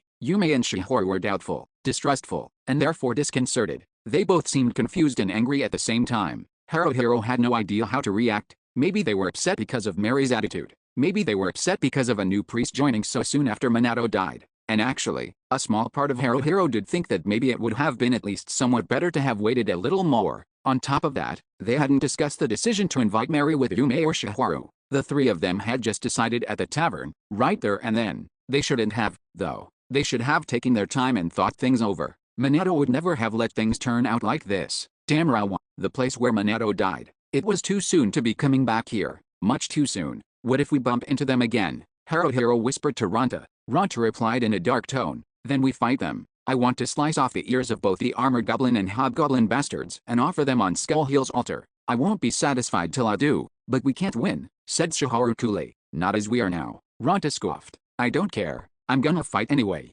And what if Ronta dies? Yume's voice quavered slightly. If Ronta dies, Ronta loses everything. Mogzo gave a vigorous nod. Don't die. I don't want anyone else to die. Are we going or not? Mary said, frowning. If we are going, let's go. If we are not going, fine. Whichever it is, be quick about it. Ronta stuck his tongue out at her. Then he said, be quick about it, Haruhiro. Right, Haruhiro replied. Who was this team's leader now anyway? Mogzo wasn't the type that could inspire others to follow him. Yume and Shihori were the same. Me, then? Haruhiro thought. I'm no leader. I can't make any decisions on my own. But Minato had asked him to. In the end, he was calling me by my name, saying please. He was trying to say to me, please take care of everyone. But Minato, I can't. He couldn't do it. Haruhiro wasn't like him. Let's go, Haruhiro said to everyone nonetheless. Even a phrase as simple as that, and his voice was shaky, small. He sounded pitiful, even to himself. Using the map they had been making, they searched in areas where goblins were known to frequent. Now that Minato was gone, taking on 3 at a time seemed unwise. It was just their luck that only in times like this, all they could find were goblin groups of 3 or 4. By the time they stopped for lunch just past noon, everyone was full of impatience, irritation, and weariness. Haruhiro had developed a stomachache. They couldn't keep going like this, and it wasn't just about money either. Haruhiro had already inwardly made his decision. They had a priest, after all, so if there were no groups of 2, they would go after groups of up to 3. Somehow, they would make it work. Their chance came soon afterwards. 3 goblins standing around a fire pit in an open area enclosed by a fallen wall. One was equipped with chainmail armor and carried a short spear, but the other 2 were dressed in plain clothing. One had a hatchet at its belt, the other a short sword. The spear goblin was bigger than the others and seemed to be the one in charge. They seemed manageable enough. Yume and Shihori will attack the spear goblin first. Me, Yume, Ranta, and Mary will keep the hatchet goblin and sword goblin busy while Mogzo and Shiharu take down the spear goblin. If it puts up a fight, either me or Ranta will go help. If we can take down the spear goblin, the others should be easy. Wait, Mary's voice was edged with steel. You're telling me to fight the goblin? Hut, Haruhiro wavered. Is that a bad thing? Why? I don't fight in the front. I'm a priest. You should know this already. Hey, Ranta was getting riled, but he held it back. Lady. Mary's eyes, sharp as daggers, flicked to Ranta filled with near-killing intent. Lady. And not lady but. It's not right. I can call you whatever I want. No, you can't. And Mary. Mary, then. Ranta's veins were bulging in rage. That thing you priests carry, you don't lug it around for nothing, right? That staff-like thing. It's for hitting, right? Or do you just carry it around for decoration? Mary stood tall, gazing down on Ranta from her full height. For decoration. You bastard. Bastard. And Mary, it's that. Fuck. I don't know. Whatever. Do what you want. I always do what I want. I don't need you to tell me. Right. Ranta laughed fakely. Right. I knew that. Damn it. Who does she think she is? Could you not spew such filth all the time? It dirties my ears. Despite how it sounded, it was clearly not a request. I'm sorry. My bad. If it bothers you that much then just cover those ears of yours. Why should I have to bother doing something so annoying? Okay, Haruhiro said, rubbing the back of his neck. We get it. Mary will stay back, act as backup. Stick with Shiharu. Shiharu is our mage so she's never in the front. That fixes it, right? Mary tossed Haruhiro a glance that seemed to cut him down. It's only proper, isn't it? Right, okay, let's go with that. Haruhiro was as relieved as he was angry. Why did they have to go that far to make her happy? She had only joined their team today. Though it was true that she had more field experience, wasn't she just equal with the rest of them? But Haruhiro didn't have the guts to say as much to her face. She terrified him. Usually, at this point, they would gather in a circle and everyone would put their hands in the center for the pre-fight ritual. But this time it didn't seem right. Yume, Shiharu, go ahead, Haruhiro said instead. Yume and Shiharu nodded silently. Were they so upset that they didn't want to speak? He could tell from their expressions they were not in good moods. He wished they would stop it. Their moods were making him irritable in turn. He wished that they made more of an effort to understand how he was feeling. There was nothing he could do about it. He knew though, that if he spoke up about it, there wouldn't be an end to it, so he shoved everything deep down inside himself. Yume and Shiharu did what they were told and went on ahead. Shiharu should be in range soon. When she was, Haruhiro signaled her to attack. Shiharu spoke the incantation in a low, lifeless tone as she drew the elemental glyph with her staff.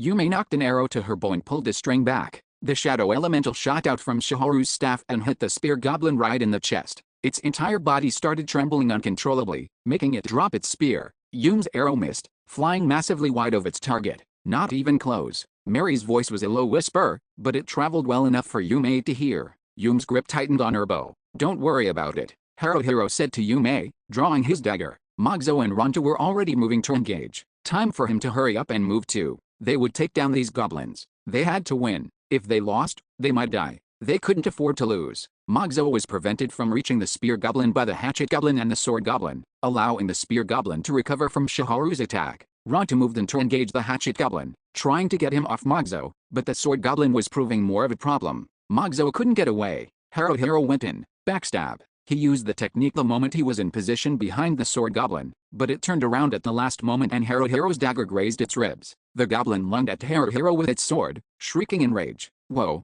Haruhiro stepped back, dodged to the right, and retreated. The sword goblin's movements were nimble, quick, and Mogzo probably would have had a hard time fighting it. But now, Mogzo's way had been cleared. The spear goblin came lunging at him. Mogzo deflected the goblin's spear with his bastard sword. They were now all fighting one-on-one. No, Yume was coming to Haruhiro's aid. She held her cooker slanted and slashed down at the sword goblin. Crosscut, she yelled. The sword goblin bent low and sprung back a good 2 meters, avoiding her attack. They came across these types of goblins from time to time. Small, light, and agile. They didn't have much offensive power, but their evasion skills were off the charts. They were very difficult to bring down. These lightweight class goblins were a pain to deal with. Umbrelek Veldash, Shiharu had used Shadow Echo, and the Shadow Elemental flew straight at the spear goblin. The goblin dodged it. However, Mogzo was right there with the follow-up, already swinging his bastard sword. He did it too soon, though, and his attack sliced nothing but air. The spear goblin launched a series of rapid thrusts with its weapon at Mogzo, who had no choice but to back away. It was a short spear, but even so, its length was longer than the goblin's height. Mogzo couldn't close in enough to get back into the range of his own weapon. Now that Haruhiro thought about it, this was the first time they had ever faced an opponent who wielded a spear. Inexperience. That must be one of the reasons Mogzo was having such a hard time with his opponent. Duh. Ronta let out a shout of pain as he jumped back. He was bleeding from a cut on his calf. The hatchet goblin was crouched low and swung its weapon in a circular motion, aiming below its opponent's waists. This fighting style was difficult to deal with too. "Yume, I got this one," Haruhiro said. "Take Ranta's place with the hatchet goblin. Ronta, go get healed." "No," came Mary's immediate reply. "No, what, why?" Haruhiro exclaimed. "It's not an injury that requires immediate attention. Suck it up, you piece of shit." Ronta attacked the hatchet goblin furiously. Shit. Just because you're hot doesn't mean you can do whatever you want. Fuck you. Haruhiro and Yume chased a lightweight sword goblin all over the place, but they couldn't catch it. "Ronta, does your leg hurt?" "Of course it hurts," Ronta shouted. Ronta brought his long sword down on the hatchet goblin in a diagonal slash. Hatred's cut. The hatchet goblin avoided the attack easily. "Look at how much I'm bleeding. How can this not hurt?" "It hurts, goddammit." Yume fell on her back as the sword goblin swept her feet out from under her. This was bad. Yume was going to be cut down. Haruhiro threw himself between Yume and the goblin, dagger raised, intending to use his own body as a shield. Rather than face Haruhiro, the sword goblin jumped backwards. In a series of short, quick hops, it had retreated beyond the range of Haruhiro's dagger. "Quit wasting time," Mary said softly. "And whose fault is it that we can't finish the fight quickly?" Haruhiro thought. If it had been Minato instead of Mary with them, they would have been able to take on these three goblins with ease. Minato had been just as much of a tank as Mogzo. He had been also their healer, their strategist, and their leader. When Minato was here, it was like having 100 more people on their team in a fight. That may have been over-exaggerating, but to Haruhiro, that was how different it felt. "Minato wasn't like you," Haruhiro thought bitterly at Mary, a priest who refuses to do anything but heal. Then she refuses to heal, too. The difference is so big, you don't even compare. But Minato wasn't here anymore. He wasn't anywhere now. They had lost him. "What are we going to do, Minato? I can't take it anymore." Ronta slammed his earthenware tankard onto the table. "Ranta," Mogzo mumbled. "You're going to break it." "Shut up. I got it under control," Ronta yelled. "What about you? Hut, doesn't she piss you off?" Mogzo muttered something non-committal. "Admit it. That girl pisses you off," Ronta ranted. "What the hell is with that attitude? It's been a couple of days now and she's not even trying to get along with us." Haruhiro. "What?" Haruhiro replied. "Even you think so? Don't lie." "Hey, I'm talking to you. Tell me what you really think." "I already told you several times." Haruhiro drank from his own tankard. "I just put up with it. But I don't not agree with you. Quit using hard to understand sentences. You're just defending her because she's hot.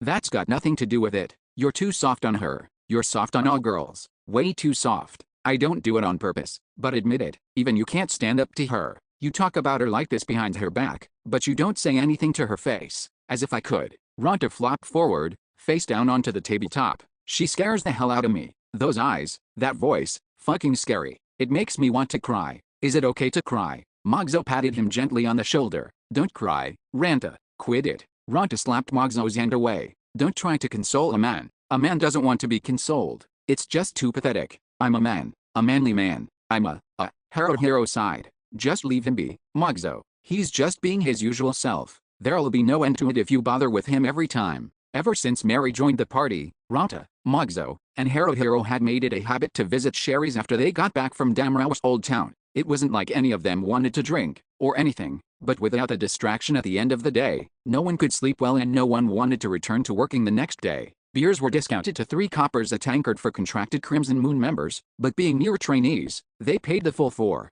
Though Haruhiro had only 1 tankard each time, 2 tankards at most, he realized it was still a waste of money. Their earnings were only half, or actually closer to a third, of what they had been when Minato had been with them. Now, days when everyone would pocket only 1 silver each weren't rare. Haruhiro knew he should be saving up his money. He knew, but, counting the amount deposited at Chirozu's, all the money Haruhiro had came to just over 17 silvers. Crimson Moon contracts cost 20 silvers to purchase, so he needed just a little more before he could become a full member. That didn't necessarily mean that he could purchase one the moment he hit 20 silvers, though. Without having at least 30 silvers on hand, paying 20 in one lump sum wasn't wise. It would have been nice, though, if Commander Bree let them pay a little at a time. Crimson Moon, Reserve Force soldiers, Haruhiro whispered, looking around the tavern. Everyone in the room was outfitted with better equipment than them. Haruhiro was sure that most wore their precious armor into the tavern to keep it from getting stolen while they drank, and many of them had expensive-looking swords strapped to their belts, not to mention stylish garments under that armor, too.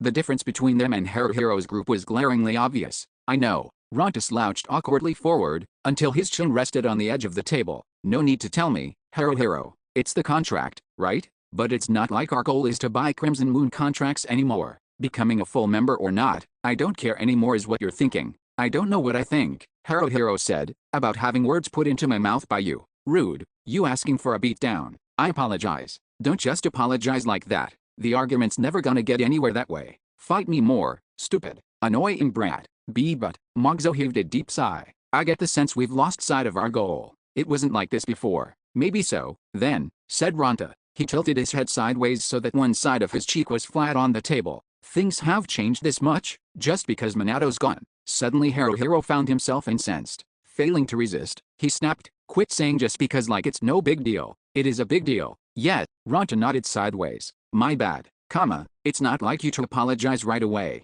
Annoying brat. Haruhiro wanted to smack him, but decided that a guy like Ronta wasn't worth the effort of lifting his fist, or even curling it. Goals.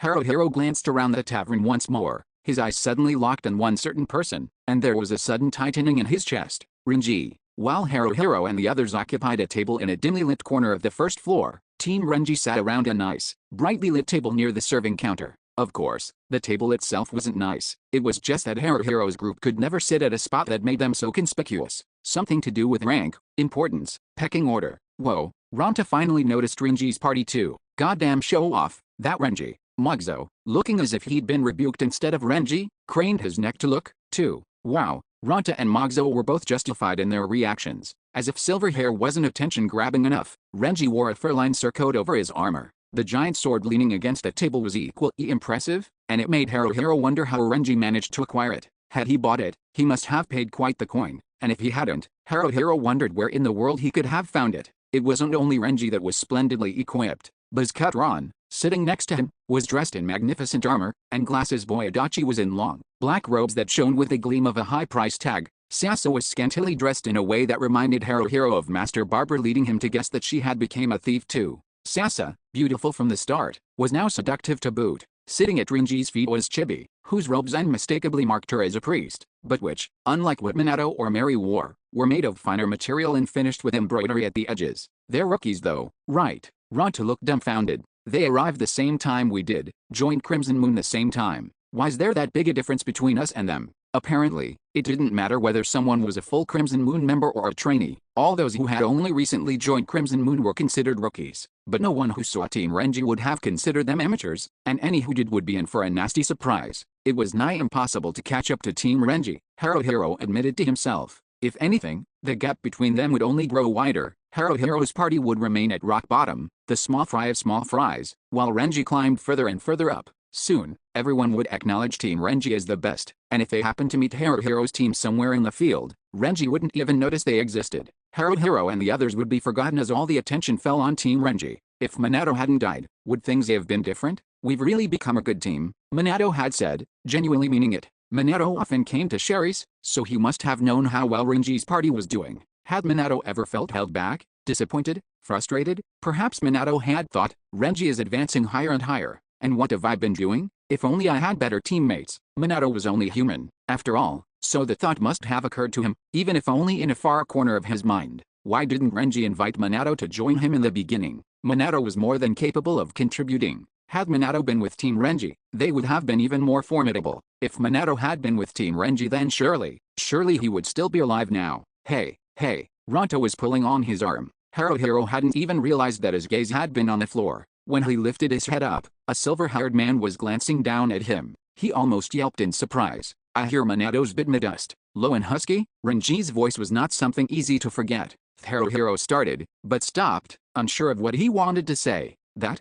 this, there, what? Finally, what's it to you? Expressionless as ever, Renji held out a clenched hand and, unfurling his fingers, dropped something. Haruhiro caught the object without thinking. When he looked, he saw that it was a coin. Mogzo inhaled so sharply that he nearly fell backwards out of his chair. Ranta's eyes were so wide they were popping out of their sockets. He looked as if he wanted to say something, but was at a loss for words. Haruhiro's right hand, the hand that the coin now rested on, started to tremble. Of course, it wasn't fake, so this would be the first time any of them had laid eyes on the real thing. A gold. My condolences. Take it, Renji said, dismissively, and then turned on his heels to walk away. DD don't mess, don't. Haruhiro stood up abruptly, and he felt blood rush to his head. Haruhiro wanted to chase after Renji, to punch him with all his might, but he didn't. There wasn't any way he could. In the end, when he caught up, Haruhiro said, Renji, wait up, hold on a sec. Renji finally stopped, turning to regard Haruhiro with an expression clearly stating the inconvenience. What?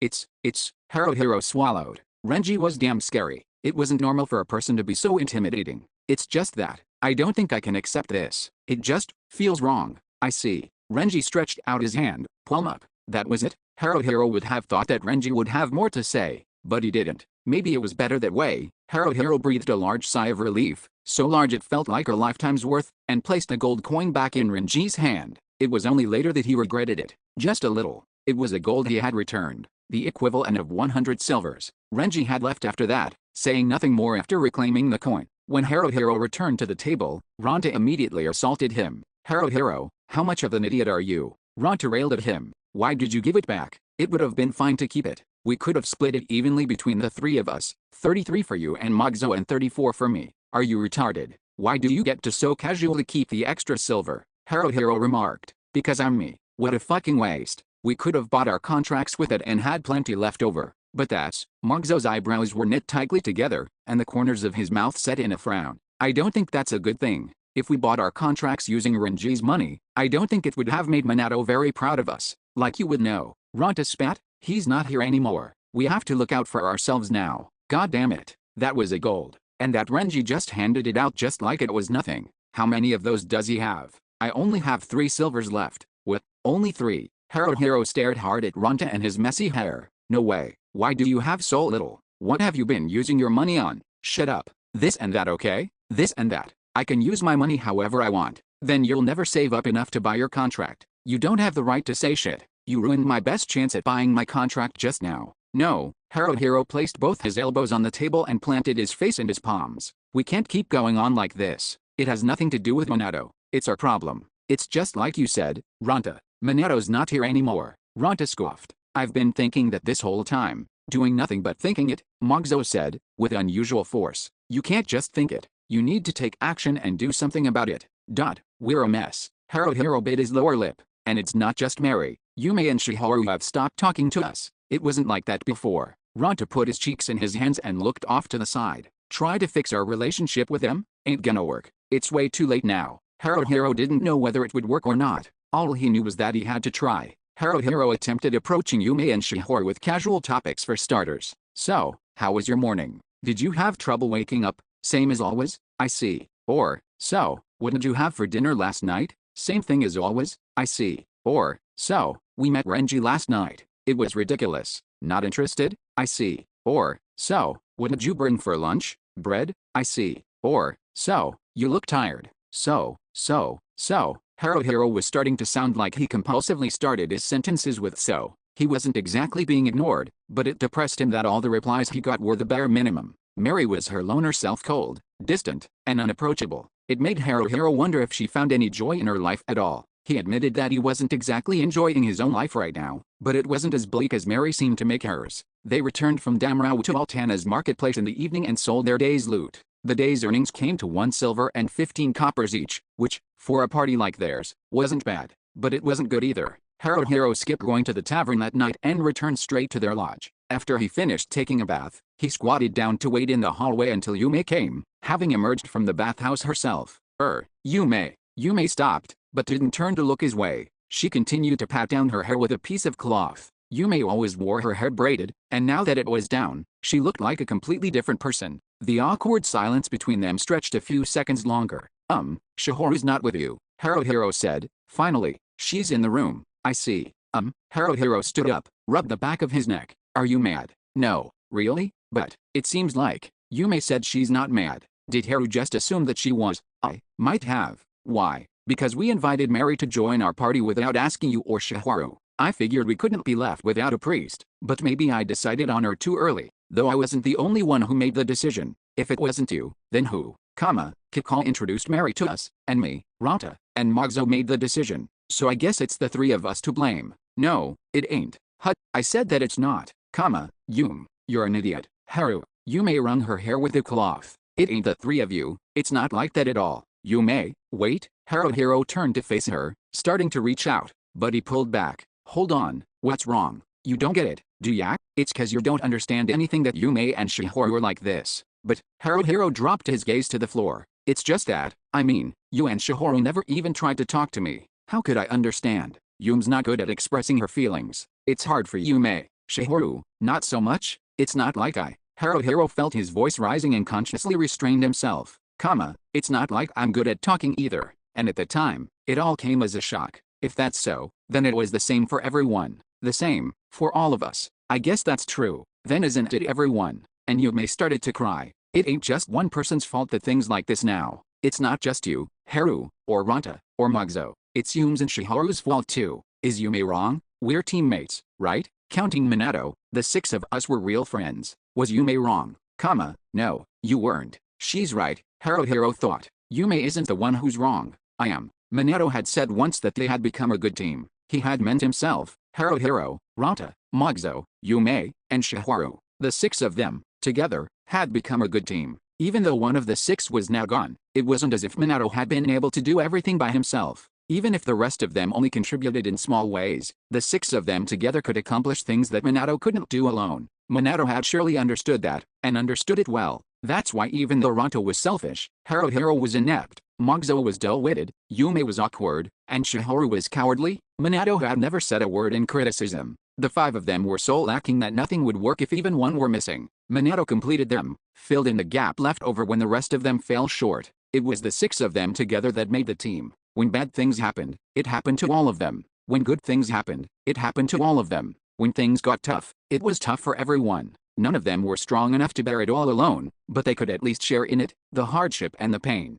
Haruhiro hadn't thought to share anything. It was just himself, Ranta, and Mogzo, three boys griping to each other over drinks every evening solely for their own sakes. What did Yume and Shihoru think about being left out? Of course they would have thought they were unwanted, been made to feel unbearably sad and lonely. Yume, I'm sorry. And as the words came out of his mouth, Haruhiro finally understood why Minato used his dying breath to apologize to him. That day, Minato had praised everyone except for Haruhiro. To Haruhiro, he had said nothing, and so Haruhiro had been gloomy and depressed. That had been on Minato's mind the whole time, surely.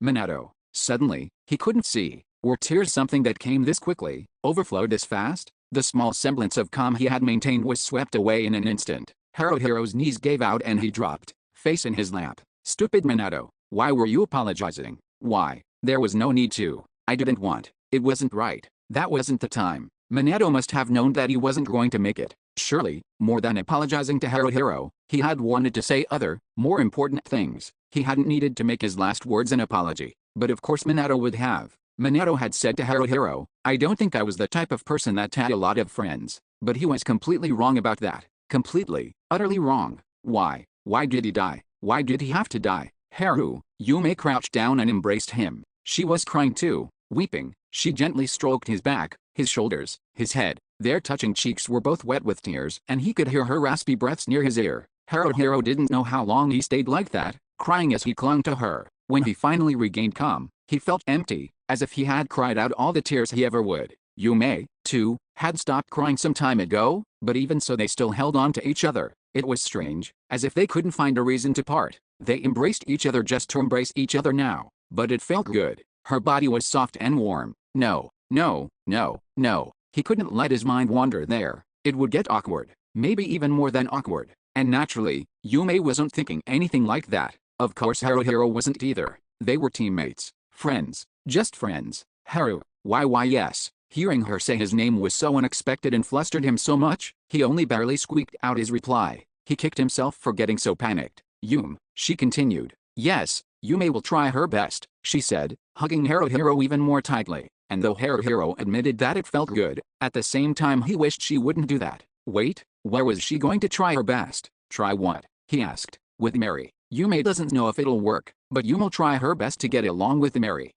Yeah, right. If you can do that, it'll help with stuff, I think. Yume doesn't know if she'll manage to. In fact, Yume's a little worried. Yume thinks Mary might actually hate her. Really? I don't think she hates you, but once in a while, Yume and Mary make eye contact, and her eyes super cold. Her eyes and her expression too. It's not just you, though. She's like that to everyone. Really? If that's so, it's alright. Yume has a feeling it ain't gonna be easy though. Yeah, you're probably right. Can Yume really do it? Yume'll try her hardest, but Haru, can Yume ask a favor? A favor? From me? Like what? Yume's discovered as how hugging tight like this is awfully calming. Hug Yume tighter, and tell her she can try her hardest. Is that really okay? He asked, uncertain. It would be a hug for encouragement, nothing more. It wasn't as if you would mean anything else by it, purely an encouragement hug. That's what it was. It should be fine, if you say so. He drew her in closer, hugging her tight and with all his strength, until a sigh escaped her lips. He wanted to tell her not to, since he was hugging her for the sole purpose of encouragement, and yet, at the same time, he felt a sort of excitement starting to come over him,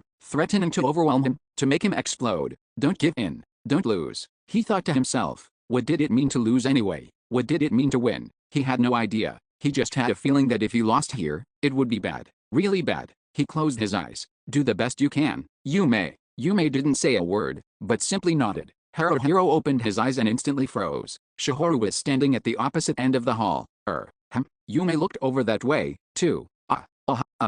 Shihoru began to fidget with her feet, looking panicked. But it was the same for Haruhiro and Yume. How long had she been standing there? Why hadn't either he or Yume noticed her coming? It really wasn't what it looked like. But that wouldn't do any good. No matter what he said now, it was too late. They had been caught in a position that just begged for a misunderstanding. He had to clarify, and clarify right now. Haruhiro and Yume sprung away from each other. It's not what you, they both said in perfect unison, then looked back at each other at the same time. I'm sorry. Shihoru began to back away. I didn't know. My sense for this stinks, so I didn't notice. I'm really sorry. No, that's what I mean. It's not what you think. Haruhiro said. Haru's right. It's nothing like that. Yume just asked Haru to embrace her tight. That's all. Yume added. Yume, explaining it like that isn't helping. He snapped. Oh, how come? I'm sorry. I'll leave now. Shihoru said, running away as fast as humanly possible. Yume groaned and placed her cheek in her hand. Shihoru and Yume share rooms, so Yume'll explain everything to her later. It'll be alright.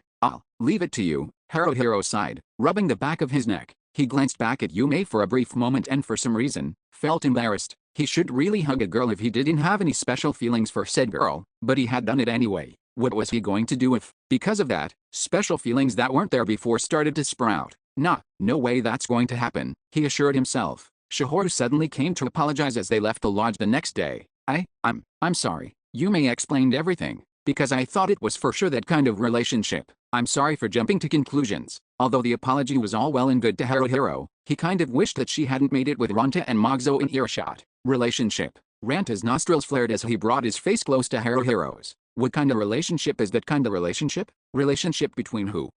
Haruhiro leaned away from him. None of your business. That ain't true. Tell me. Come on. Spit it out. Like Shihoru said, it was just a misunderstanding. I want to know about every single detail and exactly what sort of misunderstanding it was. Yume cut in. Yasi. Haruhiro, afraid that she was going to say more than necessary again, hoped beyond hope that his fears would turn out groundless. But it was just as he thought. Yesterday, Yume continued, Yume asked Haru to hold her tight and Shihoru walked in on us, and Moguzo made some sort of surprised choking noise and his eyes went wide. What the hell? Haruhiro. Ranta's eyes looked like they were going to pop out of their sockets. Are you serious? Are you freaking serious? Since when did you get to second base? What do you mean by second base? Said Haruhiro, and stopped himself. No wait, forget it. I told you, it's not like that. How is it not like that? You were gonna do it but panicked and stopped because Shihoru walked in on you. You just had to hit the emergency brake. But Haru is crying, said Yume, starting to explain. Yume said Haruhiro, you didn't have to mention that. Crying. Ranta looked back and forth from Haruhiro to Yume several times, and then ran his hands through his already messy hair. I get it now. So that's what it was all about. In other words, you got rejected. Yume rejected you, then she felt sorry for this idiot and tried to make you feel better. I see. It's all so obvious now. You're completely, absolutely, thoroughly wrong, but whatever. I don't feel like explaining it to you anymore. Anyway, Yume began speaking, completely ignoring Ranta. It was an ability Haruhiro was rather jealous of. Yume's decided that she's gonna try to get along with Mary. Shihoru said she'll try too. Shihoru was hugging her staff, her gaze downwards. I don't think it's going to work, but I'll do the best I can. Get along? With Mary, Ranta frowned. Not gonna happen. That girl doesn't have any intention of being friends with us. Magzo hung his head. But we can't keep going the way we are now. We have to at least try convincing her to heal us in fights. It was just as Magzo said. The problem was more than her lack of desire to even try befriending the rest of them. She wouldn't heal them during battle. More specifically, she would ignore them if the injury was light when they asked her to heal, no matter how much it hurt. Well, not exactly ignore, and more like outright reject. She would only heal them if it was an injury that impeded movement or if it was life-threatening. Her attitude towards teammates who were hurt and in pain was unacceptable. Monero used to heal them right away, no matter how slight the injury. Even if it wasn't a wound that needed attention, him being there for them provided a sense of security in a fight. With Mary, there was no such peace of mind. What if one of them was badly injured and she suddenly refused to heal them? Everyone was afraid that she would ditch them the moment they needed her the most. As a start, Hero began to speak, looking at each of the others in turn, each except for Ranta. We need to build up trust with her. We won't make any progress without doing that first. Who knows? Mary might have her own way of looking at things. Maybe we're not getting along with her because we don't know what she's thinking. Ranta scoffed. You sure it isn't purely because she's a horrible person? It's gotta be some sort of disorder. Psychological disorder. Chronic innately horrible personality syndrome. With no known cure. But we have to have a priest. In that case, Hero, you become a priest. Then it's goodbye forever to Mary. It's settled. Then, best idea ever. Damn, I'm good. Hero had already considered it, but changing his class was best left as a last resort. Going off to scout alone, always positioning himself at the back of an enemy, being a thief suited him and he was looking forward to improving his skills as one. Also, he had realized something when speaking with Yume yesterday. Ranta said Hero. What? Me? You? And Magzo decided to invite Mary to join the team, right? Yeah, and it was a huge mistake, so that's why I've been saying we should kick her out ASAP. But she became one of us, our teammate and companion, when she accepted, right? Ranta seemed as if he was going to say something, but then shut his mouth, turning his gaze downwards. He looked almost ashamed. Hero continued, clasping his right wrist with his left hand. Mary is who she is. We can't suddenly discriminate against her for that. If she always feels that it's us 5 versus her, she'll never feel comfortable around us even if she wants to. It's not like she's a magical healing machine. True, Yume said, putting a finger to her chin and nodding. Mary's been treating us coldly, but maybe we've been treating her the same. Magzo nodded his head slowly and gave a grunt of agreement. Maybe, Shihoru said hesitantly, as if she didn't have very much confidence in what she was about to say. Mary's actually a good person, on the inside. No way. Ranta immediately turned his back to them. No frickin' way. There's no way in hell that's even possible. She's a stinkin' hellspawned harpy to the core. I don't care what you guys say, I'm not changing my mind. We should just get rid of her and idiot Hero should become a priest. If I become a priest, Hero said, then I won't heal you no matter what. You're a dread knight. The dark god Skullhill is the enemy of the god of light Luminous. I'm not nice enough to heal my enemy's wounds. Disqualified. You're disqualified from being a priest. Magzoza, wait, we can't not have a warrior. So, Yume, you become a priest. Yume wants a wolf, so she can't quit being a hunter. Yume stated flatly. Damn it. Selfish brat. Shihoru, what about you? I don't think I'm suited to be a healer. If anyone gets hurt, I'll panic and useless. All of you are just useless. You're a good-for-nothing bunch, the lot of you. Because of that, Ranta coughed. Because of that, it's better to have that girl around than not. Just pray that she's just an ice bitch on the outside. But what if she's a true ice bitch and suddenly, she falls for me and wants to become my bitch and, I doubt that's gonna happen. Shut up, Magzo.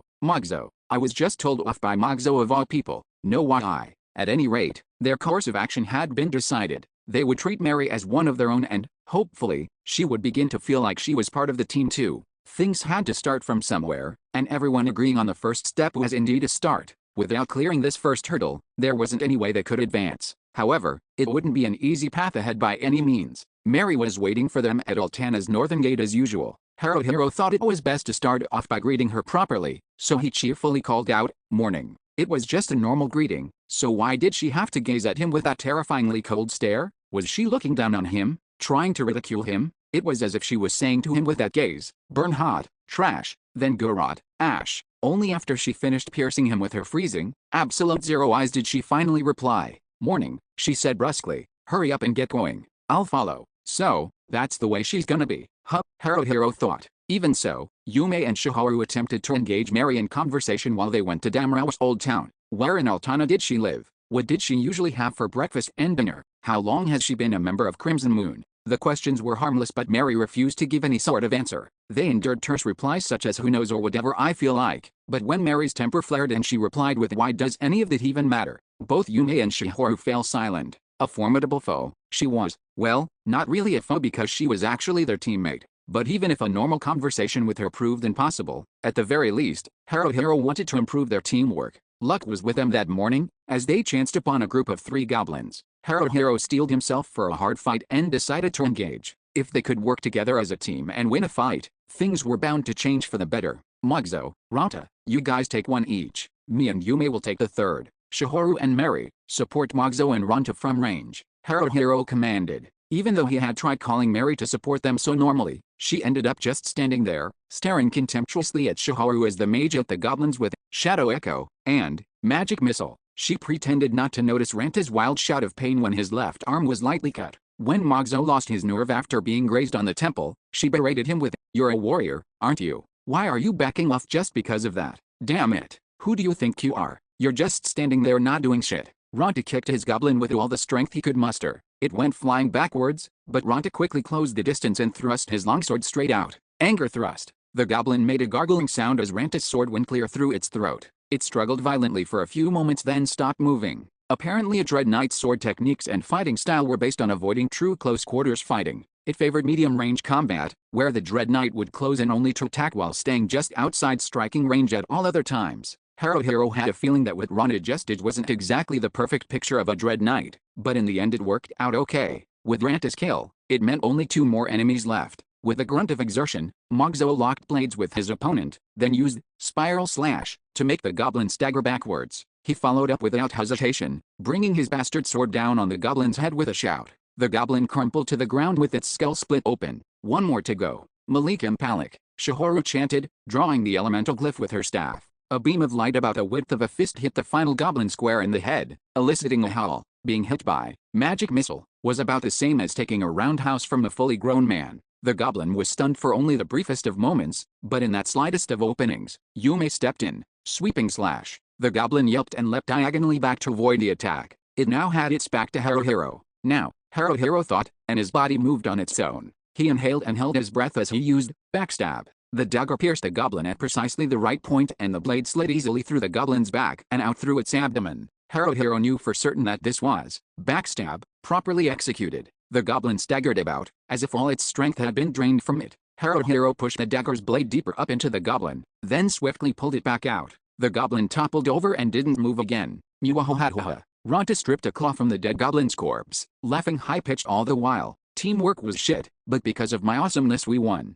I'm the best. I guess things wouldn't be interesting if everyone got along perfectly from the start. My arm hurts. Mary, heal me now. Mary thoroughly ignored him and deliberately started to make her way over to Mugzo instead. Sit, she said. Yes ma'am. Mugzo sat down on the ground obediently, the image of a pet dog. Mary examined his forehead as well as the back of his skull, then touched the cut on his temple. Mugzo grimaced and Mary replied in voice too low for Haruhiro to catch. Mary then formed a hexagon with her hand and chanted, "O light, under the divine grace of Lord Luminous, cure." She's perfectly happy to heal after the fight's over, Haruhiro muttered to himself as he collected the goblin pouches. The contents came to 2 silvers, 2 shiny stones, and some animal fangs. Depending on the value of the stones, Haruhiro guessed that the total came to around 4 silvers. "Hey, lady, enough with Mugzo, get over here and heal me," Ranta demanded. "Your wound's nothing but a scratch." "That's not true. Look, I've been bleeding all over the place. It just, sorta kinda stopped though. How about putting some spit on it then? And don't call me lady. It really does try my patience." Ranta backed off, and he was left unhealed with that. Haruhiro had to admit, Ranta would bawl like a baby at even the slightest of cuts and moan and groan at the lightest of grazes. To put it mildly, Minato was very sensitive to the well-being of everyone on the team, and he could never completely feel at ease unless everyone was in perfect condition at all times. Now that Haruhiro thought about it, was it really necessary to use healing magic on every little scratch and cut? It did seem like overdoing it just a bit, especially where Ranta was concerned. The kid had been spoiled rotten by the coddling. After they had disposed of the goblins' corpses, Haruhiro approached Mary. "Could we be the ones that are going about this wrong?" he asked bluntly. "As a healer, it seems like you're pretty set on the way you do things. Maybe, is that the norm for other parties?" "What?" Haruhiro winced. That word alone was almost enough to make him lose his nerve. He wished she wouldn't say it like that. Somehow, he recovered and continued. It's nothing, really, but, isn't there, different types of priests or something like that? It's just that, I really don't know anything about you guys. Call it lack of experience or something like that.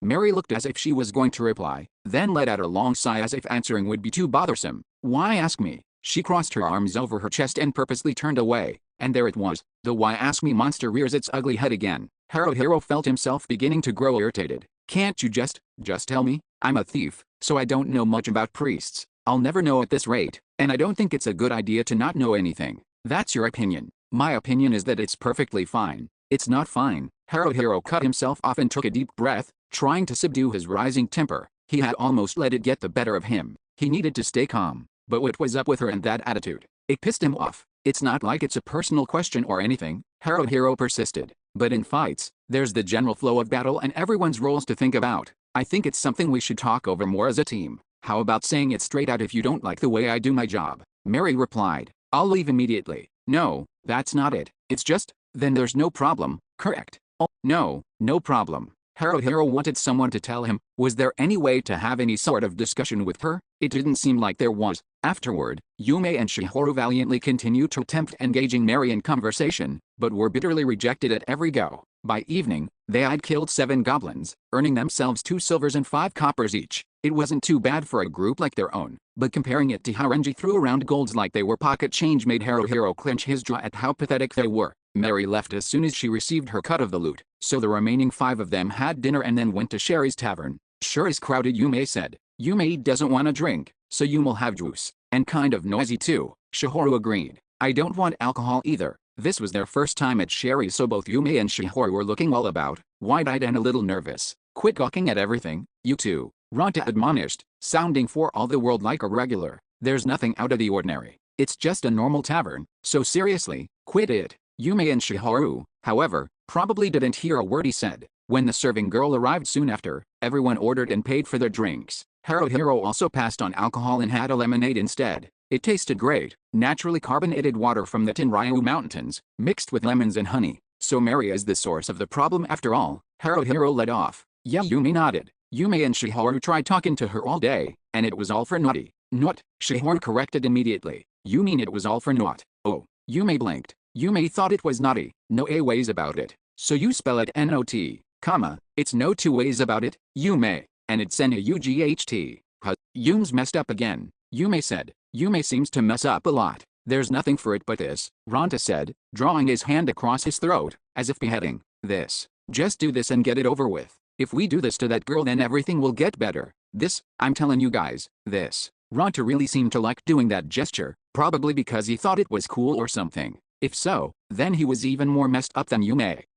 Margzo cut in, looking towards the entranceway to the tavern. Speaking of, the devil really is a thing, Haruhiro thought. There she was, Mary. She entered and looked in their direction briefly. She pretended not to have noticed them, but Haruhiro would have bet on strong odds that she had. There was an open seat at the end of the bar, and Mary settled in. What the hell? Ranta slammed a fist on the table. What's with the attitude? Even if it's just for right now, we're still in the same party. It's normal to at least maybe give a nod in our direction. Yume gets the feeling, Yume said with a pout. Her brows knit tightly. That what's normal for normal folks ain't normal for Mary. But even Yume got just an eensy bit annoyed just now. However, Shihoru tapped on her lips with a finger. But we didn't greet her in any way either, she pointed out. It's like the pot calling the kettle black.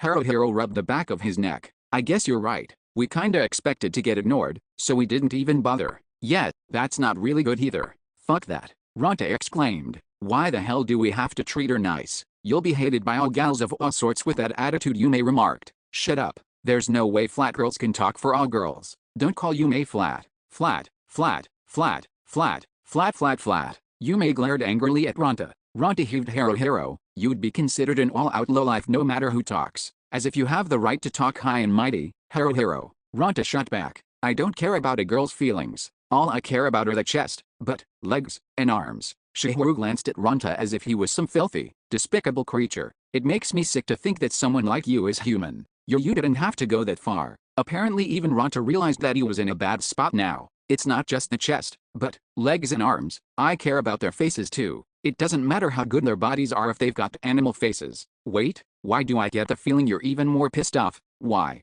Someone's talking to her, Margzo said, pointing in Mary's direction. Whoa, Haruhiro blinked several times. No way. Though it wasn't exactly surprising that somebody should talk to her, Haruhiro hadn't really expected it. Haruhiro knew him, the smiling person talking to Mary. They had met and spoken once. That friendly face, those white garments, covering him from head to toe, that arm under his tunic, and that sword. That's Shinohara, of Orion, Haruhiro said. Orion. Ronta craned his neck to get a better view. Seriously? Orion's that pretty famous clan, right? And Shinohara's Orion's leader, I think. Not that I care or anything. Why's he talking with her? Hey, our drinks are here. Hey, let's toast, guys. Cheers. See, cheers. Mogzo was the only one who actually replied out loud. Haruhiro clanked his wooden cup against Mogzo's, Yume's, and Shihoru's and took a sip of the lemonade. Sweet and tangy, it was delicious. Hey, Haru. Yume tugged on the sleeve of Haruhiro's shirt. What's a clan? Haruhiro began to explain. A clan's what they call it when. It wasn't like Haruhiro himself was highly knowledgeable on the subject, but from what he understood, clans were groups formed in pursuit of some ideal or goal.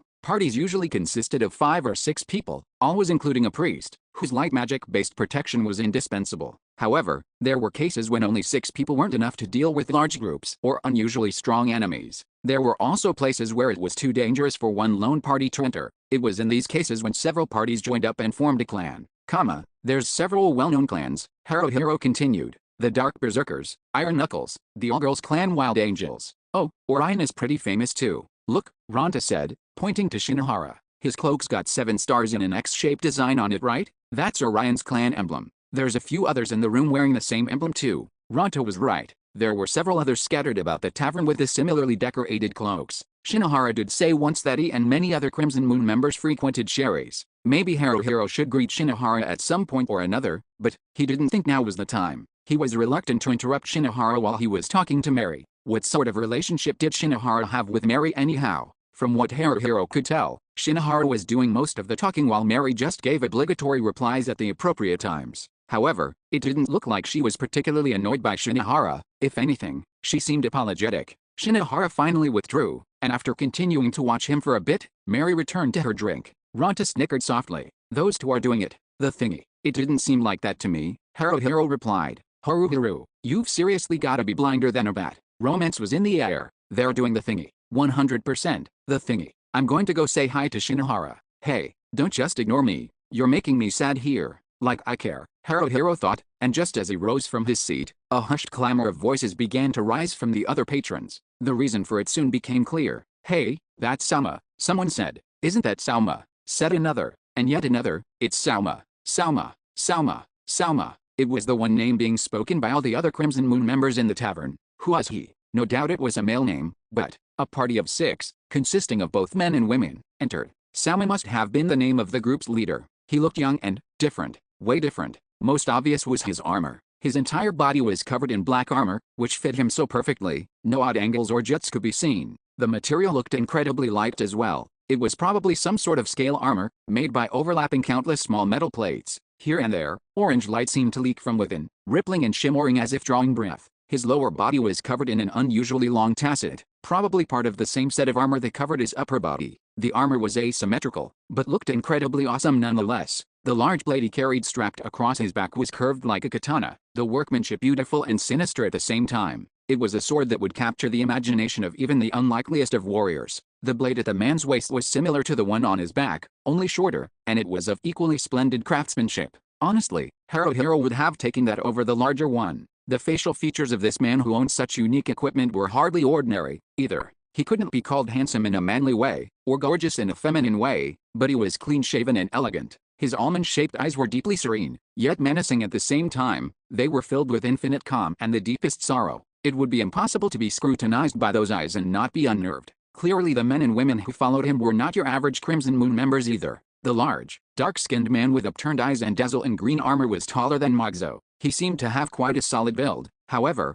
his small head made him appear more lanky than muscular. Behind the dark-skinned man was the exact opposite. A tiny man with a childish face, except that his eyes were anything but innocent. One look and you knew what people meant when they talked about the curse of the evil eye. The man next to him had arms so long, Haruhiro wondered if he was human at all. That man's face was hidden behind an eerie-looking mask, so it was hard to tell, but Haruhiro had a feeling he was a creature of a different sort. Armor that could have been anything, leather or even metal, covered him from head to toe, and hanging off his back was a giant saw-toothed blade that was probably just as deadly as it looked. The two women behind him, though, one look at them and Haruhiro's heart began to melt. He felt as if he could rest his eyes upon them forever. Sauma's party was composed of 4 men and 2 women, and the 2 women were both gorgeous. One was slightly older and stylishly outfitted, with toned skin. She wore something akin to a dress, but her legs and chest were boldly exposed. She also sported an assortment of necklaces, rings, and bracelets, and she was armed with an expensive-looking staff and a short sword. But despite all the accessories, she didn't come across as showy in the least, probably because her beauty was on par with that of the jewelry. The other woman reminded Haruhiro a bit of Mary. It wasn't that their faces looked similar or anything, it was her otherworldly beauty that made him wonder if she was even human. She looked younger than him yet older at the same time. He couldn't tell whether she should be called a beautiful woman or a beautiful girl. She wore an elaborately engraved breastplate, but was otherwise lightly armored. A sword hung off her belt which made her a warrior. Female warriors were rare indeed. That aside, her lovely silver hair was wholly different from Rinji's. It was as if every delicate strand was made of melted silver, and with eyes of sapphire set within. And if there were such thing as skin white as snow, Haruhiro would call hers as fair. Of course, she wasn't made of snow. Her skin was faintly tinged pink. Mary's cold ice wasn't nearly as bright as she was, but she wasn't human. Her ears, they were pointed. Isn't she an elf? Ronto whispered. Elf, Haruhiro echoed unthinkingly, so awestruck that he forgot to blink as he stared. Elf, what was that? He had no idea what an elf was, but at the same time knew exactly what it was. Elf. That's right. That woman was probably an elf. Hey hey hey. Someone's voice came. That voice. That overly happy voice couldn't have belonged to anyone but Kiko. If it isn't Haruki, Renton, Monkey, Yumepi, and Shihan. He cried. How are you guys? I'm great, thanks. Hey, did you guys notice? Isn't Sauma awesome? Never thought I'd see him in the flesh. I'm so lucky. Everyone's so lucky. Kiko is more hyper-excited today than last time. Perhaps it was because of Sauma. Kiko, who is he? Haruhiro asked. What? Said Kiko, disbelieving. Haruki, you've never heard of Sauma? No why? You've gotta be kidding, right? There's no way. Sauma's, Sauma's Crimson Moon's best warrior. The warrior of warriors. Kiko barreled on without slowing. Well, there's some dispute about his actual fighting ability, but no one doubts that he's the best. This is my first time seeing him for real too, but he's something else, isn't he? Way different, way cooler. If I were a girl, I'd want him. Sauma, I love you, he illustrated, and grinned. Just kidding. I can't say I'd go that far, but isn't he awesome? He's highly respected by everyone. I hope I can become someone like that someday. Hell yeah, Ronta agreed, his eyes literally shaped like stars. God damn it. How did he get his hands on that sorta armor? I want armor like that, I'd like. Mogzo's eyes dropped to the floor, I'd like a helm, and if possible, plate armor. If I had those I could be a little more. Shihoru bit her lower lip as a thought came to her. I want to learn more spells. I want to help everyone more in fights. With my magic, all I can do now is. Yume wants armor too, Yume said. Yume's no good with a bow, so she's always fighting at the front. Yume reckons having armor would help. I want. Haruhiro paused, his eyes still glued on Sauma and company. What did he want for himself? To be honest, unlike Kiko and Ronta, Haruhiro had no desire to become like Sauma. In fact, he didn't even believe they could fill the gap between themselves and Rinji's team. To become as well respected and liked as Sauma was nothing but a pipe dream. They had no hope of reaching Sauma's level, so why even try? They would only look like idiots for the attempt. So was staying rock bottom fine then? A small voice inside him asked. No, not that, either. Haruhiro wanted to keep advancing. Even if they couldn't climb the ladder skipping rungs like Renji, he wanted to keep moving up,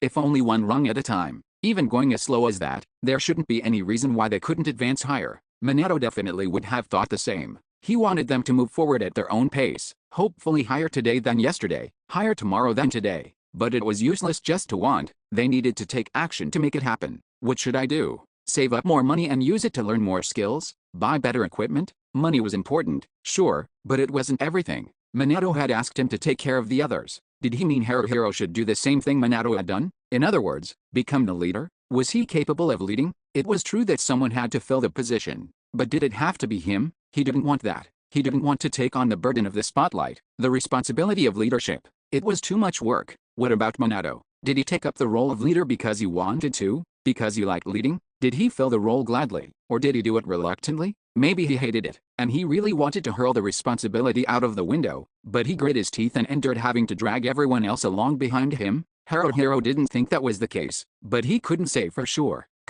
No. But, at some point, Kikal had sidled up shoulder to shoulder with Ronta, and they were both snickering about something. Haruhiro never thought he would see the day Ronta found someone he could get along with. I never thought I'd meet Salma. I heard his main operating area is where Ishmael used to be, so he doesn't come to Altana much? I'm so lucky it's scary. Well, not really scary but, Kikal, let's go make friends with Salma. If it's me and you we can do it, Ronta proclaimed. Friends? Let's do it. Rantan, let's go. Kikal and Ronta both got up from their seats simultaneously. It seemed like they were serious about approaching and introducing themselves to Salma. Haruhiro half rose out of his own seat and looked around the tavern. Salma's group was sitting around a table near the counter, and already a horde of people swarmed around them, more joining by the second. Mary remained where she was, drinking from her own tankard. Shinohara was nowhere to be seen. Where did he go? Haruhiro sat back down and took a sip of lemonade. When he looked up again, it was straight into Yume's eyes. She tilted her head to one side, silently asking Haruhiro what he was going to do.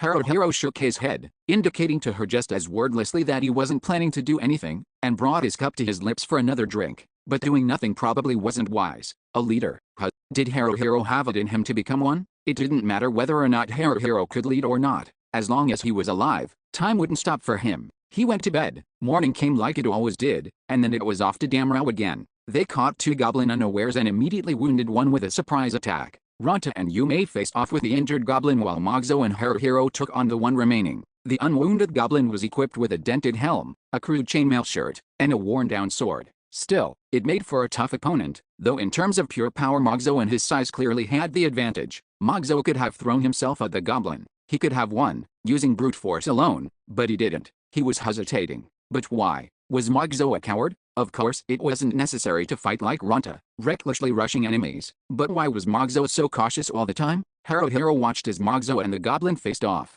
It was rare for goblins to have helms, but this one was wearing one. It was then that Haruhiro realized, if protected by a helm, a slight blow to the head wouldn't be life-threatening. Without one, even a graze from a blade might be a serious wound, and anyone would think twice about fighting aggressively. Mogzo had said last night that he wanted a helm and plate armor. He never mentioned anything like a new sword with a sharper edge. What he wanted most was protective gear. Haruhiro guessed that if he had full body armor, he could fight more assertively and with less hesitation. As for Haruhiro, he always positioned himself behind the enemy, so potential injury was all he thought about. He wore no armor, so being attacked was frightening. One stroke of a blade could end it all for him, so he always did everything he could to avoid fighting head-on. But Mogzo couldn't avoid it. It was his job to take on enemies directly, and if he tried to fight like Haruhiro by always putting himself behind the enemy, things would fall apart for the team pretty quickly. Haruhiro had never realized this because all he thought about was his own position and role in fights. He had never considered anyone else's roles. It had never even occurred to him to think about it. Mogzo, Haruhiro called as he slashed at the goblin with his dagger. When the goblin turned towards him, Haruhiro backed away as he always did. The goblin hesitated between its two targets for a fraction of a second, then turned to face Mogzo once more. But Mogzo was already moving, thrusting his bastard sword at the goblin with a shout. The sword impaled the goblin deep in the gut. Living beings, however, do not die so easily. The goblin made a high-pitched shriek and tried to bring its sword back around to bear on Mogzo. Haruhiro didn't intend to let that happen. Positioned directly behind it, he closed the distance and aimed for the goblin's sword hand. Hit. It wasn't enough to cut through the goblin's wrist, but the dagger cut right to the bone. The goblin dropped its sword. Mogzo gave his bastard sword a twist and the goblin let out a horrible scream, flailing its arms at Mogzo. Haruhiro grabbed the goblin's helm, pulled it backwards with all his strength, as if to pry it off, and then rammed his dagger into its exposed throat. Even after that, it still took a good while before the goblin stopped struggling. Minato had said once that their opponents wanted to live just as much as they did, but fights were to the death, so opponents fought just so. There was nothing more somber and it was neither simple nor easy. Haruhiro and the others killed to take their opponents' valuables, and they did that in order to pay for food. They did it for their own survival. Yume and Ronta battled the remaining goblin with Shihoru's support. After Shihoru weakened it with a spell, Ronta delivered the killing blow. As Haruhiro collected the goblin pouches after the fight was over, Mary placed the fingers of her right hand against her forehead so that her middle finger was right between her eyebrows. It was a quick motion, so fast that Haruhiro almost didn't catch it. It was the same hexagon symbol gesture that Minato made after killing their opponents, but Haruhiro didn't expect to see it from Mary. She didn't seem like a person who would do any sort of ritual for the sake of a dead enemy. But then, Haruhiro realized he didn't really know. He didn't know anything about priests. He hadn't thought to even get to know anything. During their lunch break, Haruhiro tried approaching Mogzo. "I'll help pay for it, so let's get you a helm," Haruhiro said. "Even if it's a cheap one. Plate armor too. Let's try to find you a used set that fits. If we can't find one your size, let's find out how much it costs to get it adjusted, but it's not like you've got money to spare. I'd be a horrible person, Mogzo said, uneasily. Don't worry about it. As long as I have this, I'm fine for the time being, Haruhiro insisted, indicating his dagger. But if you don't have the proper gear, it affects the entire team, so it's for my sake too. Metal armor's super expensive, so unless we're making tons of money, paying for all of it by yourself isn't really feasible. Now that Haru mentions it, Yume agrees, said Yume, and smiled slightly. You'll help pay for Mogzo's armor too. Let's all go shopping for an adorable helmet. Shihoru timidly raised her hand. And me, I don't have that much to spare, but I'll help. I'm gonna say it here and now, I ain't shelling out a single copper, Ronta declared. Fine. No one expected you to contribute anyway, Haruhiro said, briefly shooting a glance in Mary's direction. She was gazing at something in the distance, as if the conversation had nothing to do with her. But for some reason though, Haruhiro got the feeling that she was a little lonely. Maybe it was just his imagination. Next time he had a chance during a fight, he decided he would observe Mary.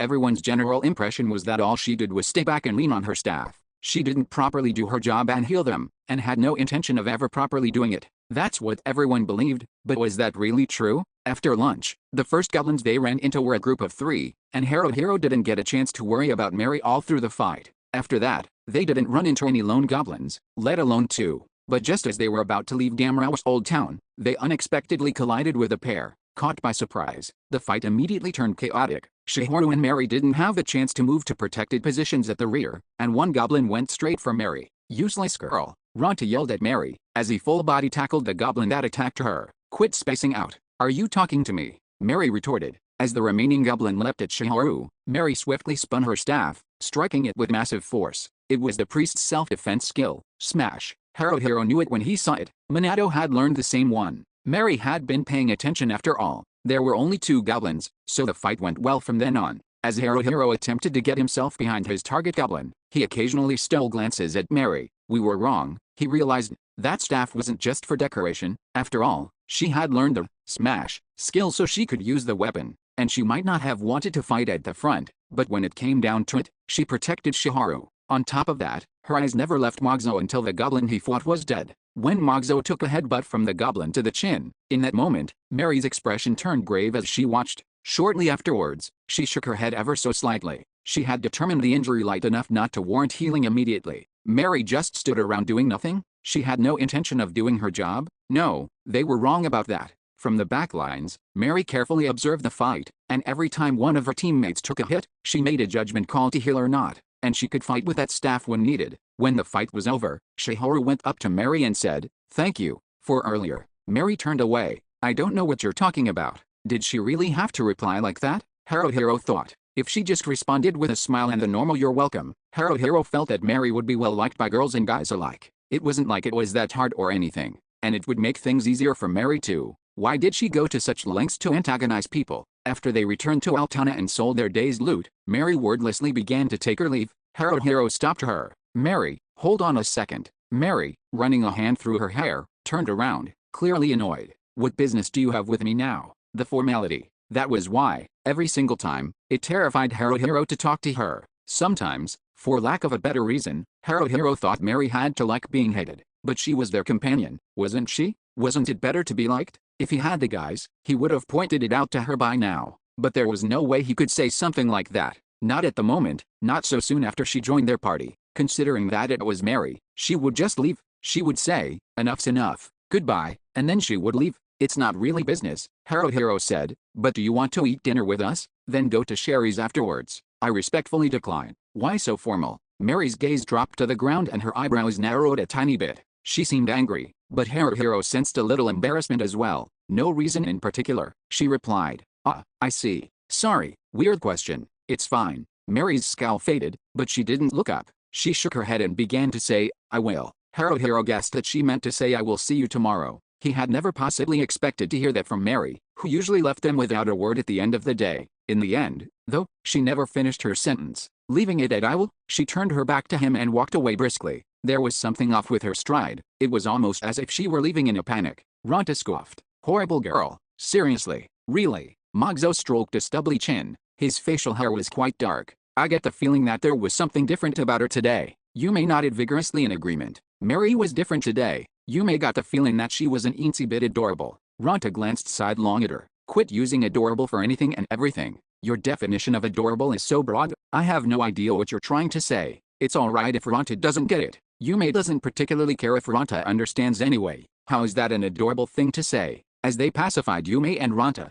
they searched the marketplace for Mogzo's helm. They found a variety of used metal ones on display in an armor shop and bought an inexpensive barbute type. Barbute helms were cheap because they were forged from a single sheet of metal, making the crafting process relatively simple. They were shaped sort of like the big toe on a person's foot, with a T-shaped opening for the eyes, nose, and mouth. At first glance, it looked like it would slide off pretty easily, but an inspection of the leather padded inside told them otherwise. The helm fit Mogzo's big head perfectly, but it was scratched and dented, so Ranta haggled tenaciously until he brought it from 42 silvers down to 18. Haruhiro paid 4 silvers, Yume and Shihoru 3 each, and Mogzo the remaining 8. As they ate dinner at a food stall, Ranta puffed out his chest and pointed out, "It's like I pretty much paid 24 silvers, so you guys should be thanking me." Yume and Shihoru both narrowed their eyes at him, and Haruhiro was slightly taken aback by the brag, but had to admit that it might be true. If Ranta hadn't been such a shameless barterer, they might not have been able to bring the price so far down. 24 silvers was an exaggeration, but thanks to Ranta,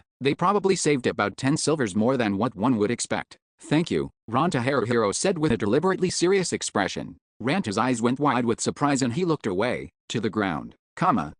As long as you guys know it, my amazing abilities of price bartering, price evaluation, whatever. You guys constantly underestimate my abilities, so be more respectful next time, okay? Seriously, I'm asking a favor here. Not that I really expect anything. They had planned to search the shops for plate armor after dinner, but it was late by the time they finished eating, so they went straight to Sherry's. Mary was nowhere to be seen, and Haruhiro wondered if she purposely avoided coming tonight because he had invited her earlier. Seriously, that girl is anything but adorable. Same goes for Yume, Ranta said. It seemed that he was bitter about Mary not thanking him after he saved her in the last fight. She doesn't say hi, she doesn't say thank you, she doesn't say sorry. It's over for her. All she has is good looks and nothing but good looks. She's top class hot. Not as hot as that elf in Salma's party though.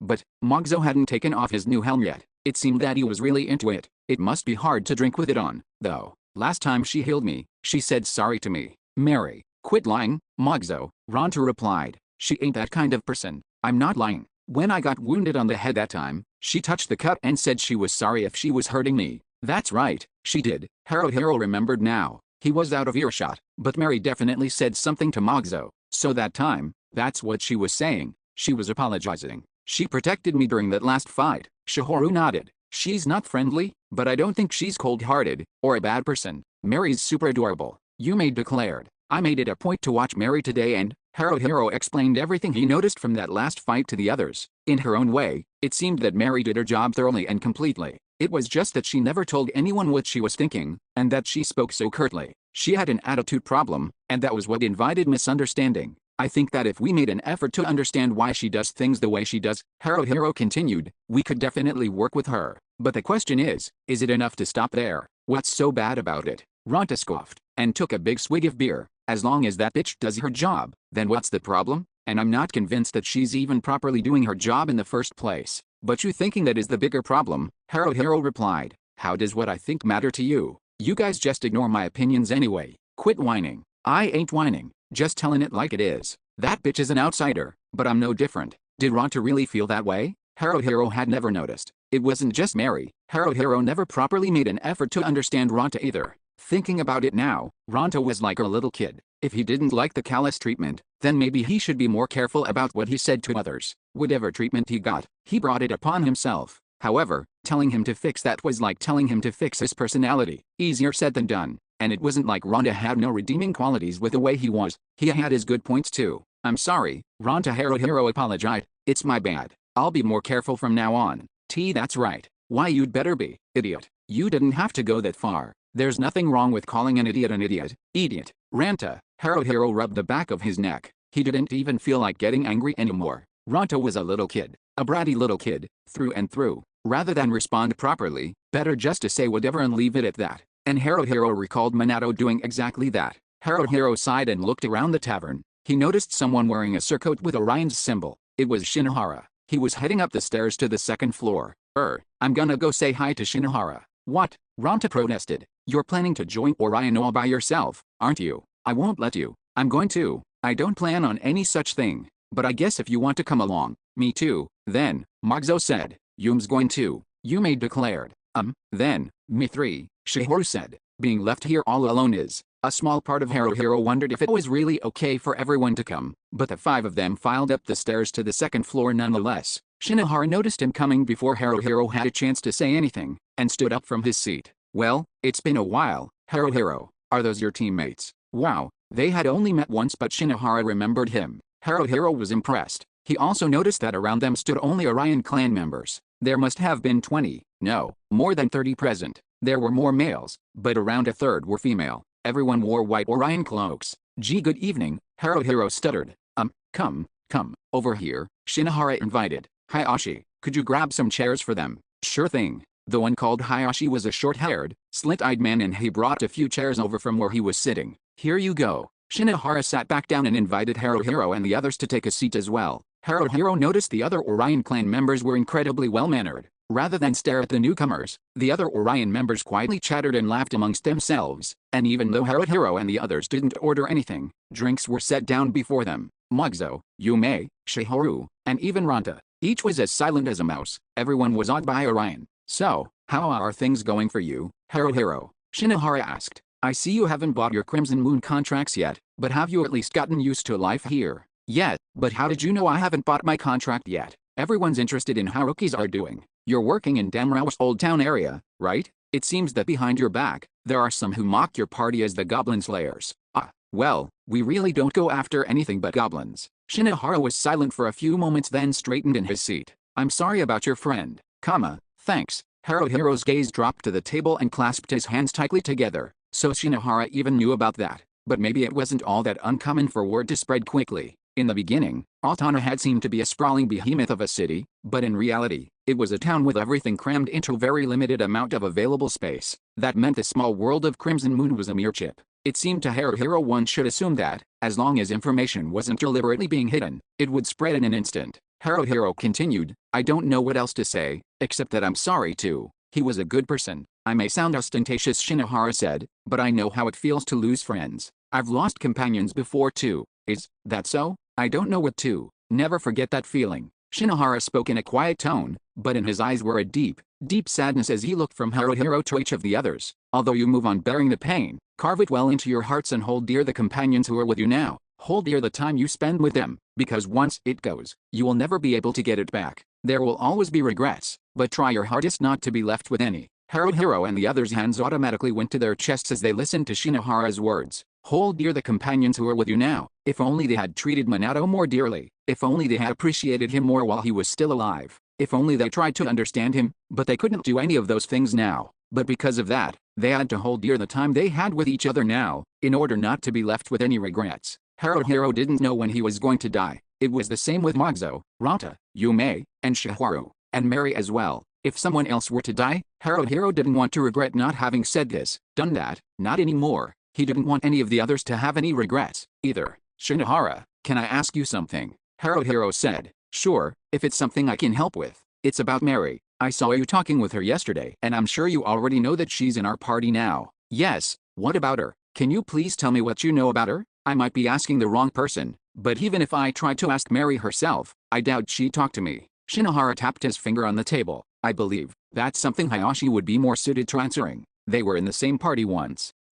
Really? Haruhiro shifted his gaze to the table next to him, where Hayashi was taking a drink from his tankard. Their eyes met. Hayashi held Haruhiro's gaze and nodded. Mary and I were friends in the same party when we were still Crimson Moon trainees. Me and Mitsuki were warriors, Matsumi was a mage, Aga was a thief, and Mary our priest. Things went relatively well for us at the start. Like you guys, we started by hunting goblins in Damrao's Old Town area. We saved up our money, and after 10 days, bought our Crimson Moon contracts. We then upgraded our equipment, learned new skills, and started going after kobolds in the Siren Mines around 5 miles north of Altana. Even then, we had an easy time of it, never really having any trouble in fights. Back then, I never realized how unusual that was. Without a doubt, Mary was the one who brought stability to our fights. In one regard, she's still the same, a real beauty, but she never let it get to her head. And back then she was always smiling, cheerful. She laughed all the time. With her around, there was no time for the rest of us ever to be in bad moods. She didn't just memorize light magic spells, she learned self-defense skills, too, to fight shoulder to shoulder with me and Michiki. And of course she never neglected her duties as the party's healer. She would treat us immediately, even if it was nothing but a scratch. Fighting with me and Michiki at the front, healing us when we got hurt, backing up Matsumi and Og when they looked like they were in trouble. It was like she was 3 people in one. Our party was only 5 people, but it really felt more like 7. Fights were easy, way too easy. We didn't really get much attention though. A lot of people arrived at the same time we did, and some other parties excelled way past us. But the more we fought, the more confident we got. At that time, we didn't know about fear. We had never encountered anything that'd give us even a semblance of fear, so I guess that was to be expected. I know fear now though, but Mary, surely it was different for her. Back then, she must have been afraid for us every time we were wounded, and that would be why she healed us right away. Maybe she was afraid of the one little tear that could unravel the entire tapestry, and so she prevented it any way she could. I think she knew it all along. She knew that in reality, we were winning our fights by only paper-thin margins. It was the rest of us that didn't realize it. We had become arrogant, overconfident. Other parties were also operating in the siren mines, and we didn't want them to outstrip us. So, confident that we were better than them, deeper we went. Deeper, deeper into the mines. There, in the 5th stratum, is where it happened, and it's something I'll never forget. You may already know, but kobolds are hairy humanoids, but with dog-looking heads. They're usually a little shorter than the average person, but in the lower depths of the siren mines, kobolds larger than 5 feet 6 are very common, and they're incredibly strong. Although they're not as smart as humans in general, their society is highly hierarchical and they have the technology to work metal. They're advancing in magic, as well. Kobolds specialize in moving as many-person units, and at least a portion of their society consists of audacious fighters, afraid of nothing. We had gotten used to mowing down those kinds of kobolds on our way down to the 5th stratum, and honestly, we believed that we were stronger, superior to them. But it wasn't like we were careless. As long as we didn't let ourselves get caught off guard, then certainly, we were way more capable than any usual kobold. He's called Deathpatch for his black and white patches of hair and for how he's killed numerous Crimson Moon warriors. We heard that he and a few of his underlings are always prowling the mines, and if we were to encounter them, we should run without hesitation. He's been spotted as far up as the mine entrance, so there was need for caution even in the upper strata.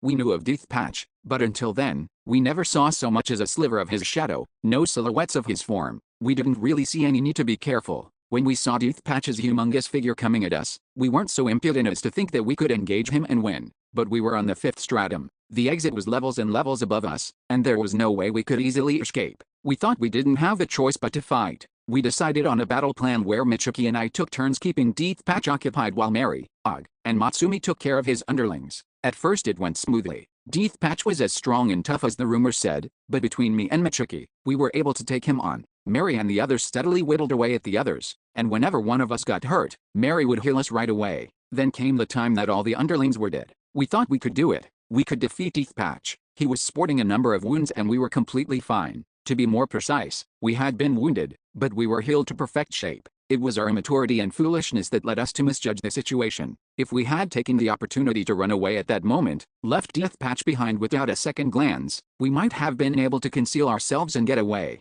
But we didn't. We pressed the attack on Deathpatch, reddening his black and white hair with blood. However, no matter how much me, Michiki, and Og cut into him, no matter how many times Mary bludgeoned him, no matter how much magic Matsumi threw at him, he wouldn't go down. His movements became sluggish, sure, but his endurance was limitless. Rather than weaken him, the pain from his wounds only enraged him further and further. Deathpatch was an all-out aberration, and we were only average. Og was first. He took a swipe from Deathpatch's claws that ripped his face open. While Mary healed him, Michiki's left arm was cut deeply. And while Mary was treating Michiki, I got hit so hard it knocked me out cold. I don't think I was out for any more than 30 seconds, but during that time, Og had been killed and Matsumi was critically injured. With Mary trying desperately to save her life, Michiki was wounded all over trying to hold off Deathpatch by himself. When I came to, I frantically engaged Deathpatch, letting Michiki fall back. With her last breath, Matsumi cast a spell that seemed to make Deathpatch falter. That's what I saw, since that's what I wanted to believe, but he overwhelmed me soon enough. Mary, Michiki,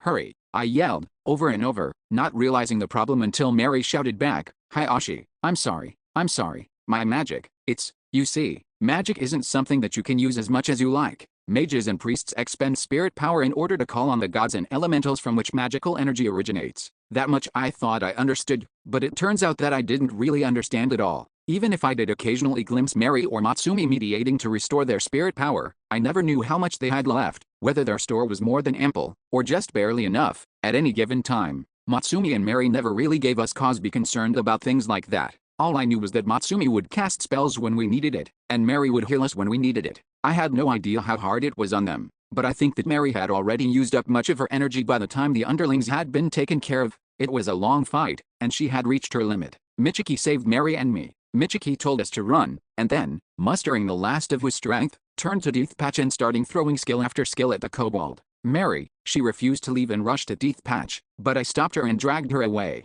I won't make any excuses. I left Michiki behind to die. He was already mortally wounded and wanted to use his life to give us a chance to get away. As his friend, I wanted to grant him his final wish. I don't know how we managed to make it to the surface from the 5th stratum. It took us half a day, and there were times when we thought we were done for. We made it back, but we had lost ourselves. 3 of our friends, our precious companions, were gone forever in only moments. Mary especially was a mess afterwards. She was the priest, the healer who was supposed to save lives, but she had let 3 people die and had her own skin saved instead. From that day on, I've never seen her smile again. Sometimes I don't even think I have the right to smile either. After that, Shinohara found us and we joined Orion, but Mary left the clan before long. I think the companionship that Orion offered only came to cause her more pain. Mary ended up hopping from party to party, never staying in one for long. Her reputation spread, but it didn't sound like the person I knew. I got worried and tried to talk to her, but all she would say was that she was fine. Fine, just fine. It was like talking to a wall.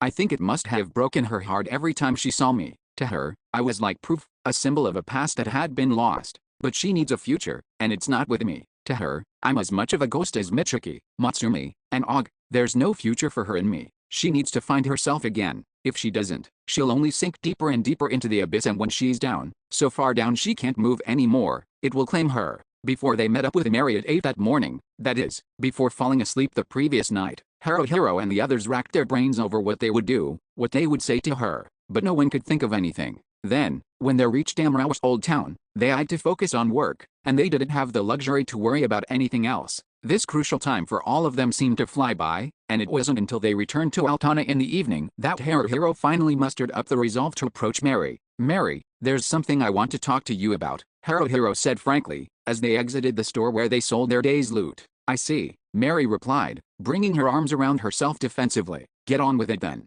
Because everyone had been preoccupied last night with what turns their relationship with Mary might take, none of them could act like their normal selves around her today. They had heard Mary's story from Hayashi, and Mary couldn't have known that, but she couldn't have missed the change in everyone's behavior either, and she must have guessed something was up. She probably thought that they were preparing to kick her out of the party. She was probably playing out the scenario in her mind now, Haruhiro saying, sorry Mary, but can I ask you to leave our party? And not wanting to make a fuss, she would immediately reply, fine, and take her leave of them. She was steeling herself for the announcement, or so it seemed to Haruhiro. It had likely happened this way numerous times before, with many other parties. It was just too depressing, the way it always ended like that for her. Mary, Haruhiro said, saying her name as a friend's, as one of them. He met her eyes and held them, as if to say, it's not what you think. Mary's eyes narrowed slightly. Haruhiro wasn't alone in this intent gaze. Magzo, Yume, Shihoru, and Ranta had their eyes locked on her too. She noticed their stares and stiffened, uneasy. No, it's not what you think, Haruhiro repeated inwardly again. Mary, Haruhiro said, out loud this time. We had a priest in our party before. His name was Minato, and he died. Or maybe a better way to put it is, we got him killed. You could say that he was almost a perfectionist, and we depended on him way too much. When we got hurt during fights, he would heal us even if it was just a scratch. Minato was our leader, said Haruhiro, a healer we trusted, and he and Magzo would always fight in the front, so he was a tank too. It was like he was 3 people in one. He was really an amazing person, but at the time, we didn't realize it. He was just an ordinary guy to us. I don't think any of it was easy on Minato, but he never showed it, and none of us ever tried to imagine how hard it really was for him. Even now, I don't think I can imagine, but he's dead. He's not here anymore. Mary surely must have seen the similarities between herself and Minato. She might have even figured out that Haruhiro was telling her all this because they knew the story of her past. Haruhiro had been debating it for some time. Having heard Hayashi's story, he had a pretty good idea of what happened to Mary, and he could kind of understand why she was the way she was. But should he tell Mary that he knew? Something told him it wasn't as clear-cut as that, though. A happened, therefore B. Haruhiro knew that human beings were neither simple nor straightforward creatures, and he didn't want to pretend to be able to see into Mary's heart. No one was going to be so flippant as to claim they knew everything there was to know about her. So, the only thing he could tell her about was himself. To be honest, with Minato gone, I thought that it was over, began Haruhiro. I thought that it was impossible to keep doing this without him. But even if he was dead, we were still alive. We had to live on, and we couldn't live on by sitting around. We stayed on as Crimson Moon trainees, if only to feed ourselves. Then we invited you to join the party. A party has to have a priest. That was why. No other reason. Now, myself, Ranta, Yume, and Shihoru, we were the good-for-nothing dregs from the start. Magzo was different. He was recruited by Rago, but got thrown out after they took all his money. Minato's the one who brought us together, as ragtag as we might have been, and we became teammates, and friends too. That was all there was to it in the beginning, but since then, we've become a team for real. Sometimes things don't go so great, sometimes we get angry, sometimes we fight, but in the end, we still consider each other friends. The circumstances that brought us together don't matter. What matters is that here and now, everyone is my precious friend and companion. That includes you, Mary. Mary didn't say a word. She stared long and hard at Haruhiro, motionless, except to blink now and then. Me too. Shihoru quietly raised her hand. I consider you a friend, too. Agreed. Yume smiled broadly. Mary's super adorable. Oh, of course I agree. Magzo still had his barbed helm on. Of course I consider you a friend. It's reassuring for me to have you with us. Ronto harumphed. You know, I make a big fuss when I'm hurt. It's something I need to work on, maybe. But, yeah, I guess. Aren't we friends? Hell is gonna freeze over tomorrow, Haruhiro said, looking up at the cloudless sky. Ranta, admitting he's not perfect. Hell, heaven, and earth are all gonna freeze over. Hey, I admit all the time that I've got things I can improve on. My self-improvement talents are off the charts. You've known me how long and you still don't know that? If you say so, then, sure, oi, Haruhiro, don't just leave it at that. You're making me sad. I think it's a good idea to set a goal for ourselves sooner rather than later, Haruhiro continued, even if it's a short-term goal. He stole a glance at Mary. She looked unaffected so far, still staring intently at him. He hoped that she wasn't intending to rebuff them and their offers of friendship. It would be a good enough start for her not to. Everything's become muddled recently, Haruhiro said. I don't even think we're working like crazy to save up enough to buy our Crimson Moon contracts anymore. We're just going from day to day with no real purpose. Let's stop that and at least figure out the direction we want to go next. Our goal is to become billionaires, then world domination. Haruhiro thoroughly ignored Ranta and proposed his thoughts to everyone. Everyone except the irritatingly loud Ranta and the deathly silent Mary agreed. I don't care about anything other than money and power, Ranta declared. And being popular with girls too, I guess. But girls come with money and power, so, he paused. I guess your idea for a goal is okay for something to do before the start of the beginning of the first step towards world domination. I guess, he said grudgingly. Yume heaved a heavy sigh. Ranta's talk is longer than long-winded and more boring than a dead, stinky varmint. There they go again, Haruhiro thought, and turned to Mary. Mary, what do you think? Mary, avoiding his gaze, seemed to give the slightest of small nods. He took it as a sign of her agreement. Would you like to eat dinner with us tonight? He asked. No thanks. Then she added, in the quietest of voices, not yet. Anyway, all right. What did you expect? Haruhiro told himself. It's not like everything will magically fix itself instantly, just with that. But of course he was impatient. No one knew when their time together would come to an end. They had burned up some of that precious time already, just to take this first step forward. And who knew if their end was already near, having pursued them all this while. But one step was still a step. For Haruhiro and the others, incompetence beyond incompetent, one small step at a time was their only way forward. And if his ears hadn't deceived him, just before Mary turned away to leave, she had whispered, see you tomorrow. Indeed, at interim, tomorrow comes. They got up with the 6 o'clock morning bell and ate breakfast on the go, getting ready for the day. At 8 o'clock, it was to Altana's northern gate to meet with Mary, and then off towards Damrao's old town. The map they were making of the area was still incomplete, so they worked on it as they searched for goblins. At their level now, they could take on groups of up to 3, not without difficulty, but at least without it being overly risky. The exception was when this included a light and agile evader goblin. With those they had to be extra cautious. Also, from time to time they would encounter goblins wielding ranged weapons, usually crude short bows, but arrows shot from those had neither speed nor much piercing power, and so weren't anything to be overly worried about. Crossbows were what they had to be wary of. A well-placed shot from a crossbow meant instant death. Heavily armored goblins were also sometimes a problem, as some of them were very strong. Underestimating them was a huge mistake. The upper limit for their party was 4 goblins. Even so, they chose to pass up groups of 4 unless the fighting conditions were exceedingly favorable. Groups of 5 they pretended to not have even seen, and when goblins assembled in groups of 6 or more, the whole place was best considered goblin family territory, or clan territory, or whatever. These areas would be full of large groups, and trying to take on one group was like walking into a den of not one pride of sleeping lions, but several. Goblins that wandered around alone were usually poorly equipped and poorly armed, but sometimes they kept highly valuable items hidden in their pouches. No one would think to steal from the poor, so perhaps they were protecting their valuables by appearing to be poor.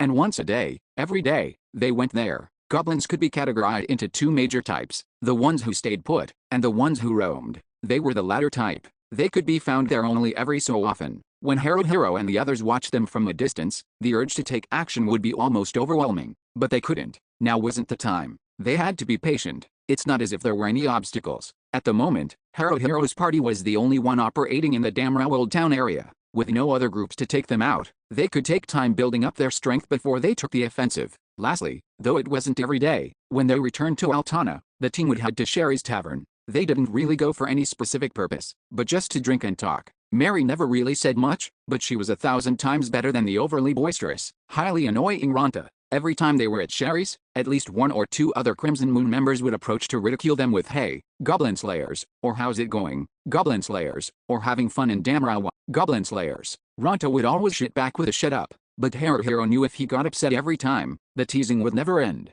And really, the nickname didn't even bother Hero that much. It wasn't overly fancy and it had a nice sort of ring to it. The Goblin Slayers. Not bad. Not bad at all. They would become the best Goblin Slayers in all of Crimson Moon. It was goblins the day after that, and goblins the day after that one too. Goblins, goblins, goblins, goblins, goblins, goblins. In the beginning, all the goblins looked the same, but after a while Hero could start to tell individuals apart from each other. He noticed that the vast majority of those they encountered were male, with females hardly anywhere to be found. According to Mary, the majority of the females were taken by high-ranking goblins as wives, dwelling in the newer parts of Damrau. Man, I want a harem like that for myself too. I'd feel bad for female goblins if they were in your harem, Ronta said. Hero. Stupid Hero. Ronta barked. Didn't you know? Even goblins find me irresistible beyond irresistible beyond irresistible. Don't insult Ronta, the wandering irresistible king. Weird, for an irresistible king. All the servant girls at the tavern sure thoroughly ignore you when you flirt with them, Yume remarked.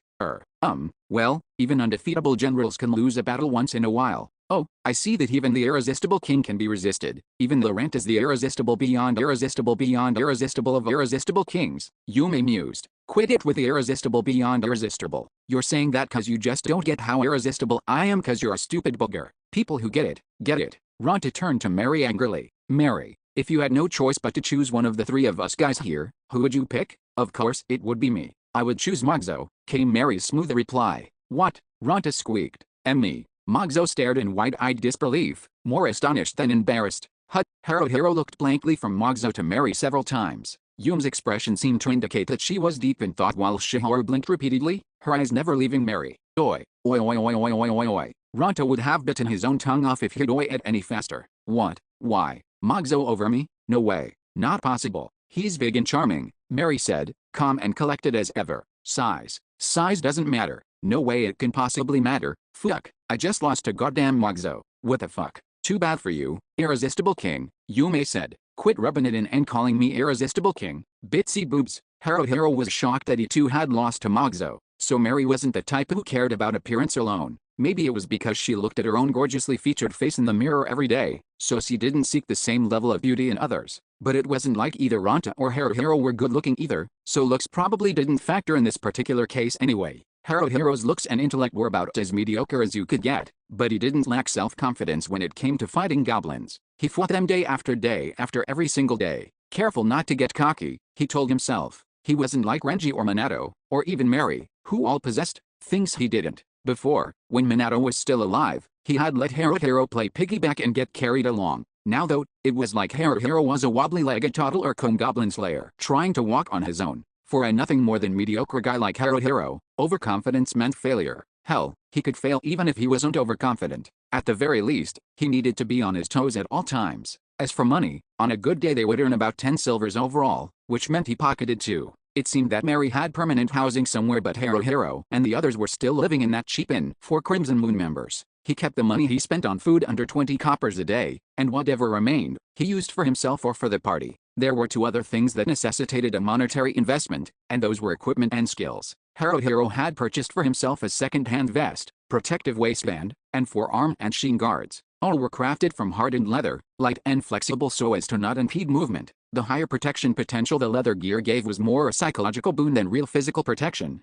but a little more peace of mind during fights was important too. As for his dagger, he had no intention of getting a new one yet. He had gotten used to the feel of this one, and if he took it to a smithy, a knife sharpener would be able to put a new edge on it. Any extra money he had was better spent on helping Mogzo get his equipment. Mogzo was attempting to piece together the thing he had wanted most, plate armor. In reality, proper plate armor was supposed to be custom forged for its wearer, but asking an armorer to make a set for him would cost more than 10 golds at the very least. Of course that was an impossible sum, so Mogzo bought everything used and took them to a blacksmith to get the size adjusted, and even this cost several tens of silvers per piece. So far, he had a breastplate and backplate, shoulder pauldrons, vambraces, and half-greaves that covered his shins to the top of his foot. All of those he wore over his chainmail. As for a helmet, he was still using the barbute from before. His blade, still the same bastard sword that his guild gave him, was getting quite worn down. It would have to be replaced soon. Ronta had bought himself chainmail and, for some reason, wore his leather armor over it.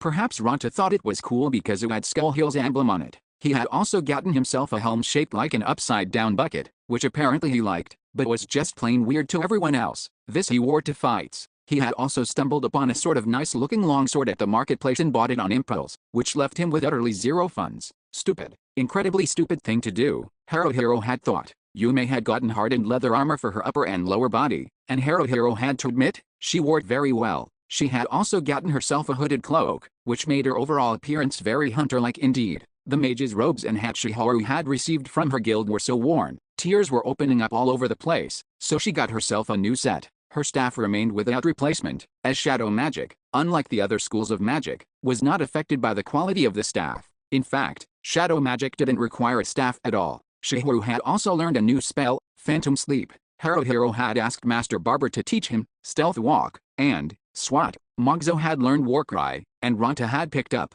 Juke Stab and Propel Leap. Yume learned Sharp Sight, which improved her accuracy with a bow and also let her avoid incoming attacks with a swiftness akin to pit rats. Mary was already heads and shoulders above everyone else in terms of both ability and experience. There was no doubt that their fighting potential as a party had gone up, but by how much? They found a band of 5 goblins in what was once a smithy on the west side of Damrao's old town. The building was half crumbled and the roof was completely gone, but remains of the furnace, anvil, and other tools still remained. Haruhiro and the others had come to this place many times before, sometimes for a work break, other times to stop for lunch. Until now, they had never seen any goblins there. It seemed that there was a large social gap between the goblins who lived in the new part of Damrao and those who loitered around Old Town. In the fights for supremacy that occurred between the upper-class goblins, those who lost were no longer considered part of the group, and were banished. In other words, Old Town was where the exile goblins lurked. Those 5 goblins occupying the abandoned smithy now must have been newcomers, freshly exiled. The first thing newcomers did was to find a place to live and,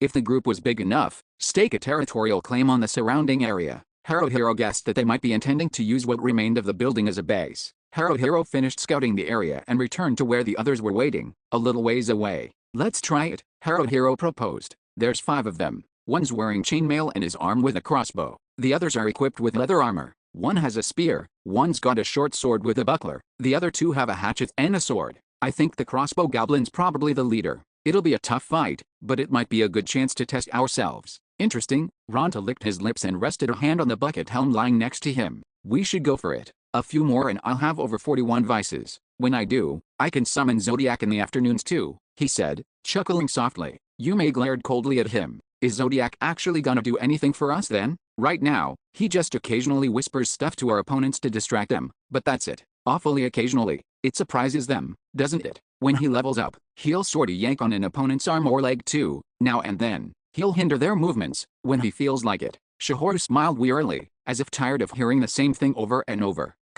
Capricious as ever. And one more thing. Yet, he'll only do it in the evenings. Before evening it's, what we were saying earlier. Whisper attacks and he'll warn us if enemies are near and, demon jokes, when he feels like it. Mary sneered. Capricious is right. Shut it. Ronta put on his helm, switching on bucket mode. You guys don't know anything about Zodiac, and it doesn't matter if you don't because I'm the only one who truly understands him. Hell, the lonely life of a dread knight. Or is it lonesome life? I'll take as many of them at once as I can, Mogzo said, nodding vigorously. 2 for sure, and if I have to, I'll use Warcry to intimidate them. Shihoru renewed her grip on her staff and gave a short nod. I'll use my magic and put one to sleep right at the start. Good, said Haruhiro, nodding. Sleep the crossbow goblin then, Shihoru. Taking that one down in one shot, or failing to, makes a huge difference. I understand, Shihoru replied. Leave it to me. Yume spoke up. Yume'll attack with bow and arrow first, then close in take one on. I'll keep on trying to get in position behind the goblins and kill any if I have the chance, Haruhiro said. And Mary. When Haruhiro met her gaze, Mary nodded to him. He noticed that she was quieter than before, but she also responded with a real answer whenever she was asked something, and she did her job properly. She didn't participate in fights in the way that Hayashi had described, but the shift in style was probably due to the massively disastrous ending of her time with her old party. Her attitude towards Haruhiro and the others was still lukewarm at best, but he believed now that they could trust her to do her job as a priest. If she would only smile for them, maybe once every couple of days, he could ask for no more. Let's do this. Haruhiro looked at each of his companions in turn and put his right hand out for their pre-fight ritual. Ranta, Magzo, Yume, and Shihoru did the same, stacking their hands on top of Haruhiro's. Finally, Mary added her hand over theirs as well. They weren't that far from the abandoned smithy, so Haruhiro kept his voice low and whispered, "Fight," to which everyone else responded equally softly, all or nothing. Haruhiro led the way with Yume and Shihoru, while Ranta, Mary, and Magzo followed. Haruhiro crouched low and kept his knees limber, making no sound as he moved using stealth walk. Yume and Shihoru were not thieves, so they couldn't imitate the technique even if they tried. Even so, just by placing their feet where Haruhiro had as they followed, there was still a significant reduction in noise. They moved from the shadows of the ruined building to directly under its cover, sliding along a crumbling fence and concealing themselves behind a large pile of rubble. They were within Phantom Sleep's casting range, about 65 feet away. Only two of the walls on the smithy's actual building still stood, and even those were full of holes. The remainder of the building had been reduced to rubble, so from their vantage point, they could see 4 goblins, and thus 4 potential targets. Haruhiro hand signaled Yume and Shihoru, who then poked their heads out of cover. Yume readied her bow and, closing her eyes, took a deep breath. When her eyelids fluttered open, Sharp Sight had been activated. From what Haruhiro understood, Sharp Sight was a skill that increased visual acuity using specialized eye movement and specialized perception. In the meantime, Shihoru was already drawing an elemental glyph with her staff, chanting quietly,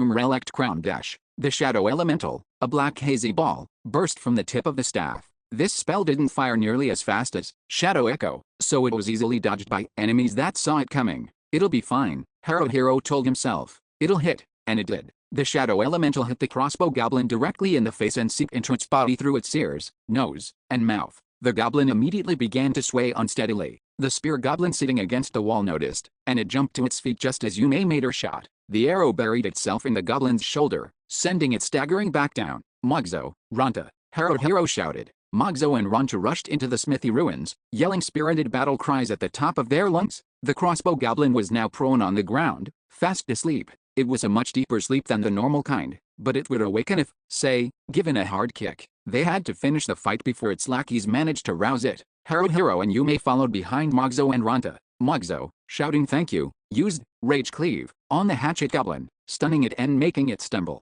Ranta attacked the sword goblin with Anger Thrust, but missed. Magzo then rushed past the hatchet goblin, who had not yet managed to recover, to attack the buckler goblin. The buckler goblin brought its shield up to block Magzo's attack as it retreated. Without a moment's delay, Magzo then turned back to the hatchet goblin, slashing with his sword. Good to his word, he was taking on 2 goblins at the same time. Ranta was fighting the sword goblin, and Yume was rushing towards the spear goblin that she shot earlier. Haruhiro briefly glanced at Shihoru and Mary. Mary held her staff at the ready, watching the fight with such a deadly serious expression that it was scary. If any of the goblins attempted to get close to Shihoru, Haruhiro knew that Mary would protect her. As a mage, Shihoru had almost no armor, but if she knew that Mary would protect her in a pinch, she could fight confidently. But Haruhiro didn't intend to let it come to the point where Mary was forced to intervene. Take them down. Haruhiro confirmed the positions of both his companions and the enemy goblins once more, trying to determine which goblin he should focus on. Him, the hatchet goblin. Neither walking nor running, Haruhiro crouched low and moved as if sliding along the ground. He wasn't quite using the stealth walk technique, but something close to it. Soon, he was in position directly at the hatchet goblin's back. It was in that moment Haruhiro saw a line of light, and it was as if the goblin's bony back was a zoomed-in photograph. It wasn't really light, however, just something only describable as light. It was a colorless line that streaked to a single point at the hatchet goblin's back. He had no idea what this line of light was. It didn't appear every time, or even frequently for that matter, but recently, he had been seeing one every now and then. It disappeared just as fast as it came, but when it did appear, he knew. Without knowing why, without understanding how, he knew what to do. If he drove his dagger along the line of light to where it ended, his blade would slide into the flesh of his target like a hot knife through butter. He knew the exact spot to stab, but before his brain could process that information and tell his body to move, his blade had already pierced the hatchet goblin, as if something had been guiding its tip. The hatchet goblin let out a short groan and was dead before it even hit the ground. The buckler goblin backed up, perhaps unnerved after seeing its partner instantly killed. It had taken less than half a step back, but of course Mogzo took advantage of the opening. He brought his blade down on the buckler goblin's buckler with all his strength, stripping it off its arm. Then he charged the now bucklerless buckler goblin. The bucklerless goblin attacked with its sword immediately, but Mogzo didn't even try to avoid it. He simply let his plate armor deflect the blow as he counterattacked with enough force to knock the bucklerless goblin off its feet. He brought his sword up high and swung it down on the bucklerless goblin's head so hard he smashed its skull open. 3 more to go. Propel leap. Ronta stuck his tongue out and leaped backwards with a tremendous amount of force. Propel leap was a specialized movement skill that allowed him to instantaneously put distance between himself and his opponent. The goblin chased after Ronta, as if sucked in by a vacuum, which was exactly what Ronta wanted. Grinning broadly, he backed up a little more, and then suddenly thrust his longsword forward yelling, "Juke stab!" All of the goblin's momentum was directed completely forward, making it impossible to dodge Ranta's attack. Ranta's longsword went straight into its throat and out the back of its neck. Laughing,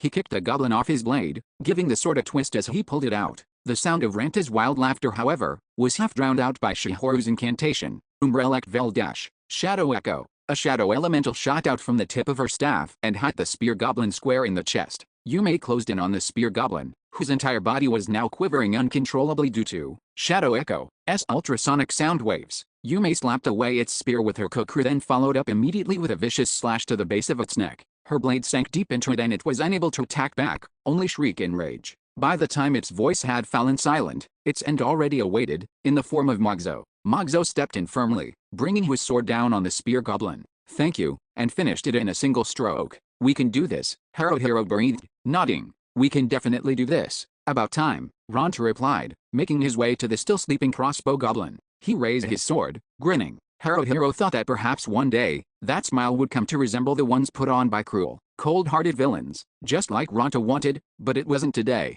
"But whatever," Ronta continued. "This is the end. Not just for this goblin, but for them too." Things were always easier said than done, though. Haruhiro gulped reflexively. He had worked up the resolve and set off to scout that place, only to find himself in for a surprise. "No way," he whispered to himself. He had never even imagined the possibility of something like this happening. "There's more of them." On the balconied second story of the 2-storied stone building, the plate-armored goblin lounged, looking self-important. On the ground floor was the large hobgoblin, still outfitted with full chainmail and helm. Haruhiro had expected those two to be there, but loitering around the outskirts of the building were 2 more goblins. They both wore helms and chainmail as well, with shields in one hand, spears in the other, and even short swords at their waists. They were sentries, for sure. The armored goblin on the second floor wasn't just sitting on the ground, either. He was in a proper chair, one leg bent and the other stretched out in front of him. Where had he gotten that chair? It sure wasn't there before. Could the armored goblin possibly be planning to gather underlings and expand its power? There was no way to know without actually asking the goblin himself, not that communicating with it was even possible, but either way, this was not a good sign. Haruhiro returned to his companions and reported his findings. "So, it's not 2 like we thought, it's 4. And it's just a guess, but I think their numbers will keep increasing. 4 goblins." Mary closed her eyes, eyebrows knit tightly in thought.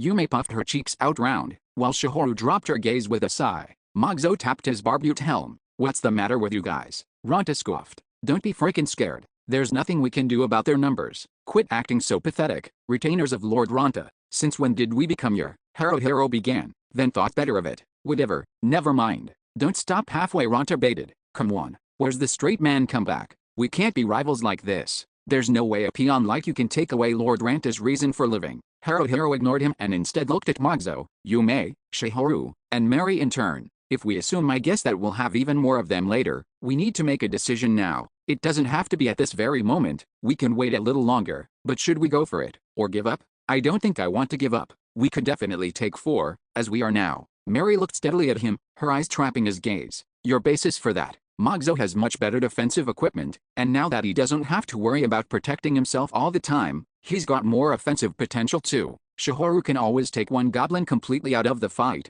and Yoon's bow arm has gotten way more reliable. With SWAT, even I can take one on directly. And we've got you now too, Mary. Hey, what about me? Ranta protested. Why wasn't I in there? Hut, you shouldn't. Mary turned her face and looked at the ground. You shouldn't depend on me. I'm a priest who let her teammates die, and we're a team that let our priest die. I don't think we want that to ever happen again. Never. It's the same for you, right? I believe in you, Mary. Mary didn't reply. She bit her lip, as if trying to keep something under control. Yume and Shihoru placed their hands on her shoulders. I'm gonna say it right here and now, Ranta said, shoving his thumb at his chest. I ain't gonna die even if I'm killed. I'm a man unknown to death, so don't do worthless shit like worry about me. When Mary looked up again, her eyes narrowed the tiniest bit, and the corners of her mouth quivered ever so slightly. Was that, could it really be, a smile? Haruhiro couldn't say for sure, it was so modest, but he wanted to believe that it was. It vanished as quickly as it came, and Haruhiro regretted not holding her gaze. I understand, said Mary with a nod. I won't let any of my companions die again. I'll protect everyone, so rest assured. All right then. When Haruhiro stretched out his right hand, so did everyone else. They stacked their hands on top of his for their fight. All or nothing. Pre-fight ritual. Right after, Mary, tilting her head, remarked, I always thought it rather strange. Why do you guys say fight? All or nothing? The others returned her gaze with smiles, and they began steeling themselves for the upcoming fight as they went over their strategy once again. This was it. Yes, today was the day they had been planning for, preparing for. Since the number of enemies had increased, they needed to make a few adjustments, but there was no need to make a new plan from scratch. Their first priority was to break through the sentries and get to the plate-armored goblin and the hobgoblin. In terms of strength, the sentries were small fry. To whatever extent possible, they would engage and finish the two sentries quickly, and then move to the real targets. All of them had long discussed how they would defeat the plate-armored goblin and hobgoblin, and this was the culmination of all their meetings, all their planning.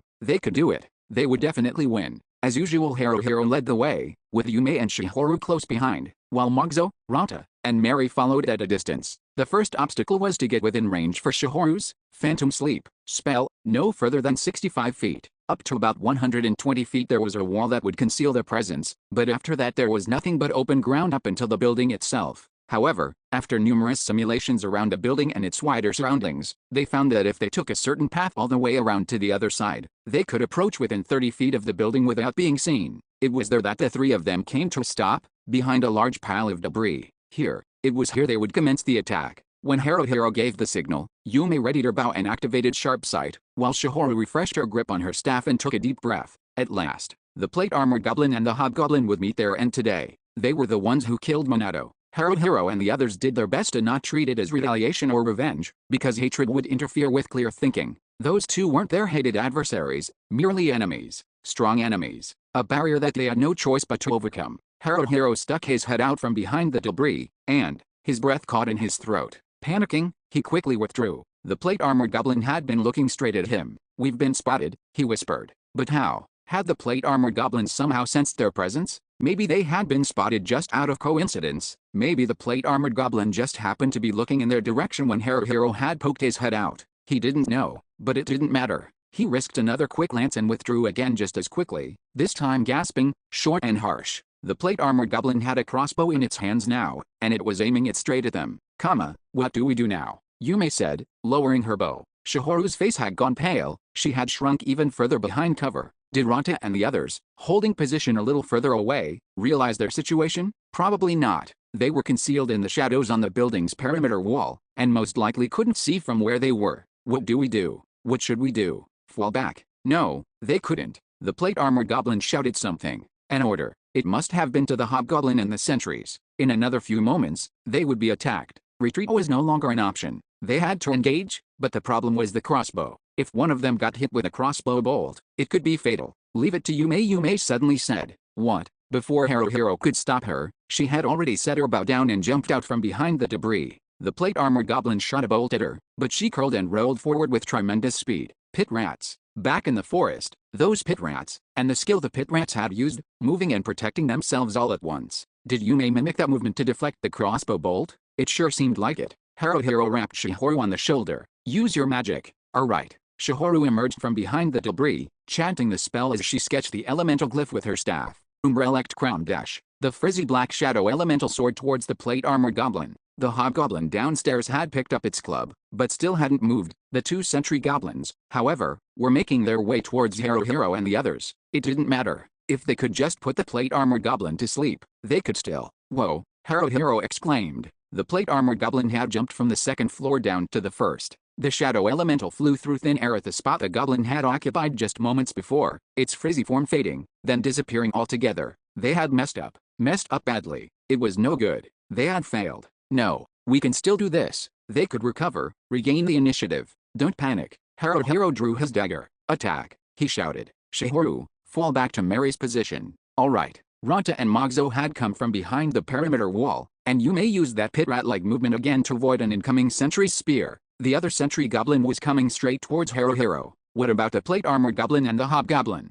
Damn it. He didn't have time to confirm their positions. Spear. The sentry goblin's spear was coming right at him. Hero struck it with his dagger. The swat skill from the thieves' fighting techniques wasn't a hard-hitting attack. Rather, it made opponents lose their balance and fall to the ground, and it inflicted critical injuries. However, the sentry goblin was fairly strong, and no matter how many times Hero landed the skill on the sentry goblin's spear, it kept coming at him. It was not a run-of-the-mill, average goblin. I'll take both of them, Mogzo yelled. Mogzo was intending to take on the plate-armored goblin and the hobgoblin at the same time? No way. Not possible. But plate-armored goblin or hobgoblin, the only one who could directly take on either one of them was Mogzo. That's why their plan had been to incapacitate the plate-armored goblin right at the start. That was the point on which their entire plan hinged.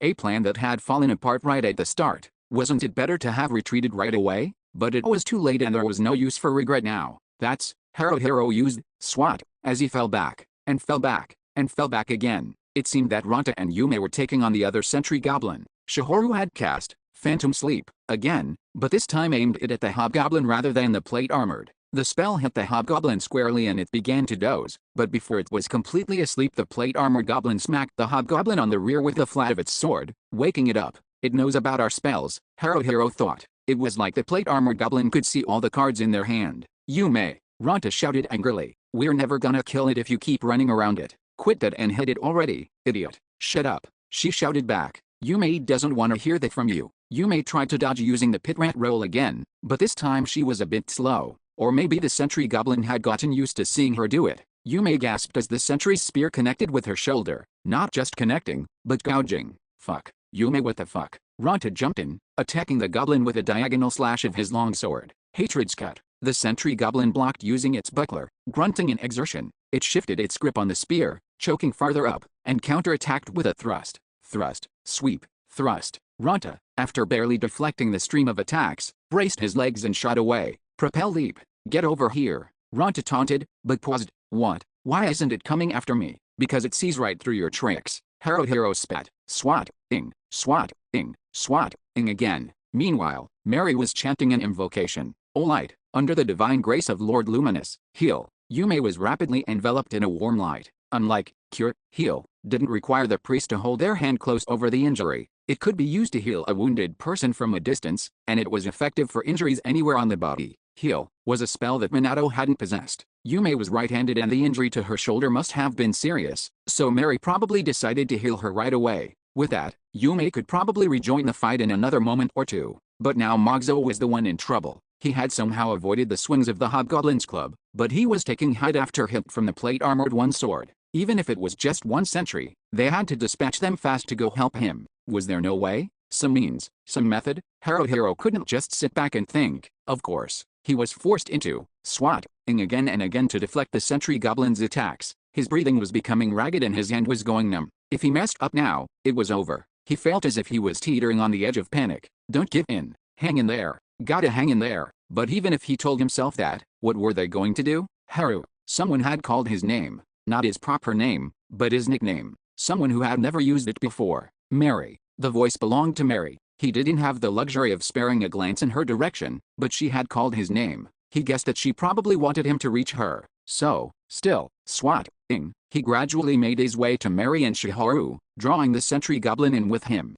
When he thought he was close enough he stopped. When Mary yelled switch with me, Hero jumped to the side just as Mary stepped in. She stopped the sentry goblin's spear with her staff, but no, she didn't just stop it. Counter-strike. For a split second, it looked as if their weapons had merely bounced off each other, but then Mary, carrying all the momentum of the rebound, jammed her staff directly into the sentry goblin's chest. It wheezed sharply and backed off. Now, it was that or never. Guessing Haruhiro's intention, Mary continued to press the attack on the sentry. The sentry had now switched her defensive stance, leaving no way for Mary to break through, but she had done enough. Haruhiro was now in position at the sentry goblin's back. Come on, appear. He wished with all his will for that guiding line of colorless light to appear, but it didn't. There was nothing. But even though it didn't show, things weren't necessarily hopeless. Haruhiro slammed the dagger into the sentry's back with the full force of his body weight, but because of the goblin's armor, the dagger didn't penetrate very deep. The goblin howled, but Haruhiro immediately snaked his other arm in a chokehold around the sentry goblin's neck,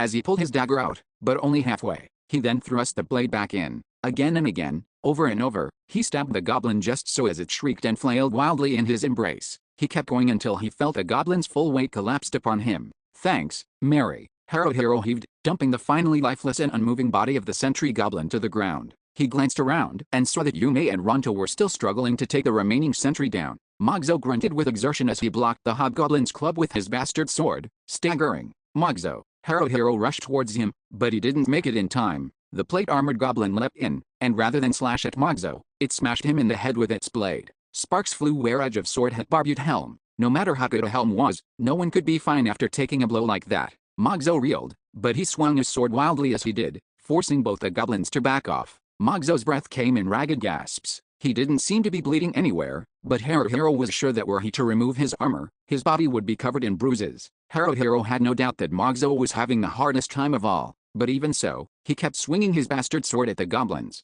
I'm fine, he shouted between swings, tone uncharacteristically ablaze. This is nothing. Something seemed to have changed in him. This was still bad. No matter what Mogzo claimed, there was no way he could keep holding out alone. Should Haruhiro help? He was armed only with a dagger. It wasn't going to be easy, was impossible even, to pierce that plate armor, to fatally hurt that large hobgoblin body. Ronta, go back up Mogzo, Haruhiro bellowed. I'll take your place. Huh. The lead actors finally arrived. Ronta quipped, closing the distance between him and the plate-armored goblin in 3 quick hops. Anger thrust. The plate-armored goblin parried Ronta's attack with ease, but at the very least, Ronta had managed to take its attention off Mogzo. Hey, what the? It showered Ronta with a flurry of attacks, and suddenly he was thrown onto the defensive, unable to return any blows. Hang in there, Ronta, and don't die. With Ronta's help, some of the pressure had been taken off Mogzo, but that didn't change the fact that if they didn't take down the remaining sentry soon, things were going to go downhill fast. The sentry goblin still had a firm hold on its small shield, and all its vital points were protected by armor.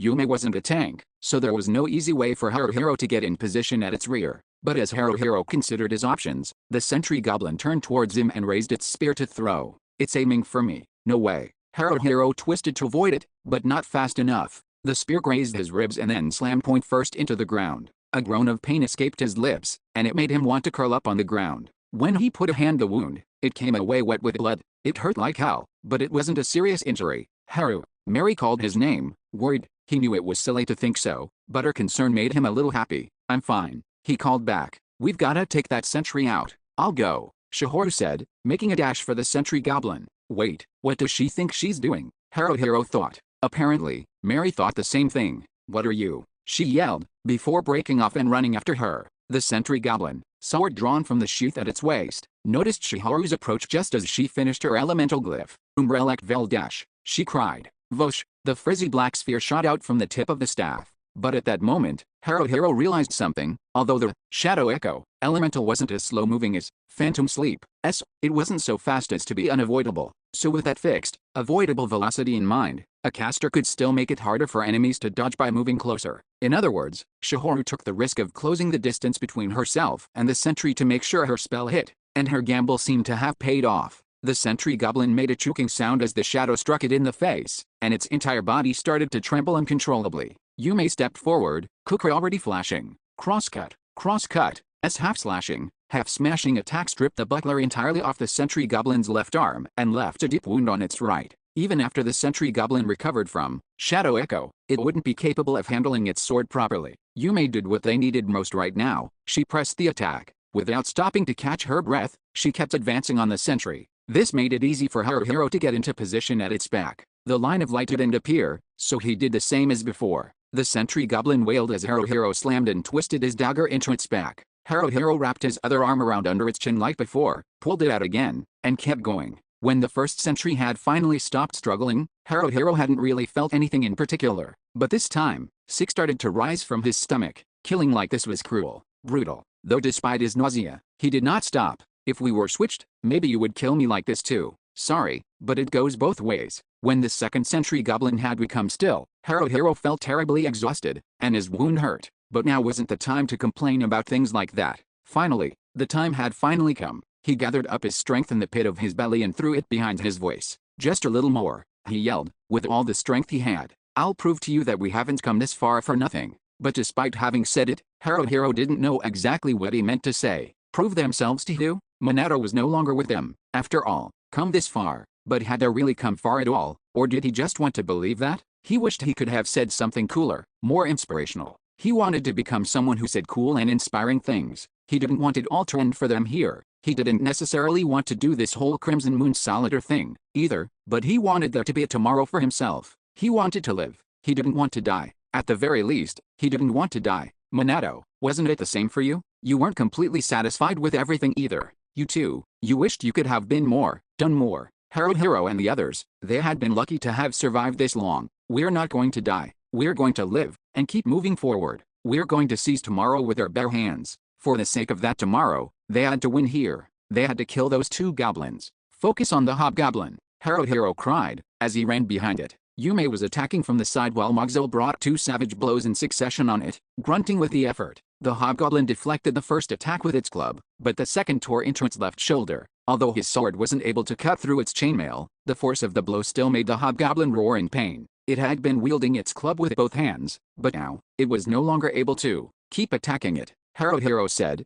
but just as the words came out of his mouth, the plate-armored goblin broke through Ronta and came at Moxo. It put one foot down hard, and brought its sword down in a diagonal swing. No way, Haruhiro thought. The movement was almost exactly like Moxo's Rage Cleave, except the goblin was doing it. Moxo blocked it with his bastard sword, locking blades with it. The plate-armored goblin made to continue its attack, but it was from this position that Moxo did his job best. He spun the plate-armored goblin's sword around with his own, and in the same motion, attacked with Spiral Slash. The plate-armored goblin leapt backwards immediately and, throwing a look behind, went after Ronta instead. Ronta, taken completely by surprise, took a crushing blow to his bucket helm that sent him staggering. Faster than a speeding arrow, the plate-armored goblin thrust, slashed upwards, then slashed downwards again in 3 quick strokes of its sword. Ronta yelped. He couldn't do anything but back away. The flurry of attacks came so fast, he couldn't even use Propel Leap. This was bad. Ronta was going to be overwhelmed. Umbrella Vel Dash. Shihoru was the one who saved him, using Shadow Echo. The frizzy black elemental hit the plate-armored goblin in the shoulder.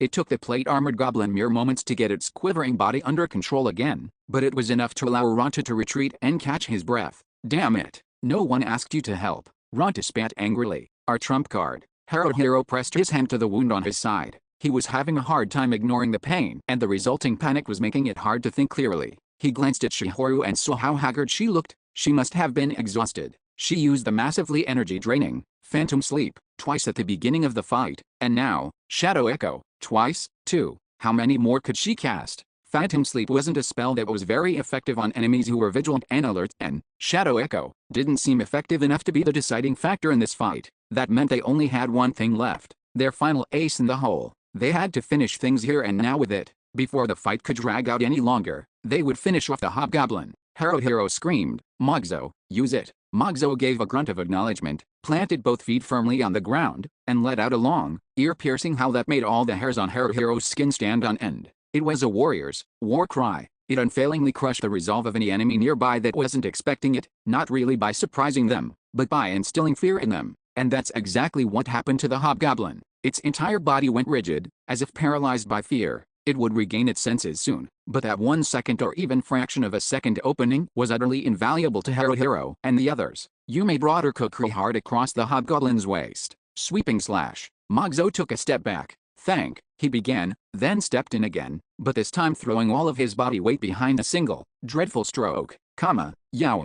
With a sickening crunch, Moxo's bastard sword crushed deep into the hobgoblin's shoulder, probably smashing through its collarbone. It made a half-gurgle, half-groaning noise, and went down on one knee momentarily. It immediately tried to stand back up, Haruhiro didn't intend to get careless. As long as he was alive, he couldn't afford carelessness. "Take this," he cried as he drop-kicked it, foot connecting with the back of the hobgoblin's head. That put the hobgoblin in a daze once more, letting Mogzo rain blow after blow. It wasn't simple, nor easy. When it did come, death came so readily, so lightly, and yet taking a life was neither simple nor easy. It was a slow, gruesome process, and indeed Haruhiro was one of the participants in that process, so he had no right to look away, even if it was brutal and gory. When the hobgoblin finally stopped moving, Mogzo dropped down on all fours, his armored back rising and falling as he raggedly sucked in air. That was definitely not just exhaustion, he was probably bruised and hurting all over, as well. Hurry. Ronta cried. "Hurry up and help me." Haruhiro looked over in Ranta's direction and saw that Ronta was having trouble keeping his feet under him, stumbling backwards trying to parry the plate armor goblin's attacks.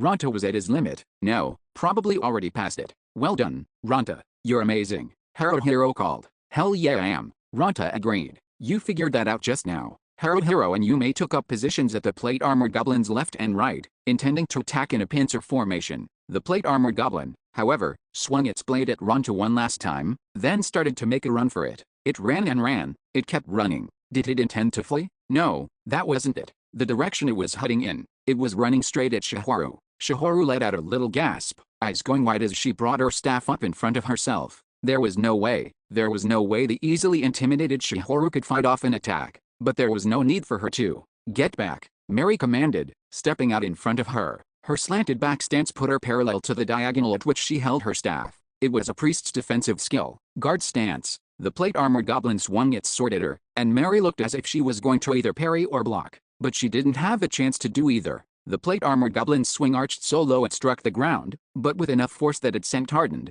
compacted dirt flying. Mary shut her eyes to keep the dirt from getting in. It was in that split second. In that split second, the plate-armored goblin leapt backwards and threw something using its other hand. A knife. It was a throwing knife. Mary staggered, one hand pressed to her stomach. She was hit. The throwing knife had lodged itself in deep. "Mary!" Haruhiro cried. No way. There was no way this could be happening. Minato. Mary was going to die like Minato did. No way. Without thinking, Haruhiro charged the plate-armored goblin. He didn't know what to do. He didn't know what he was doing. Before he realized what he had done, he had come close enough to almost be face to face with it. Its sword was coming right at him from the top left. It had purposely swung in a diagonal line so that Haruhiro couldn't dodge to either side. What was he going to do? Keep rushing it? Reach it faster than its sword could reach him? "Maybe I'll die," he thought. But he didn't. Haruhiro fully front-tackled the plate armor goblin. He wasn't dead yet. His face slammed painfully into its helmed head, but Haruhiro didn't care. He wrestled it to the ground. The plate armor goblin was saying something, but it wasn't in a human language so Haruhiro didn't understand.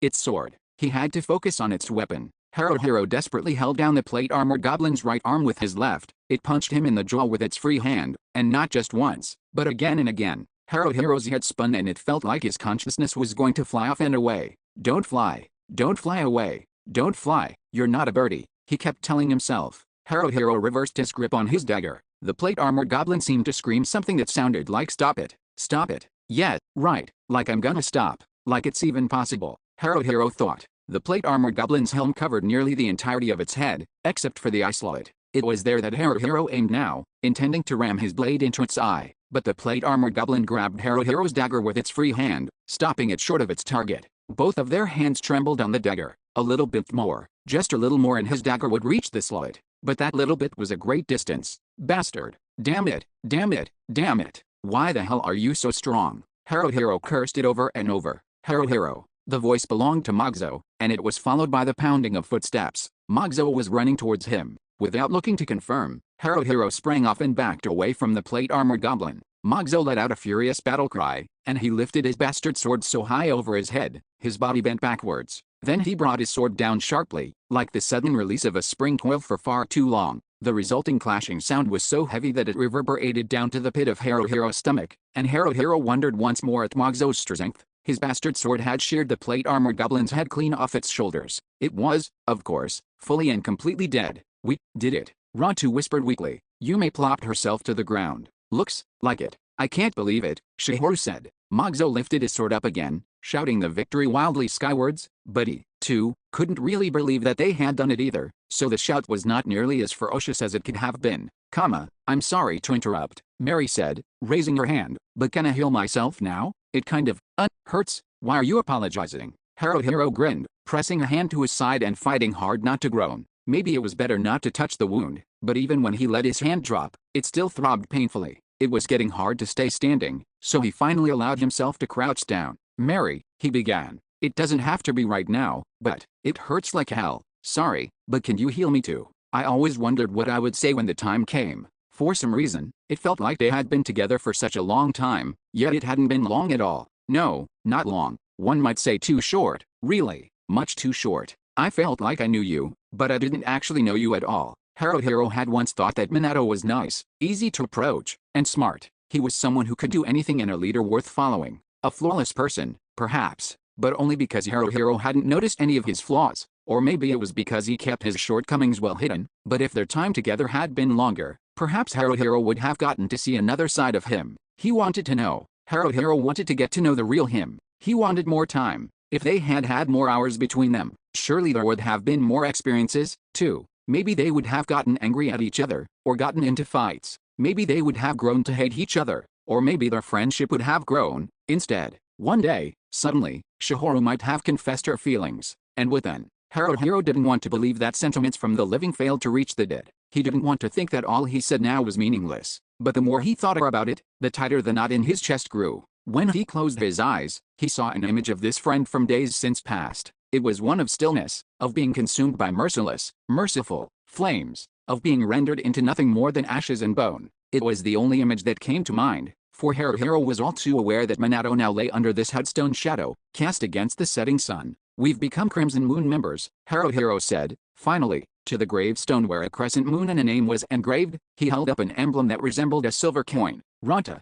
Magzo, Yume, and Chihiro, too, showed their Crimson Moon emblems to the one no longer among them. Mary stood a little ways away, eyes lowered and hand against her chest. It didn't actually take us this long to scrape up the money, Haruhiro continued, tightening his grip on the emblem. But we had some extra business that we decided to settle first. Ranta scoffed. Actually, I didn't care. It was you guys who decided that. Stupid Ranta, Yume said, and cuffed him on the arm. Why do ya gotta be a darn smart Alex at times like this? It makes people hate you, cause I'm awesome like that. I'm a Dread Knight, and I don't give a damn what people think. Yume Chihiro lightly tugged Yume's cloak. It's Smart Alec, not Smart Alex. There's no need to call him Alex. Really? Yume replied, bemused. Yume always heard Alex. Magzo interrupted, gazing at Chihiro. Shouldn't we get on with it? You know. Chihiro stepped towards the gravestone and crouched. She reached into her pocket and pulled out an identical coin-like emblem. She hesitated a bit, then shifted to the stone's engraved crescent moon, as if to wedge the coin in it.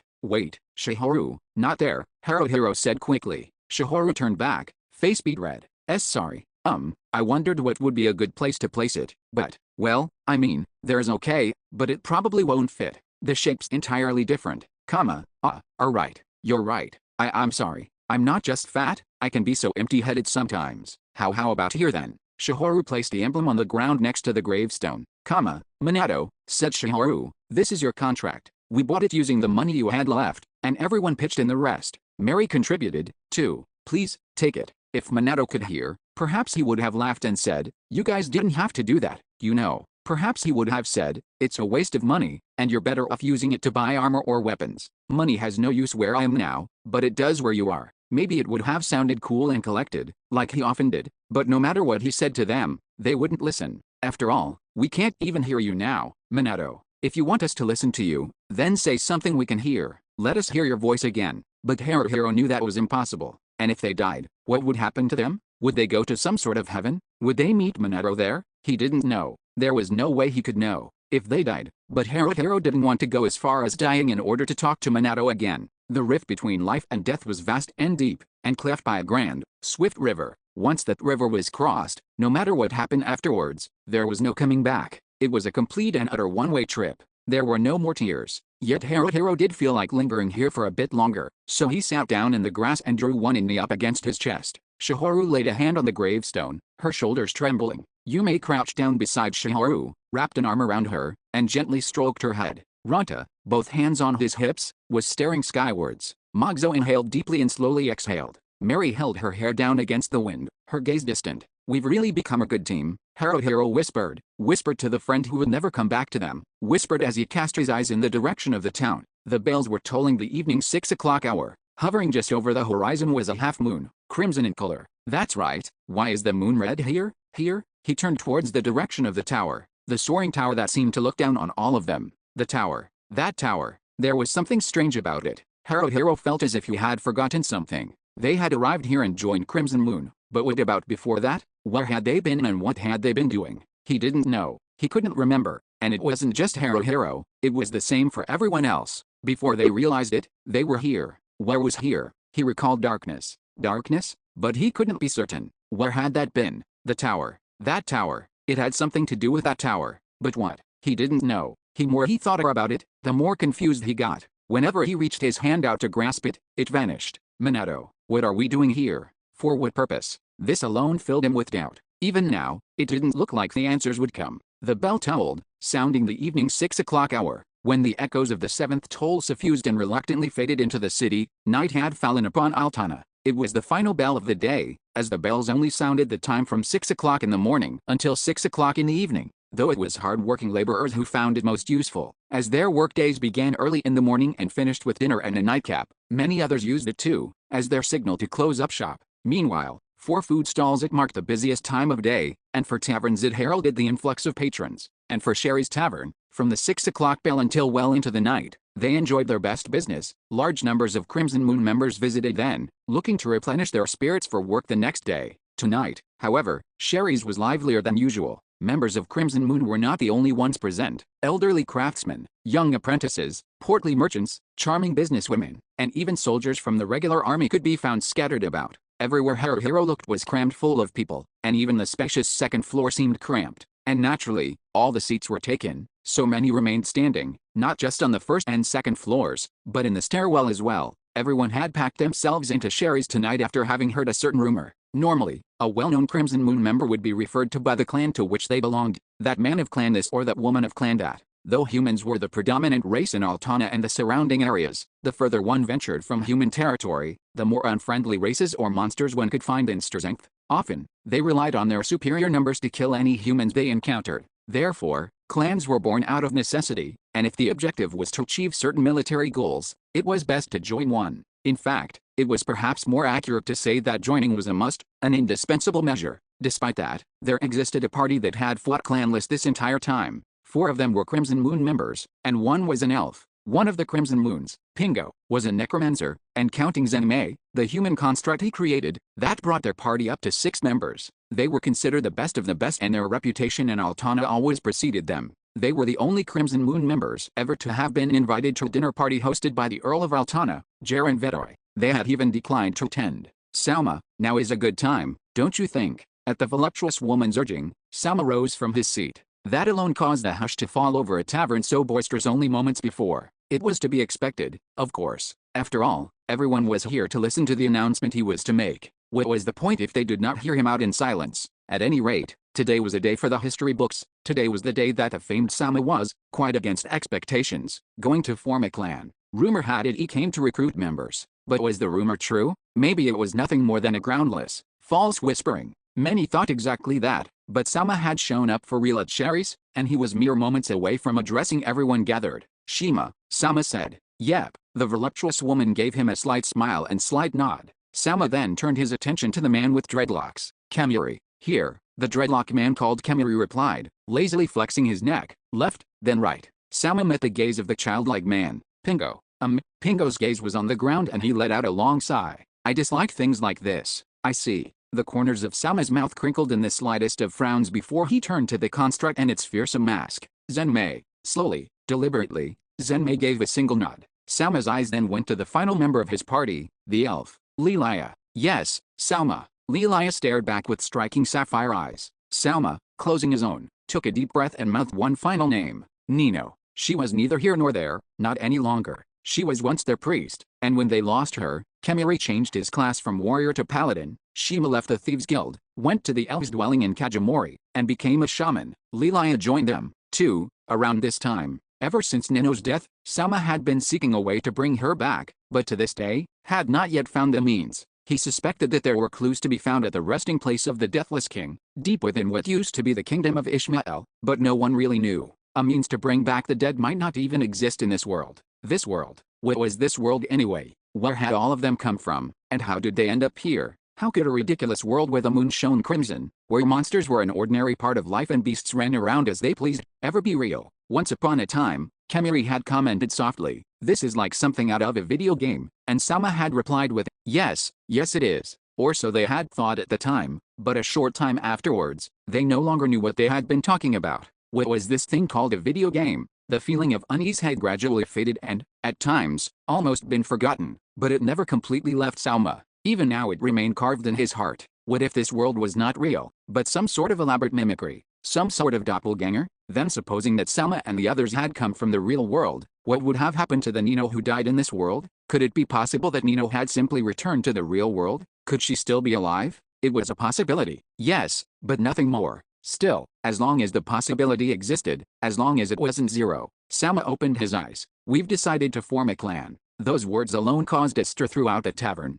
"Our goal is to invade the former Ishmael kingdom, the domain of the undead." Though he wasn't trying to speak loudly, his words carried through the entire room. His voice was deep and menacing. Easily intimidated monsters ran away with their tails between their legs. Monsters that could make a stand before Sama were indeed the strongest of the strong. "We've obtained information that the Deathless King is showing signs of once again returning to deathlessness. We intend to investigate this further, and if the Deathless King has indeed returned, we will destroy him once more without hesitation. Of course, we don't expect it to be easy, but we must find a way. We need strength in numbers, power beyond just the six of us." All the Crimson Moon members in the tavern began speaking at once, while the civilians and other non-members applauded and whistled. The thunderous roar of clapping, cheering, and clamoring threatened to tear the very air apart. But all Sama had said was a half-lie. Naturally, he would reveal his true motives to those deemed trustworthy. But in time, "Please, lend us your strength," Sama called. "Those who consider yourselves one of us, please join us. Give us a name." "What's the name of your clan?"